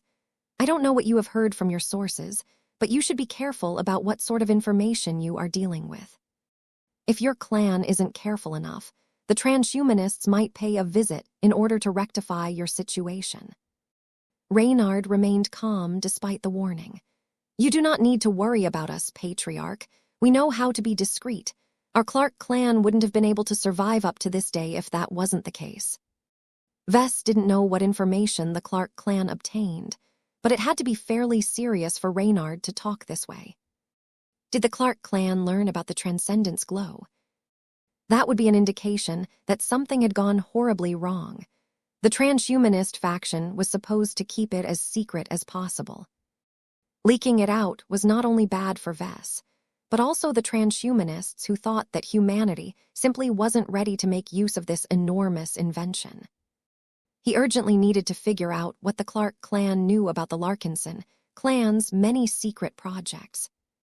Vess hoped that the situation wasn't as bad as he feared, but if it turned out that a secret as big as the Transcendence glow had quietly leaked out to the wider community, then that would cause the biggest upheaval of his life. Everything would change. Chapter 4395, Distant Relations. What Reynard said put Vess on guard. He quickly recalled what he knew about the Clark clan in order to determine how powerful it was, and how much of a threat it posed to the Larkinson clan. Vess wasn't too impressed by the Clark clan. Though it was earning a lot of income by being a part of the Pentahull Coalition, operating an enormous space station also incurred a huge amount of expenses. The Clark clan's Mech forces were all strong and well-equipped, but their quantity and quality did not quite match up to the Larkinson army. Vess also estimated that the entire Pentahull Coalition wouldn't be able to match up against the Golden Skull Alliance.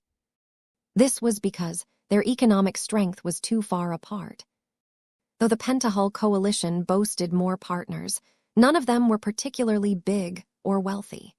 The income they received from exploiting Pentahull Station could only support so much military expansion. In contrast, the Golden Skull Alliance had managed to earn a huge windfall shortly after entering the Red Ocean.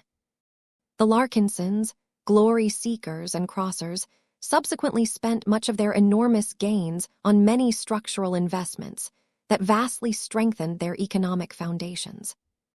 In other words, the Golden Skull Alliance was able to acquire more carrier vessels, field more combat mechs, and increase the performance of their hardware. What was also important to note was that the soldiers of the Golden Skull Alliance also gained crucial combat experience. The Purgatory campaign, along with Operation Saturday Market, massively boosted the combat readiness of the Larkinsons, glory seekers, and crossers. As far as Vess knew, the Pentahull Coalition had never fought a major battle from the moment of its founding. Its Mech pilots mostly fought scuffled against unruly visitors and gangs that sought to extort the Coalition, but they had never fought a pitched battle outside of simulations. The only variable that Vess wasn't sure of was whether Patriarch Reginald Cross could defeat the ace pilot of the Clark clan in a duel. If the latter gained the upper hand, then none of the aforementioned strengths would be of any use anymore. This was why Vess did not blindly look down at the Clark clan, even if it was probably weaker on every other front. Vess would have liked to have Calabast at his side at this time so that he could properly communicate with Reynard Clark, but he was pretty much on his own at the moment. He threw a brief glance towards his wife, but she seemed to be completely taken in by the tragedy playing out on the theater stage. Well, he would just have to rely on himself, just like old times. As he scrambled to formulate a strategy for this conversation, Vess tried his best to revive his paranoid and devil-tongue tendencies. He had admittedly grown rather rusty over the years.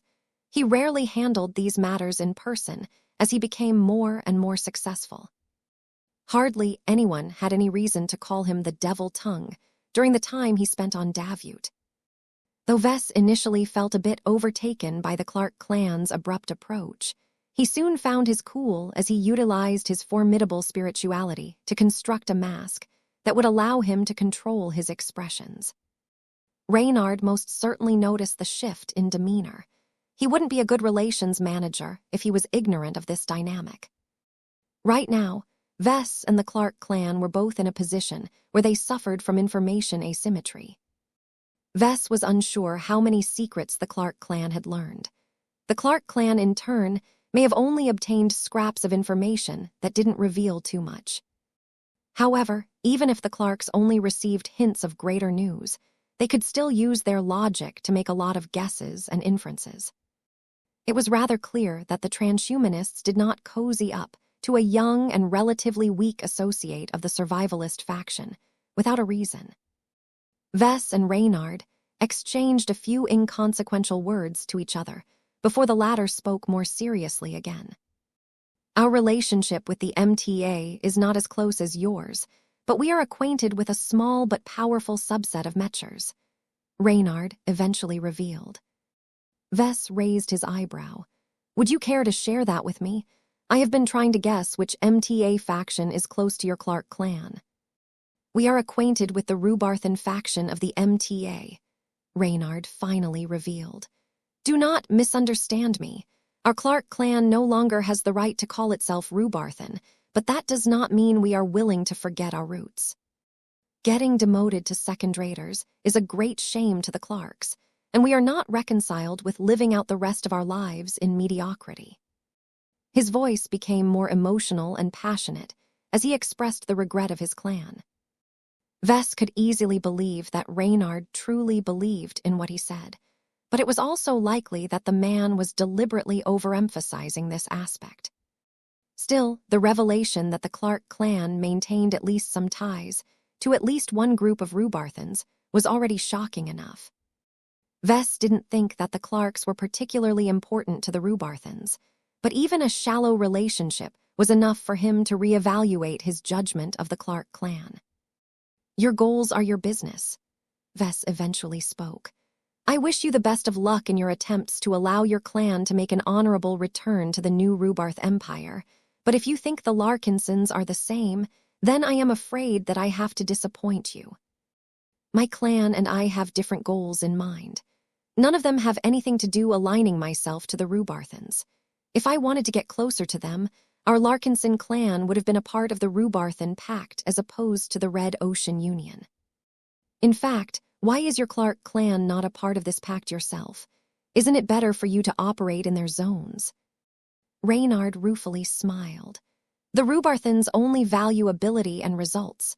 Joining the Rubarthan Pact is counterproductive if we cannot be of use to Rubarth.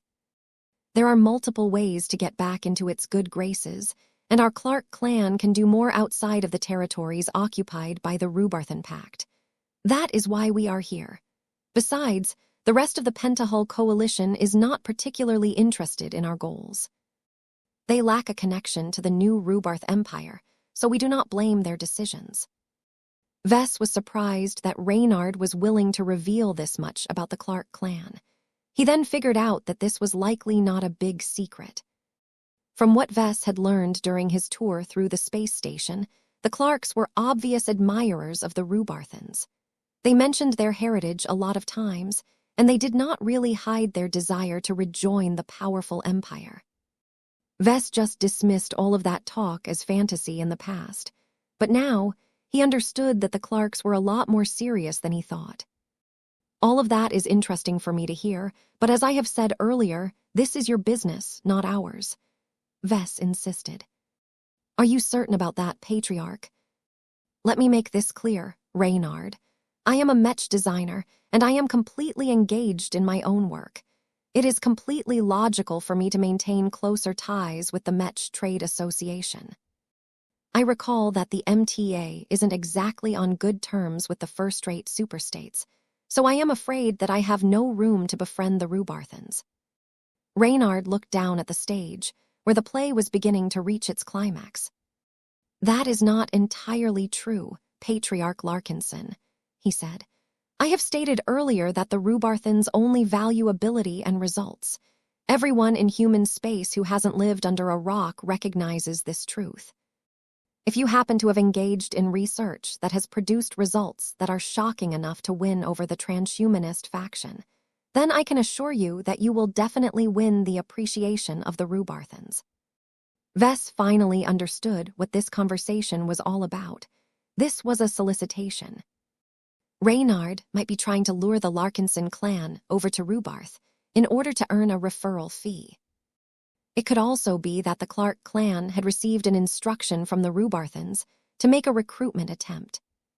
Vess crossed his arms. I have already formed agreements with both the survivalist faction and the transhumanist faction. Turning to the Rubarthans would not only constitute a betrayal, but also doesn't allow me to gain anything. The big two are the hegemons of human civilization these days. The new Rubarth Empire may still be powerful to an extent, but it has already degenerated, just like our ancestors. That may not always be the case. Reynard Clark spoke. Besides, even if the MTA is larger and more powerful, it is impossible for an outsider such as you to earn its complete trust. You will always be treated as an outsider by the Mechers no matter how much you contribute to the association. Many Mech designers, such as you, have slaved their entire lives to earn the recognition of the MTA, only for them to pass away while realizing far too late that they could have accumulated much more wealth, power, and influence if they did not give so much away. Ouch, Reynard's words definitely hit a sore spot. Vess was well aware of how much the MTA exploited indigenous Mech designers and engaged in unequal transactions. He only played along because there were no viable alternatives. That didn't mean he was happy about the MTA coming in to steal his work and impose demands on him. The Mechers simply got more while he gained relatively little in return. I have no complaints about my relationship with the MTA, Vess lied. I do not see why turning to Rubarth would be any better. Then you are not taking my words seriously enough, Patriarch.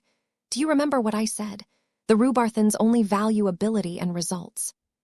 If you have invented any new tech that can produce a noticeable difference in combat effectiveness of first-class multipurpose mechs, then the Rubarth will welcome you back with open arms. Vess blinked. He didn't expect to hear this answer, but it made a lot of sense now that he thought about it. He never thought that this custom would apply to him in particular until Reynard explicitly mentioned this possibility. The new Rubarth Empire was explicitly founded as a meritocracy. It existed as a rejection of the nepotism and other deplorable excesses of the Terrans. This meant that capable and successful individuals would always earn the recognition that they deserved. Our Larkinson lineage hasn't been Rubarthan for over 4 centuries, Vess pointed out. It is fine even if your line has no clear relations with the new Rubarth Empire, but it is even better if you have an existing relationship, however faint it may be. Reynard reassured him.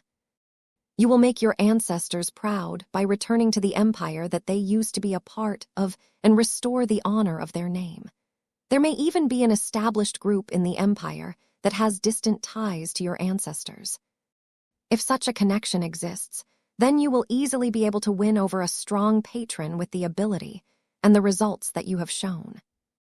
This argument would have great appeal to Vess if actually cared about his ancestors. Unfortunately for the Clark clan, Vess did not have any affection towards his distant ancestors. They lived so long ago that he dismissed them as ancient history. Vess cared much more about his grandparents and parents. Those were the people he knew in person and grew up with.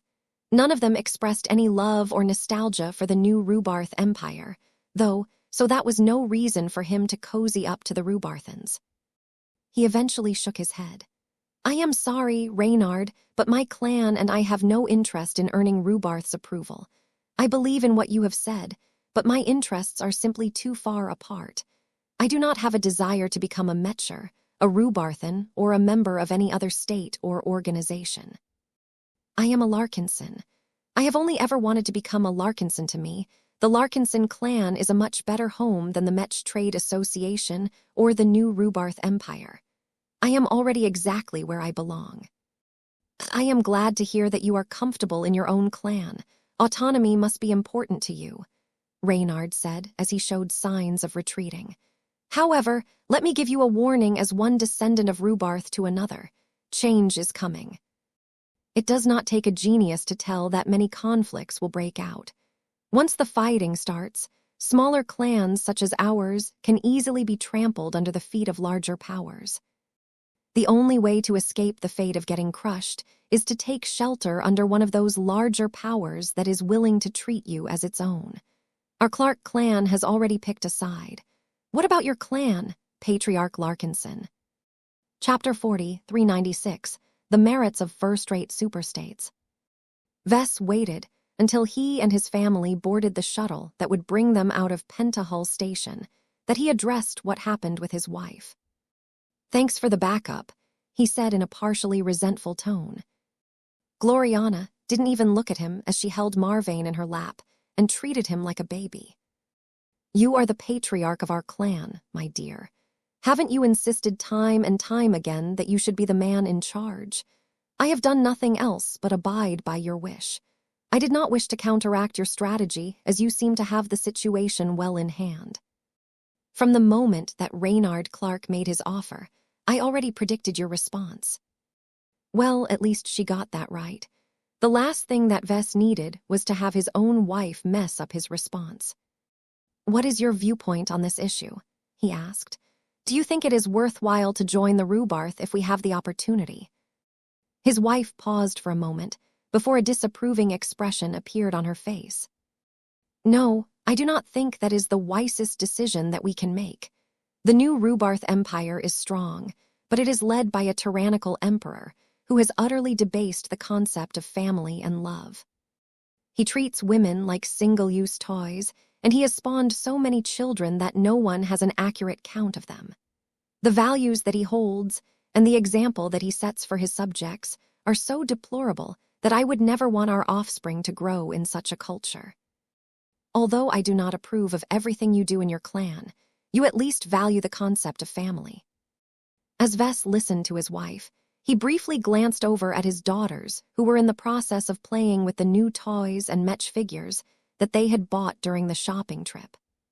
He tried to imagine how his children would become affected if they suddenly turned into Rubarthan citizens. Their lives wouldn't be as pleasant, but they would probably succeed. Vess has invested a lot of money and resources into setting them up for success. From starting their lives as designer babies to imparting them with remarkable companion spirits that supercharged their mental development, they would doubtlessly be able to stand out in a society that rewarded brilliance and talent. However, there were always better people in this vast and mighty empire. Vess had heard of vast groups aligned with powerful Rubarthan princes that invested enormous sums into researching human augmentation. After centuries of accumulation, each of these groups mastered unique and proprietary forms of augmentation that gave their descendants unparalleled strength in specific occupations.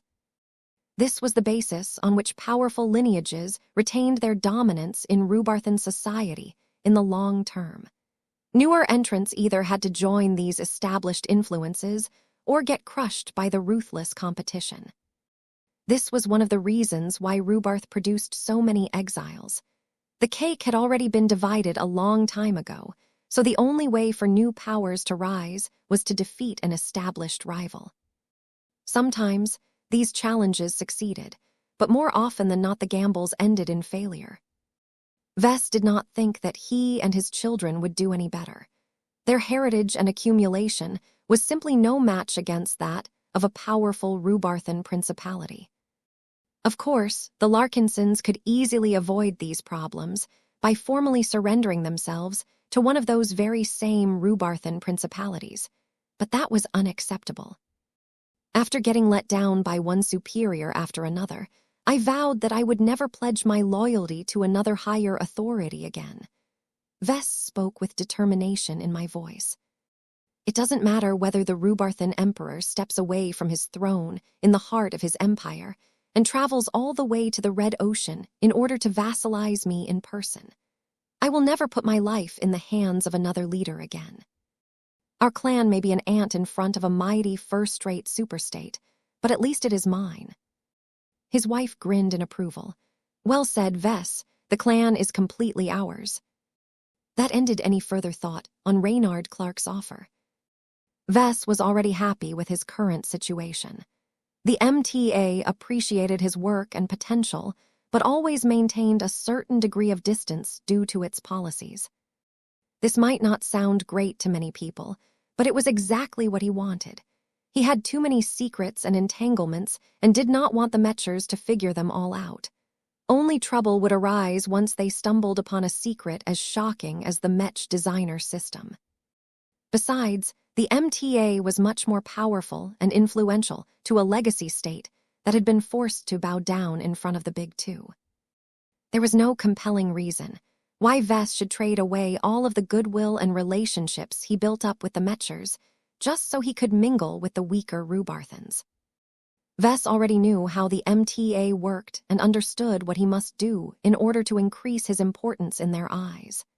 The two factions he was associated with possessed clear ideologies and ambitions that he could satisfy by continuing to progress in his current trajectory.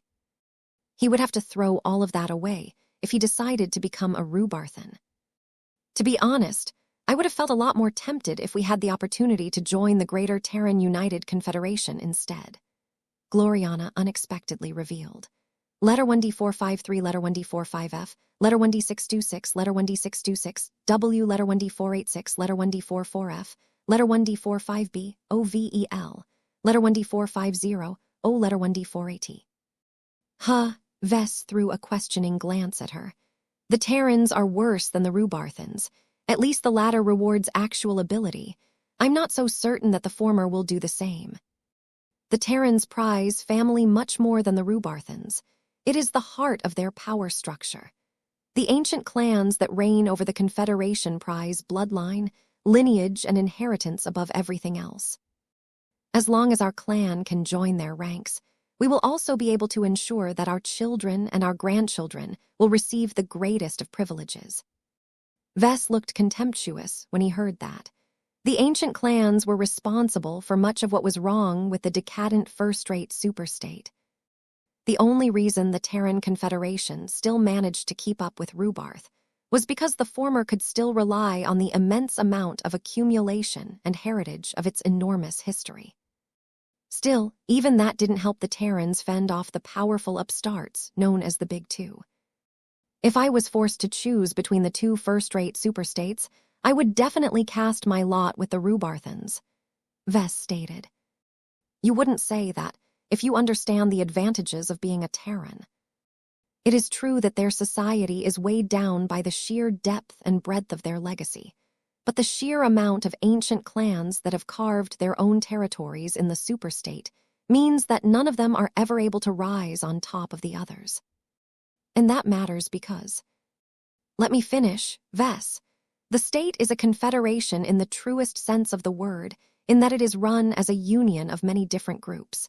Every ancient clan under its umbrella enjoys a great amount of autonomy and control over its own citizens and certain laws. The Terran clans only cooperate in areas where collective power is essential, such as external defense and foreign relations. This is the main reason why the Terran Confederation has remained stagnant all this time, Vess retorted as he crossed his arms. The lack of a single clear authority figure makes it hard to implement changes that are necessary to revitalize the state. With all of these fractured power bases opposing each other, the organizational inertia is so great that the Terrans can barely get anything done. Gloriana didn't see anything wrong with that. What you are describing is a state that is governed by consensus. This means that the outcome that you have always feared should never happen to us as long as we are a part of the decision-makers. Don't you see, Vess? There is no overpowering emperor or sovereign who can dictate what the clans should do. If our Larkinson clan can earn the status of a Terran ancient clan, we will be able to have it both ways. You can retain your control over your own fief, but also enjoy all of the protection and benefits that a first-rate superstate has to offer. Vess had to admit that Gloriana did not speak as much nonsense as usual this time. Her descriptions of the virtues of the Terran Confederation were accurate as far as he knew. It was too bad that all of it was just as absurd as putting lipstick on a pig. The few good points of the first-rate superstate did not outweigh its many ailments. It doesn't matter, Gloriana. The Terran Confederation's power base is completely solidified. Every existing ancient clan has already carved out all its available territories. There is no way to defeat these entrenched insiders, given that they have so much history and accumulation on their side. That may be true in the past, but have you forgotten about the Red Ocean Promise already? Gloriana reminded her husband. The Terran Confederation has made a commitment to promote the top 5 pioneers of the Terran Alliance into ancient clans. Previously, you never took this offer seriously because you did not have faith that our Larkinson clan would have a realistic chance of making it that far. Now that over 5 years have passed, do you still think that is the case? Vess fell into thought. The speed in which his clan had grown and the enormous implications of his recent innovations were astounding. This made him feel that he and his clan may have a realistic shot to become one of the winners of the Red Ocean Promise. He quickly shook his head. So what if this was the case? He and his clan would still have to enter a shark tank and try to fend off countless ruthless predators in order to make it to the top. There was no way a second-class organization like the Larkinson clan would be able to hold its ground against the many first-class organizations that sought to grasp this exceedingly rare, but rewarding chance to become a Terran ancient clan. He looked disapprovingly at his wife. Don't be stupid, honey. Entertaining these fantasies will only get you killed. There is no shortcut to power. Those that promise to protect us are only interested in exploiting us. They will discard us as soon as we have outlived our usefulness. It has happened in the past, and it will definitely happen in the future. The only way we can make it through is if we rely and build up our own strength. Neither the Terrans nor the Rubarthans were any good in his opinion. Vess recognized that they were still powerful in a sense, but there were good reasons why they had been relegated to the background after the beginning of the Age of Mechs. Even if the big two might possibly decline in the future, Vess believed that the next leading powers of human civilization would have no relations with the existing powers. The trend of human history always favors upstarts for various reasons. Losers that had been deposed in the past never regained their former glory because they never went far enough in confronting the root causes of their failure. Heritage, legacy, and history were all handicaps that prevented the former rulers from rising again. The human race always progressed forward. It never regressed backwards. Vess believed it was the height of folly to throw his lot in with a relic of the past when it was so obviously outdated. I don't know what the future holds, but there is one thing I know for certain. And what is that, Vess? It is the power of adaptation, rather than strength, that will determine the winners. Chapter 43, 97 Backup Friends. When Vess and his family finally returned to the spirit of Bentheim, the Golden Skull Alliance's visit to Pentahull Station had come to an end. The Larkinson clan and its allies made productive use of their time in the Norbit system. Vess received many reports on what his Larkinsons managed to get done during the days they spent on the space station, but he mainly directed his attention towards intelligence. Information was more valuable than anything else at the moment, especially in light of Reynard Clark's unexpected solicitation. This was why he called over Calabas to his office in person, so that he could discuss the latest developments in complete confidence. Hello again, Lucky. Meow Tilda. Lucky jumped from the desk and floated over to Calabas so that he could snuggle in her arms. The cat comfortably purred from the moment that the spymaster began to rub and massage his metal head. Vess was still in the process of putting the finishing touches on the experimental project that he had put on pause. His recent visit to Pentahull Station had given him plenty of time for him to reconsider his existing ideas. He also gained a bit more inspiration as he witnessed different mechs, cultures, and circumstances. This was why he pushed back the completion of the new Luminar crystal cannon for the Amaranto in order to update and tweak its design. Though the result wouldn't be much different, Vess still believed it was worthwhile to ensure the weapon was fully equipped to handle the challenges in the future. Calabas wasn't patient enough to let Vess finish his current design task. Ahem, you called, kid. Vess frowned as Calabas pulled him out of the zone. He let out a deep breath before he waved his hand to shut off the design interface. We need to talk. First off, tell me about the Clark clan. Have you sniffed out any information that can tell me more about how much the Rubarthans are backing the Clarks? Calabas did not look worried as she continued to snuggle Lucky in her arms. You don't need to be too concerned. The intelligence community is already aware that the new Rubarth Empire has a habit of taking advantage of outside groups that have shallow ties to the state. The Clark clan is merely one of many convenient cat's paws. What do you mean by that exactly? The Rubarthans don't value the Clarks at all, the woman bluntly said. I am confident in this assessment. Our black cats have collected an extensive amount of data inside Pentahull Station. They have infiltrated both the public and not-so-public spaces of the various hulls. Nothing we have gathered indicates that there is a solid connection between the Clark clan and the new Rubarth Empire. What if you are wrong? What if the Clarks and the Rubarthans are much more competent in hiding their connections than you think? Calabas frowned. You have no evidence for that, Vess. It is dangerous to speculate too much in my line of work. You will lose your mind in conspiracy theories before you know it. There is nothing wrong with applying Occam's razor.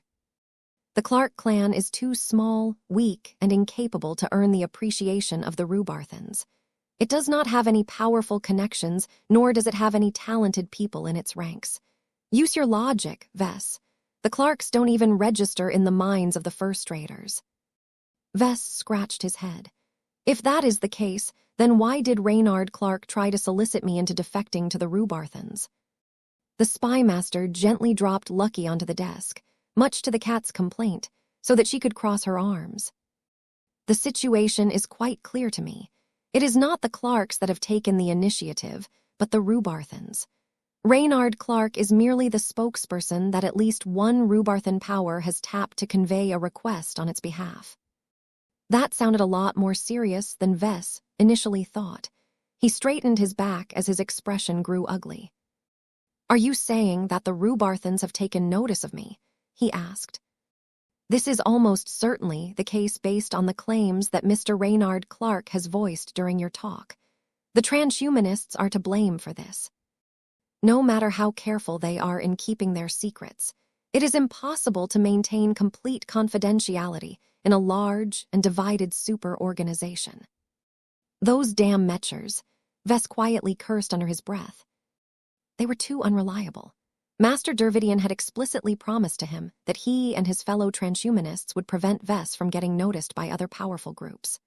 Letter 1D6ATF, Letter 1D633, EE Letter 1D638, Letter 1D452, Letter 1D657, Letter 1D62F, Letter 1D630, V Letter 1D486, L asterisk C Letter 1D5F, C Letter 1D45A. You can't control what has happened, Vess. The only way to handle this situation is to think about our options going forward. Right now, it is a fact that the Rubarthans, or at least a group of them, have noticed that the transhumanist faction are interested in your work. It is not certain yet whether the Rubarthans know about what you have been doing, but I think it is safe to assume that they do not know the details. The Mechers should at least be able to protect you to this extent.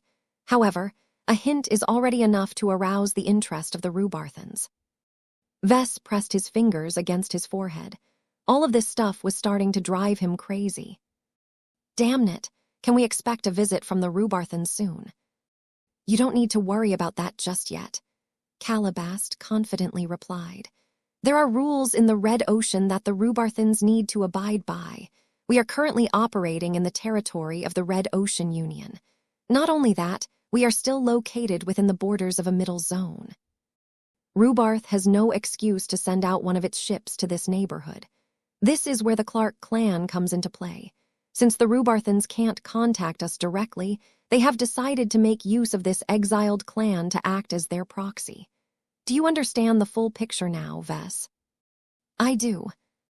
Much of the situation became clear to Vess now that Calabast gave her analysis.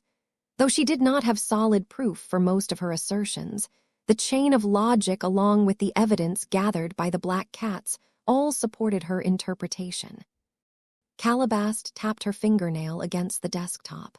There is a massive difference between receiving a referral from a bunch of nobodies and receiving an indirect invitation from Rubarth itself. Has my analysis changed your stance in any way? Nope, not at all. My own logic hasn't fundamentally changed.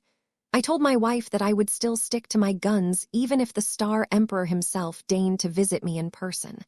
I don't like to surrender control to anyone. There is no way I will ever change my mind. He expected his spy master to agree with him, but she instead opted to slam her palm against the desk. Meow. Stupid, Calabast growled. You are being just as obstinate as the expert pilots that you frequently malign for their inflexibility. The future is always in flux, Vess. No one can predict with total certainty what will happen in the future. Sure, you have managed to earn the favor of the survivalists and the transhumanists, but what if an event takes place that causes your relationship with the MTA to crumble? You will be all alone with no powerful patron to protect you. The Mechers that you have previously depended upon may even turn against you.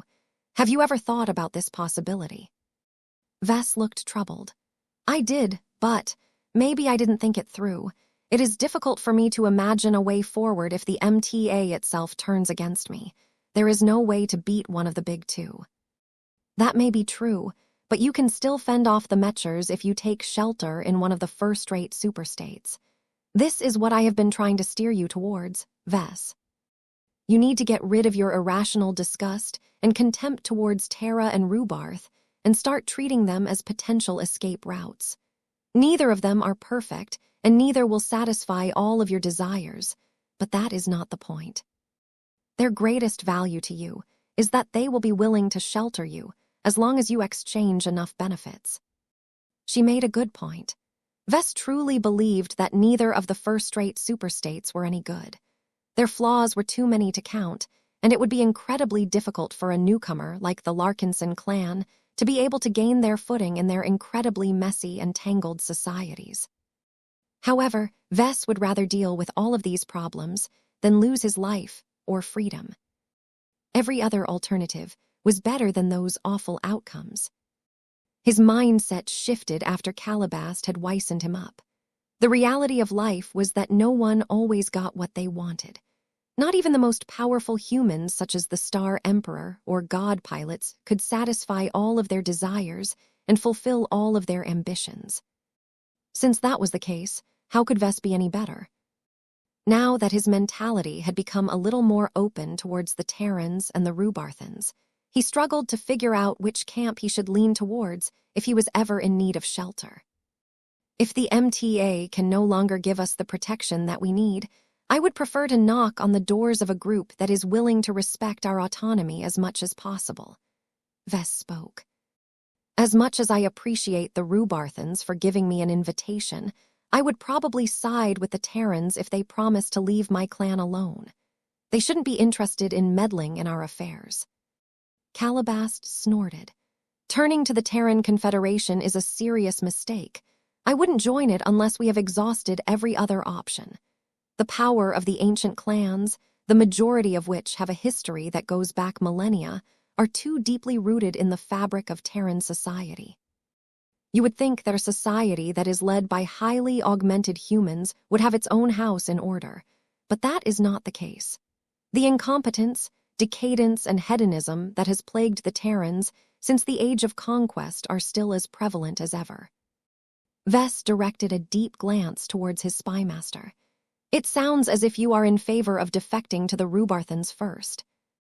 I make no secret of my preference for the Rubarthans, she replied. The culture of our clan already shares a resemblance to Rubarthan culture.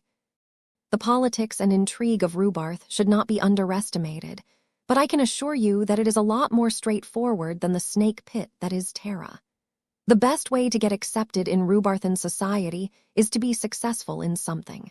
You just happen to excel at this. That means that you will not have any problems with integrating into the Rubarthan power structure. Though Vess agreed with her assessment, he took her earlier words under account and did not immediately dismiss the merits of the Greater Terran United Confederation. He eventually waved his arm. There is no need to discuss this contingency in such exhausting detail. The two first-rate superstates are so goddamn huge that we can talk all day about which one suits us better. If that is what you wish. This was only a remote consideration in the end. Vess was still as thick as thieves with the MTA, and there was no reason for the Mechers to turn him into an abandoned son. There is one more thing that you should take note of, Calabast said before she left. The Rubarthans have approached us first. The question I have is whether the Terrans will follow suit. Their actions or lack thereof will tell us how extensively the secret has spread. Shem, you're right. Please pay attention to this matter and contact me the instant the Terrans or anyone tied to them has passed on a message. Chapter 43, 98, Learning from his parents. Though Vess held a lot of concerns about attracting the attention of the mighty Rubarthans, there wasn't much he could do about this situation. Once he entered their radar, it was difficult to fool these incredibly powerful and clever first-raters. It would be even worse if the Terrans took note of him as well. He sighed. From the moment he came up with a variation of Lufa's glow that could help people overcome their bottlenecks, he already thought that something like this would happen. His miscalculation was that he thought he would only be confronted with this situation a century or later in the future.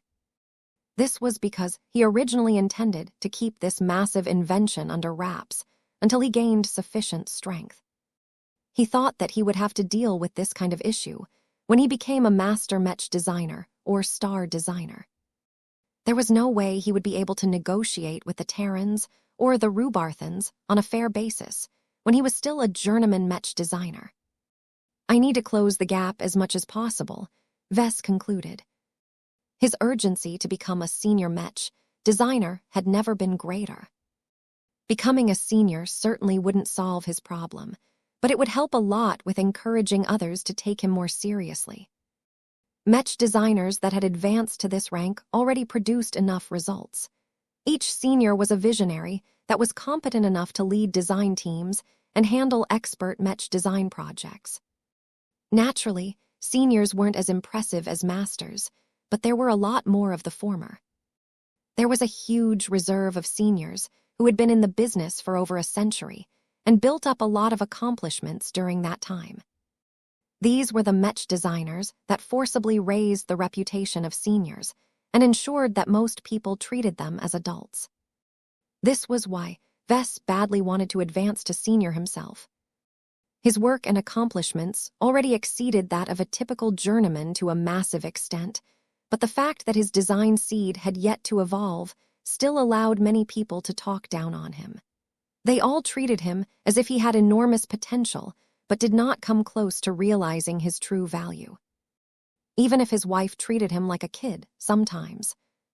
I need to finish this project as soon as possible so I can get back to working on the Dullahan project. Vess sped up his design work and finalized the weapon design project. Once he had reached the point where he did not see the point of iterating any further on the design, he moved to begin the fabrication run as soon as possible. His wife had already arrived at the private workshop by the time that he arrived. She had opted to leave Aurelia and Andrast in the care of Shannon Maris and only brought Marvane this time. The little boy looked both curious and eager to see his parents at work. He ran around the workshop like an imp that had gotten loose and poked every large production machine that caught his interest.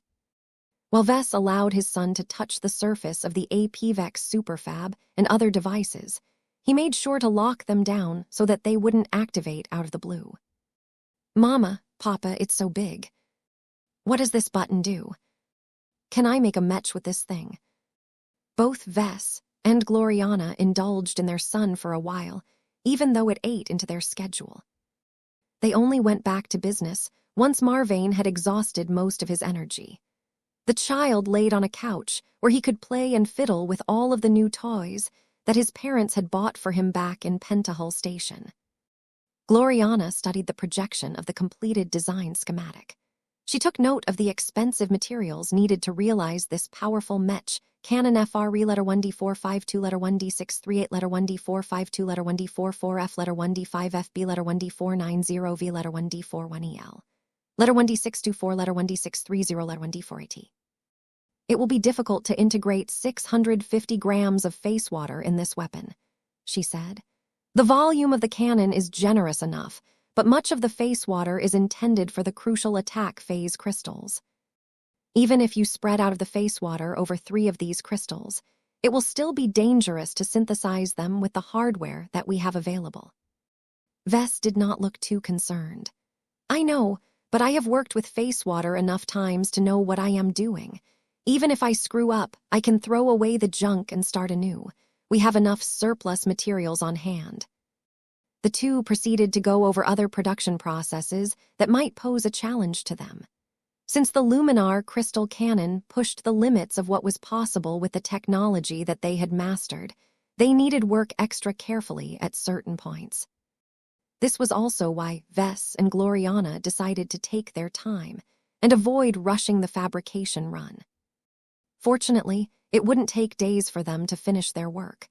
They were only fabricating a single Mech cannon as opposed to an entire Mech.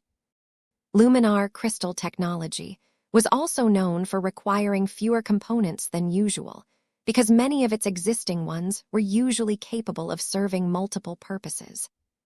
The only problem was that the weapon design made so much use of Luminar crystals that Vess would have to do most of the work himself.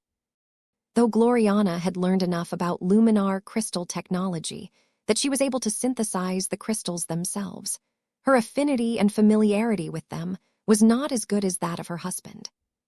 Vess also insisted on synthesizing the crystals himself because he believed that there was an important spiritual component to the crystals. This left Gloriana with a lighter workload, but this also granted her with much more time to inspect the components and start the assembly process in advance. One of her more interesting responsibilities was the need to process the resonating materials for the Luminar crystal cannon. She needed to pay close attention to them in order to avoid wasting these rare and valuable substances. Before they started the fabrication run, Gloriana first went through her little ritual. "Not this again," Vess muttered and rolled his eyes. He was too used to the antics of his wife to argue any further with her. He quickly turned around and approached the APVEX superfab in order to check its settings for the umpteenth time. Marvane interrupted his playtime with his toys when he saw that his mother was kneeling in front of a strange, 6-sided altar. He hopped out of the couch and curiously came closer. "What are you doing, Mama?" Gloriana did not display any annoyance for the interruption. She effortlessly paused her ongoing prayer and embraced her little boy. "I am praying to the Superior Mother for her blessing in my endeavor. Do you remember what I told you about her, Marvane?" "I do. The Superior Mother is my granny." She is the mother of your father, which means she is undeniably family to you. Know that the Superior Mother always watches over her children and grandchildren. If you are ever in trouble or in need of help, you can pray to her for protection. Let me show you how to do that. Just follow my instructions." The obedient little boy did what his mother asked and collapsed his hands together before he began to say a prayer to the altar of the Superior Mother. Power soon began to exude from the object. Gloriana opened her eyes with delight as an enormous hand that was larger than her body materialized in the air. "Look, Marvane, your grandmother has answered your prayers." Woo-oh! The boy forgot about anything else and jumped to his feet. His eyes grew wide as he stared at the giant feminine hand that was hovering above his head. Marvane subsequently jumped and attempted to reach out to the spiritual limb with his arm. Though he did not come close to touching his grandmother, the giant hand reached down and extended a finger so that Marvane could finally make contact with his relative. "Hihiti, you're so powerful, Granny." The Superior Mother gently touched her grandson and daughter-in-law a few more times before her giant hand faded away. Gloriana led her son back to the couch before she was finally ready to begin the fabrication run. She brought out Alexandria, which deftly extended a spiritual bond to Vess. "Let us begin." "All right." Husband and wife connected their minds together in a design network. Both of them had done this so many times that they immediately got used to thinking alongside someone else in their minds. They soon split up and began to perform their respective tasks. Both of them possessed an abundant amount of workshop experience, so even if they hadn't practiced the full run in a simulated workshop in advance, they still knew how to handle themselves. Marvane occasionally paid attention to his parents and looked admiringly at them. Both Vess and Gloriana looked like they were completely in their element as they focused on their main tasks. The boy practically had stars in his eyes, as his father and mother looked more impressive than they had ever appeared in his life. "I want to make a Mech too." It was too bad that he was far too young to follow in the footsteps of his parents. He hadn't even formally started school as of yet, so how could he possibly contribute to a design project? The only way he could do anything comparable to this work was by playing with the toy sets that his father and mother had prepared for him. He had an entire collection in his bedroom. Though simplified, younger children could already experience what it was like to be a Mech designer by fitting together different toy Mech parts in different combinations. It wasn't real, though. The small and child-proof toys were nowhere near as cool as the huge Mechs and Mech components that his parents handled on a frequent basis. As Vess and Gloriana continued to fabricate one part after another, it was as if their son was completely left out of the party. Marvane was anything but bored, though. A large part of him felt as if he had entered paradise as his parents made more and more progress in their project. The increasing amount of large and shiny crystals, along with the cool metal parts, stimulated his imagination and caused his little mind to conjure up all kinds of fantastical Mechs. It didn't matter that he knew little to nothing about the science and mechanics of Mechs. The machines generated by the limitless imagination of a child were all as viable as the products of the LMC to the little boy. As his parents continued to impress him, Marvane underwent a subtle change. Denny, his companion's spirit, eventually emerged from his head. Mew, mew. The blonde Maine Coon glowed with excitement due to Marvane's excitement. Though the majority of the glow initially came from Denny's heart, the total and utter adoration from Marvane caused the spiritual cat to activate another part of his body. For a brief moment of time, a giant finger materialized above Marvane's body again and briefly poked Denny's energetic body. Mew. A burst of energy concentrated into his front paws, causing the companion's spirit to deepen its concentration of life energy. Marvin let out a strong gasp before he slumped back onto the couch. Denny also returned to where he belonged. The boy fell into slumber as his spirituality continued to evolve at a relatively impressive rate. The residual energies radiated by his father and mother as they put their total focus onto their work also affected their son in various ways. In the end, Marvin smoothly completed a transition that he wasn't even aware of. He became completely engrossed in a dream where he was surrounded by mechs of every kind.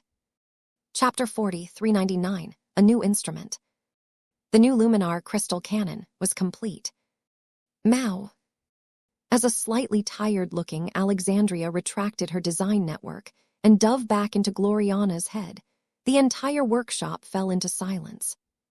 The two Mech designers already shut off all of the production machines, and the assembly system had also returned to its dormant state. The work that they had created over the course of a day rested majestically on a reinforced horizontal weapon rack that they had especially designed to accommodate the new creation. The new Luminar crystal cannon certainly needed it because it was both big and heavy. "Wow," Gloriana uttered. "It is not a masterwork weapon, but it possesses its own brilliance despite its imperfections. It is certainly the most beautiful weapon that I have ever helped to develop."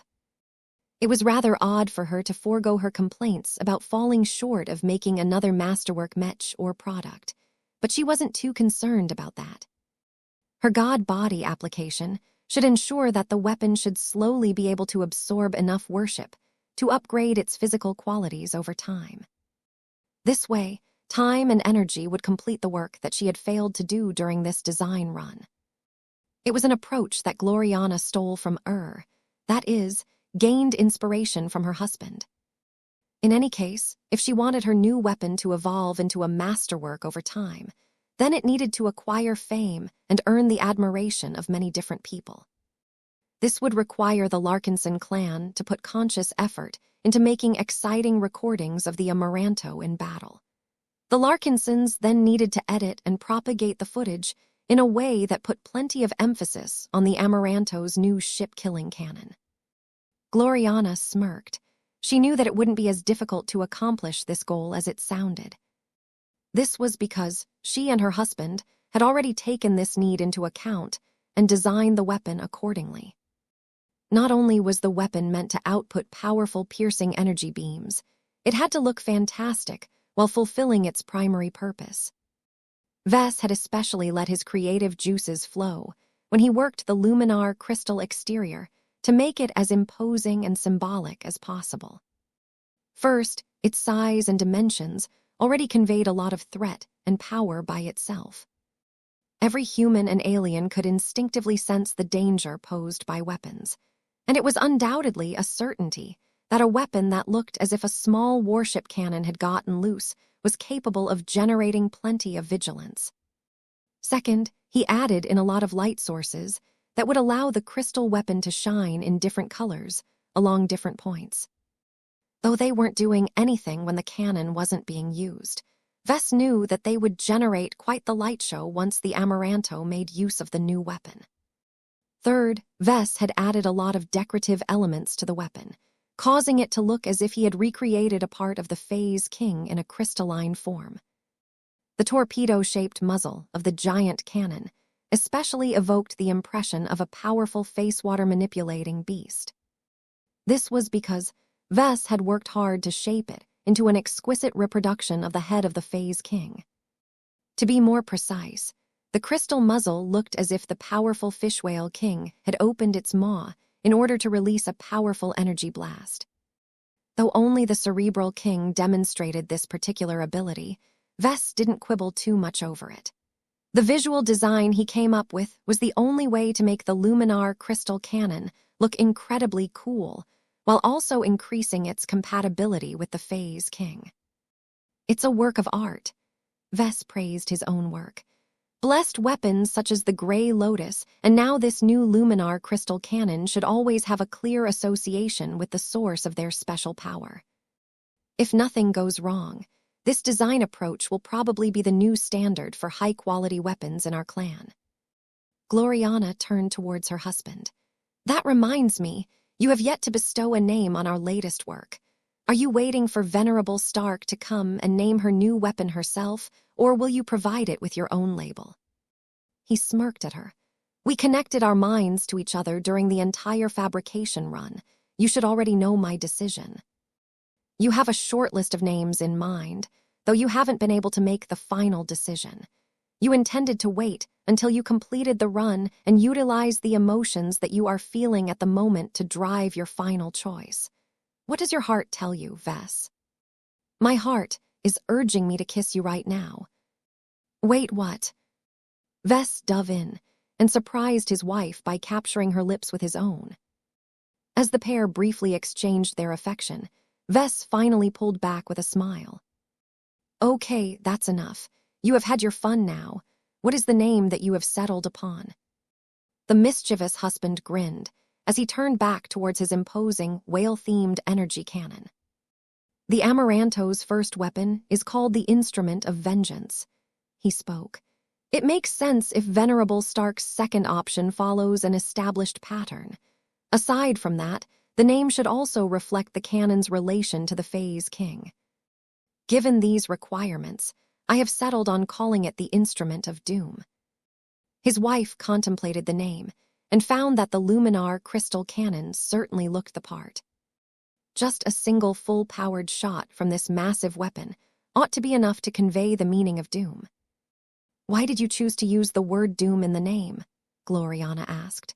When I peeked into your mind, I saw that you thought about using other words instead, such as freedom, liberation, dissociation, separation, and so on. Why did you settle for a grimmer choice instead? Vess waved his arm at the dormant but eager cannon. Because this weapon is meant to herald doom. It is meant to inspire fear in enemies and deter rivals from trying anything against us. Our Luminar crystal cannon is designed for the express purpose to fell the largest enemies that we may face. Warships, astral beasts, and phase whales are usually accustomed to dominating the battlefield due to their immense size and power. But the Instrument of Doom will make them experience the threat of destruction by striking their literal or metaphorical hearts. The new weapon was meant to strike and cripple a large enemy target with a single overpowering attack. Vess truly believed that the Instrument of Doom would be able to bypass a lot of hull plating and damage vital components buried deep inside the interior of a warship. He had performed a lot of data analysis on the test results of smaller blessed weapons and gained a preliminary understanding how the Phase King amplified the spatial effects of facewater technology. He extrapolated the data and roughly estimated to what extent an energy beam attack could penetrate through solid alloy when launched by a weapon as large as the Instrument of Doom. The results he received firmly indicated that he should be able to witness a weapon that would break the Mech industry if it showed off its prowess to the public. The next testing session will be crucial for us, Vess reminded his wife. While our new Instrument of Doom must definitely accumulate a lot of fame in order to fuel its physical transformation, for now we should keep its specifications as secret as possible. We need to retain it as a trump card in order to take a potential enemy by surprise. His wife didn't like this decision. God bodies aren't meant to remain obscure. They deserve to be known and worshipped by all who admire excessive firepower. Don't forget that it is a living weapon that has just come into existence. How will it grow if you starve it from the energy it needs to properly support its god body? She made a good point. Vess hadn't thought about this when he should have. Every living product was alive in a sense, which meant that they deserved to be treated with the respect of a living entity. Vess recalled how the growth of a number of his living products had become warped due to the lack of care they received during their earlier and more formative years of their life. Just as how children could easily grow up into awful delinquents, Mechs and other living products could also end up growing up the wrong way if they were treated badly. However, Vess wasn't too concerned about this issue. "I will allow our clan and our allies to witness the upcoming testing session," he told her. "There are around 500,000 of Larkinsons spread throughout our ships. All of them will provide enough spiritual feedback and other energies to give the Instrument of Doom a starter course. I am not certain whether that is enough, Vess. I developed the god body with the intention that each of them enjoy the worship of trillions of people at the very least. What we have falls far short of that. It will take forever for the Instrument of Doom to climb up to the second rung of the craftsmanship ladder at this rate." Vess shook his head. "Don't forget what our expeditionary fleet is doing right now. We have just entered a turbulent border region where hundreds if not thousands of pioneering fleets are bumping into each other. There are also alien warships and planets occupied by indigenous alien races. Each of them will present us with a possible opportunity to debut the Instrument of Doom in battle for the first time. It won't take long before we can introduce our powerful new whale-themed weapon to the public for the first time." That was enough to resolve Gloriana's concerns. Though she hadn't contributed too much to this product, it still incorporated her greatest design solution up until this date. She wanted the Instrument of Doom to do well, so that she could gather a lot of specific data about the weapon's gradual changes. She needed this data to speed up her attempts to advance to the rank of senior Mech designer. "I cannot believe that I am saying this, but I hope that you will be able to find and provoke an enemy as soon as possible," Gloriana said in a bewildered tone. "The Instrument of Doom doesn't deserve to be buried in our fleet. It must capture the imagination of the public." Her urgency on this matter reflected the downside of the god body solution. Much of the additional work and effort in a design would go to waste if nobody took advantage of its possibilities. Not every mech or piece of equipment was worthy enough to become a god body. In fact, it might even be detrimental if too many god bodies were concentrated in a single mech force. Humans ultimately possessed a limited amount of strength. Each potential worshipper could only transfer a small quantity of energy to god bodies. The more god bodies that vied for the admiration of the public, the more the energies from that group would be divided among many different recipients. Ultimately, everything would slow down. This was why Gloriana started to think on how she should be more selective about applying this design solution to different projects. It was out of the question for her to turn mass production mechs into god bodies. The machines and their pilots, frankly, didn't earn the power of a god body. "When will I be able to commence this test?" Vess referenced the time. "We should drop out of FTL travel in 14 hours. Let us retire and conduct the test the next day." "Very well." Both of them held high hopes for the next day. This would be the time where Vess could prove that his latest invention had the power to break the established rules concerning the limitations on the firepower of mechs. Chapter 40, 400 High Base Power. The day had arrived faster than Vess expected. Time flew by as Vess and his wife returned to their grand stateroom and took care of their children. Neither of them spent any time thinking about their latest work or the preparations they needed to make for the upcoming testing session. Their work might be their passion, but their children were their legacy. "I missed you, Mama. Look at what I learned in school, Papa." A quiet evening passed. As Vess and Gloriana readied themselves for the next day, they inspected the new Instrument of Doom while supervising the preparation work for the upcoming testing session. The two did not plan to conduct an exhaustive demonstration this time, because the Phase King needed to lend his strength to amplify every full-powered attack. It was fine if the Amaranto only fired its new weapon a couple of times, but the Phase King would definitely have to dip into its reserves if the Instrument of Doom kept spitting one energy beam after another. The Phase King needed to save up his resources for future battles, where every shot counted. Once the expeditionary fleet dropped out of FTL travel and ended up in a quiet and empty star system, the Golden Skull Alliance performed its usual routine. Their current objective was to find Lord Pyrion Yorultavik or any clues related to him, so the Golden Scullers needed to make a serious effort into their search. Numerous speedy combat carriers split away from the combined fleet and headed to the inner system in order to scan the local planets and moons for any crash sites or other artificial traces. The chance of encountering anything of note was slim to none, but Vess didn't really care about that. He could have told everyone that there was no need to perform such an exhaustive and time-consuming search when good All Ilvain could act as their compass. Vess had yet to ask Ilvain for the precise coordinates of the missing first-class lordling. The distance between the expeditionary fleet and the man that everyone was searching for was still a bit too large at this time. The only solid piece of news that Ilvain provided was that the man was still alive. That was enough for the Golden Skull Alliance to stick to its current plan. If nothing went wrong, the expeditionary fleet would gradually meander closer and closer to Lord Pyrion Yorultavik's location. Once Vess thought that his clan had stuck around long enough, he intended to obtain a definite answer from Ilvain and retrieve the mission objective as soon as possible.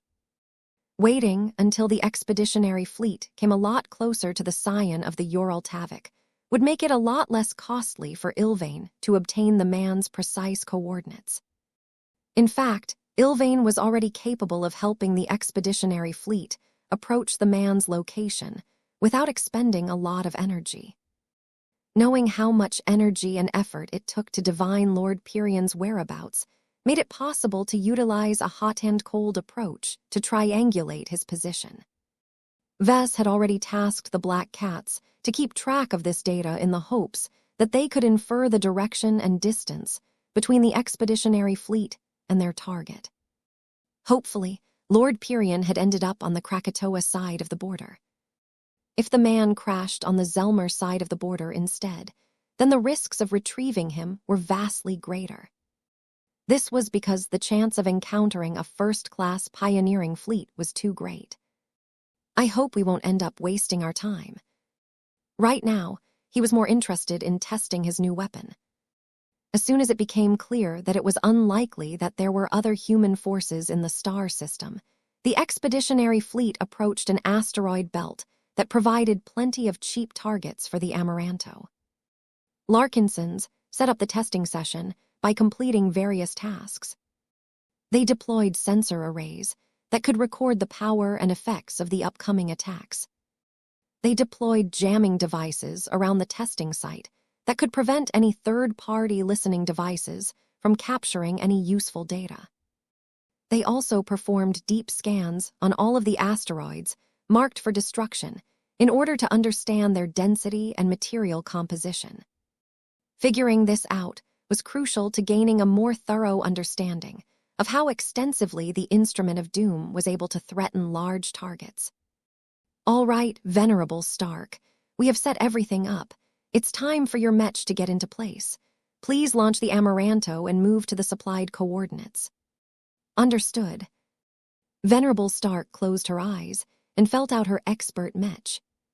The powerful third-order living Mech might not be as talkative as the others of its kind, but it had a deep and trusting relationship with its pilot. Both Davia and the Amaranto were eager to learn how extensively the new weapon could change the equation. Their performance during the Battle of Pima Prime had disappointed them both. They should have suppressed the sundered phalanx with their firepower, but instead ended up in a mutual suppression battle against a powerful high-tier expert Mech. Though the pilot and Mech had played their part in preventing the Star of Liberation from threatening their comrades, they weren't exactly happy with being relegated to the background. Venerable Davia clenched her hand into a fist. If I want to enact retribution, then I need to do more. I only have less than a century left to acquire the strength I need to fulfill my remaining life's purpose. Her burning motivation and conviction drove her to perform the best she could for this initial testing session. The Instrument of Doom cannon was a gift and an investment from the Larkinson clan. If Venerable Davia couldn't harness the power of this powerful new blessed weapon, then she would not be able to receive as many upgrades and other goodies from the Patriarch. She knew quite well that she maintained a transactional relationship with the Larkinson clan. Everything would remain fine as long as she was stronger and more effective in battle than any Larkinson expert pilot. Not even the emergence of more and more Larkinson expert pilots could change this, as the importance of high-tier expert pilots and ace pilots was far greater than a bunch of low-tier expert pilots. The fear and apprehension of getting overtaken drove Venerable Stark into doing her best to grow and adapt to difficult circumstances. Venerable Stark had already spent a lot of time familiarizing herself with many different energy cannon models within the MSDS. She also read numerous textbooks on this weapon type to quickly allow her to catch up to the pilots who specialized in the use of energy cannons for multiple decades. From the moment the Amaranto deployed with a hefty and oversized luminar crystal cannon in its grasp, Davia already felt rewarded for her efforts. Though the Amaranto clearly had to put a lot more effort into overcoming inertia due to the significantly greater mass of the Instrument of Doom, the expert Mech did not lose its balance or deviate from its flight trajectory. Venerable Stark didn't even have to think about keeping her expert Mech stable in space while performing complicated maneuvers with her Amaranto. This wasn't the case anymore. The cannon that looked as if it was at least a third as large as the machine that wielded it significantly. All of the crystals, the energy cells, the buffer materials, and so on added so much encumbrance that the Amaranto would have never been able to handle the weapon with so much relative ease if it didn't enjoy all of the advantages of an expert Mech. It took a bit of time for the slower Amaranto to reach its destination. The disappointing mobility demonstrated by the expert Mech made it clear that it should never be sent away from the fleet or a defensive stronghold during an engagement. Vess did not mind this too much. He already took this shortcoming into account. In fact, the more the Amaranto suffered, the more he held out hope that the Instrument of Doom would pay off in the end. "The Amaranto is in place," Gloriana reported. "Shall we begin?" "Let's go, then. Venerable Stark, please rouse the Instrument of Doom to life." I was waiting for that order. For now, the weapon already looked impressive in its current state. Its mostly transparent crystal construction made it seem as if the Amaranto had just raided an art museum. Though the newly built weapon clearly possessed elements that identified it as a weapon, most laymen thought it was far too pretty and ornamental to serve as a weapon. What happened next only reinforced this impression, because the weapon soon began to shine and shimmer in blue. Many different components began to channel energy and perform all kinds of essential tasks. Once the Instrument of Doom was ready to fire, the whale head-shaped muzzle began to glow a bit brighter and more ominously than the rest of the weapon. Vess and Gloriana double-checked the telemetry to ensure that everything was within tolerance. The weapon was so powerful that any catastrophic malfunction could damage the Amaranto and harm Venerable Stark. This was why the two Mech designers did not allow the Amaranto to proceed until they were absolutely certain that the luminar crystal cannon was in order. Vess exchanged a brief glance with Gloriana before he transmitted the next order. "You may proceed with the first test shot, Venerable Stark. Don't try to resonate with the weapon or request the Phase King to amplify the attack. Before we do anything fancy, we need to establish a baseline of its performance." "Understood. I will try my best not to resonate with the weapon, but this is difficult since it was made for this purpose." When the Amaranto fired its new weapon for the first time, many onlookers who had access to a live feed looked considerably impressed at the result. The Instrument of Doom's whalehead had flashed with power as it unleashed the powerful laser beam. A third of the body of a Mech-like target dummy became engulfed by the overpowering laser beam. Whatever materials it was made of only resisted the powerful attack for a brief moment before succumbing entirely. The powerful laser beam continued on with hardly any reduction in power before it dug into an asteroid located behind the vaporized target dummy. The beam drilled a deep hole into the fairly weak asteroid. By the time the Instrument of Doom stopped firing the laser beam, everyone tried to understand how much power the Amaranto could exert with its new weapon. Wow, it went so deep. None of our other ranged expert mechs can drill so deep with a single attack. Heh, this is child's play for the Amaranto. After firing a couple of identical shots against different targets, Venerable Davier received the order to resonate with the weapon. The attack that followed after this change was drastically different.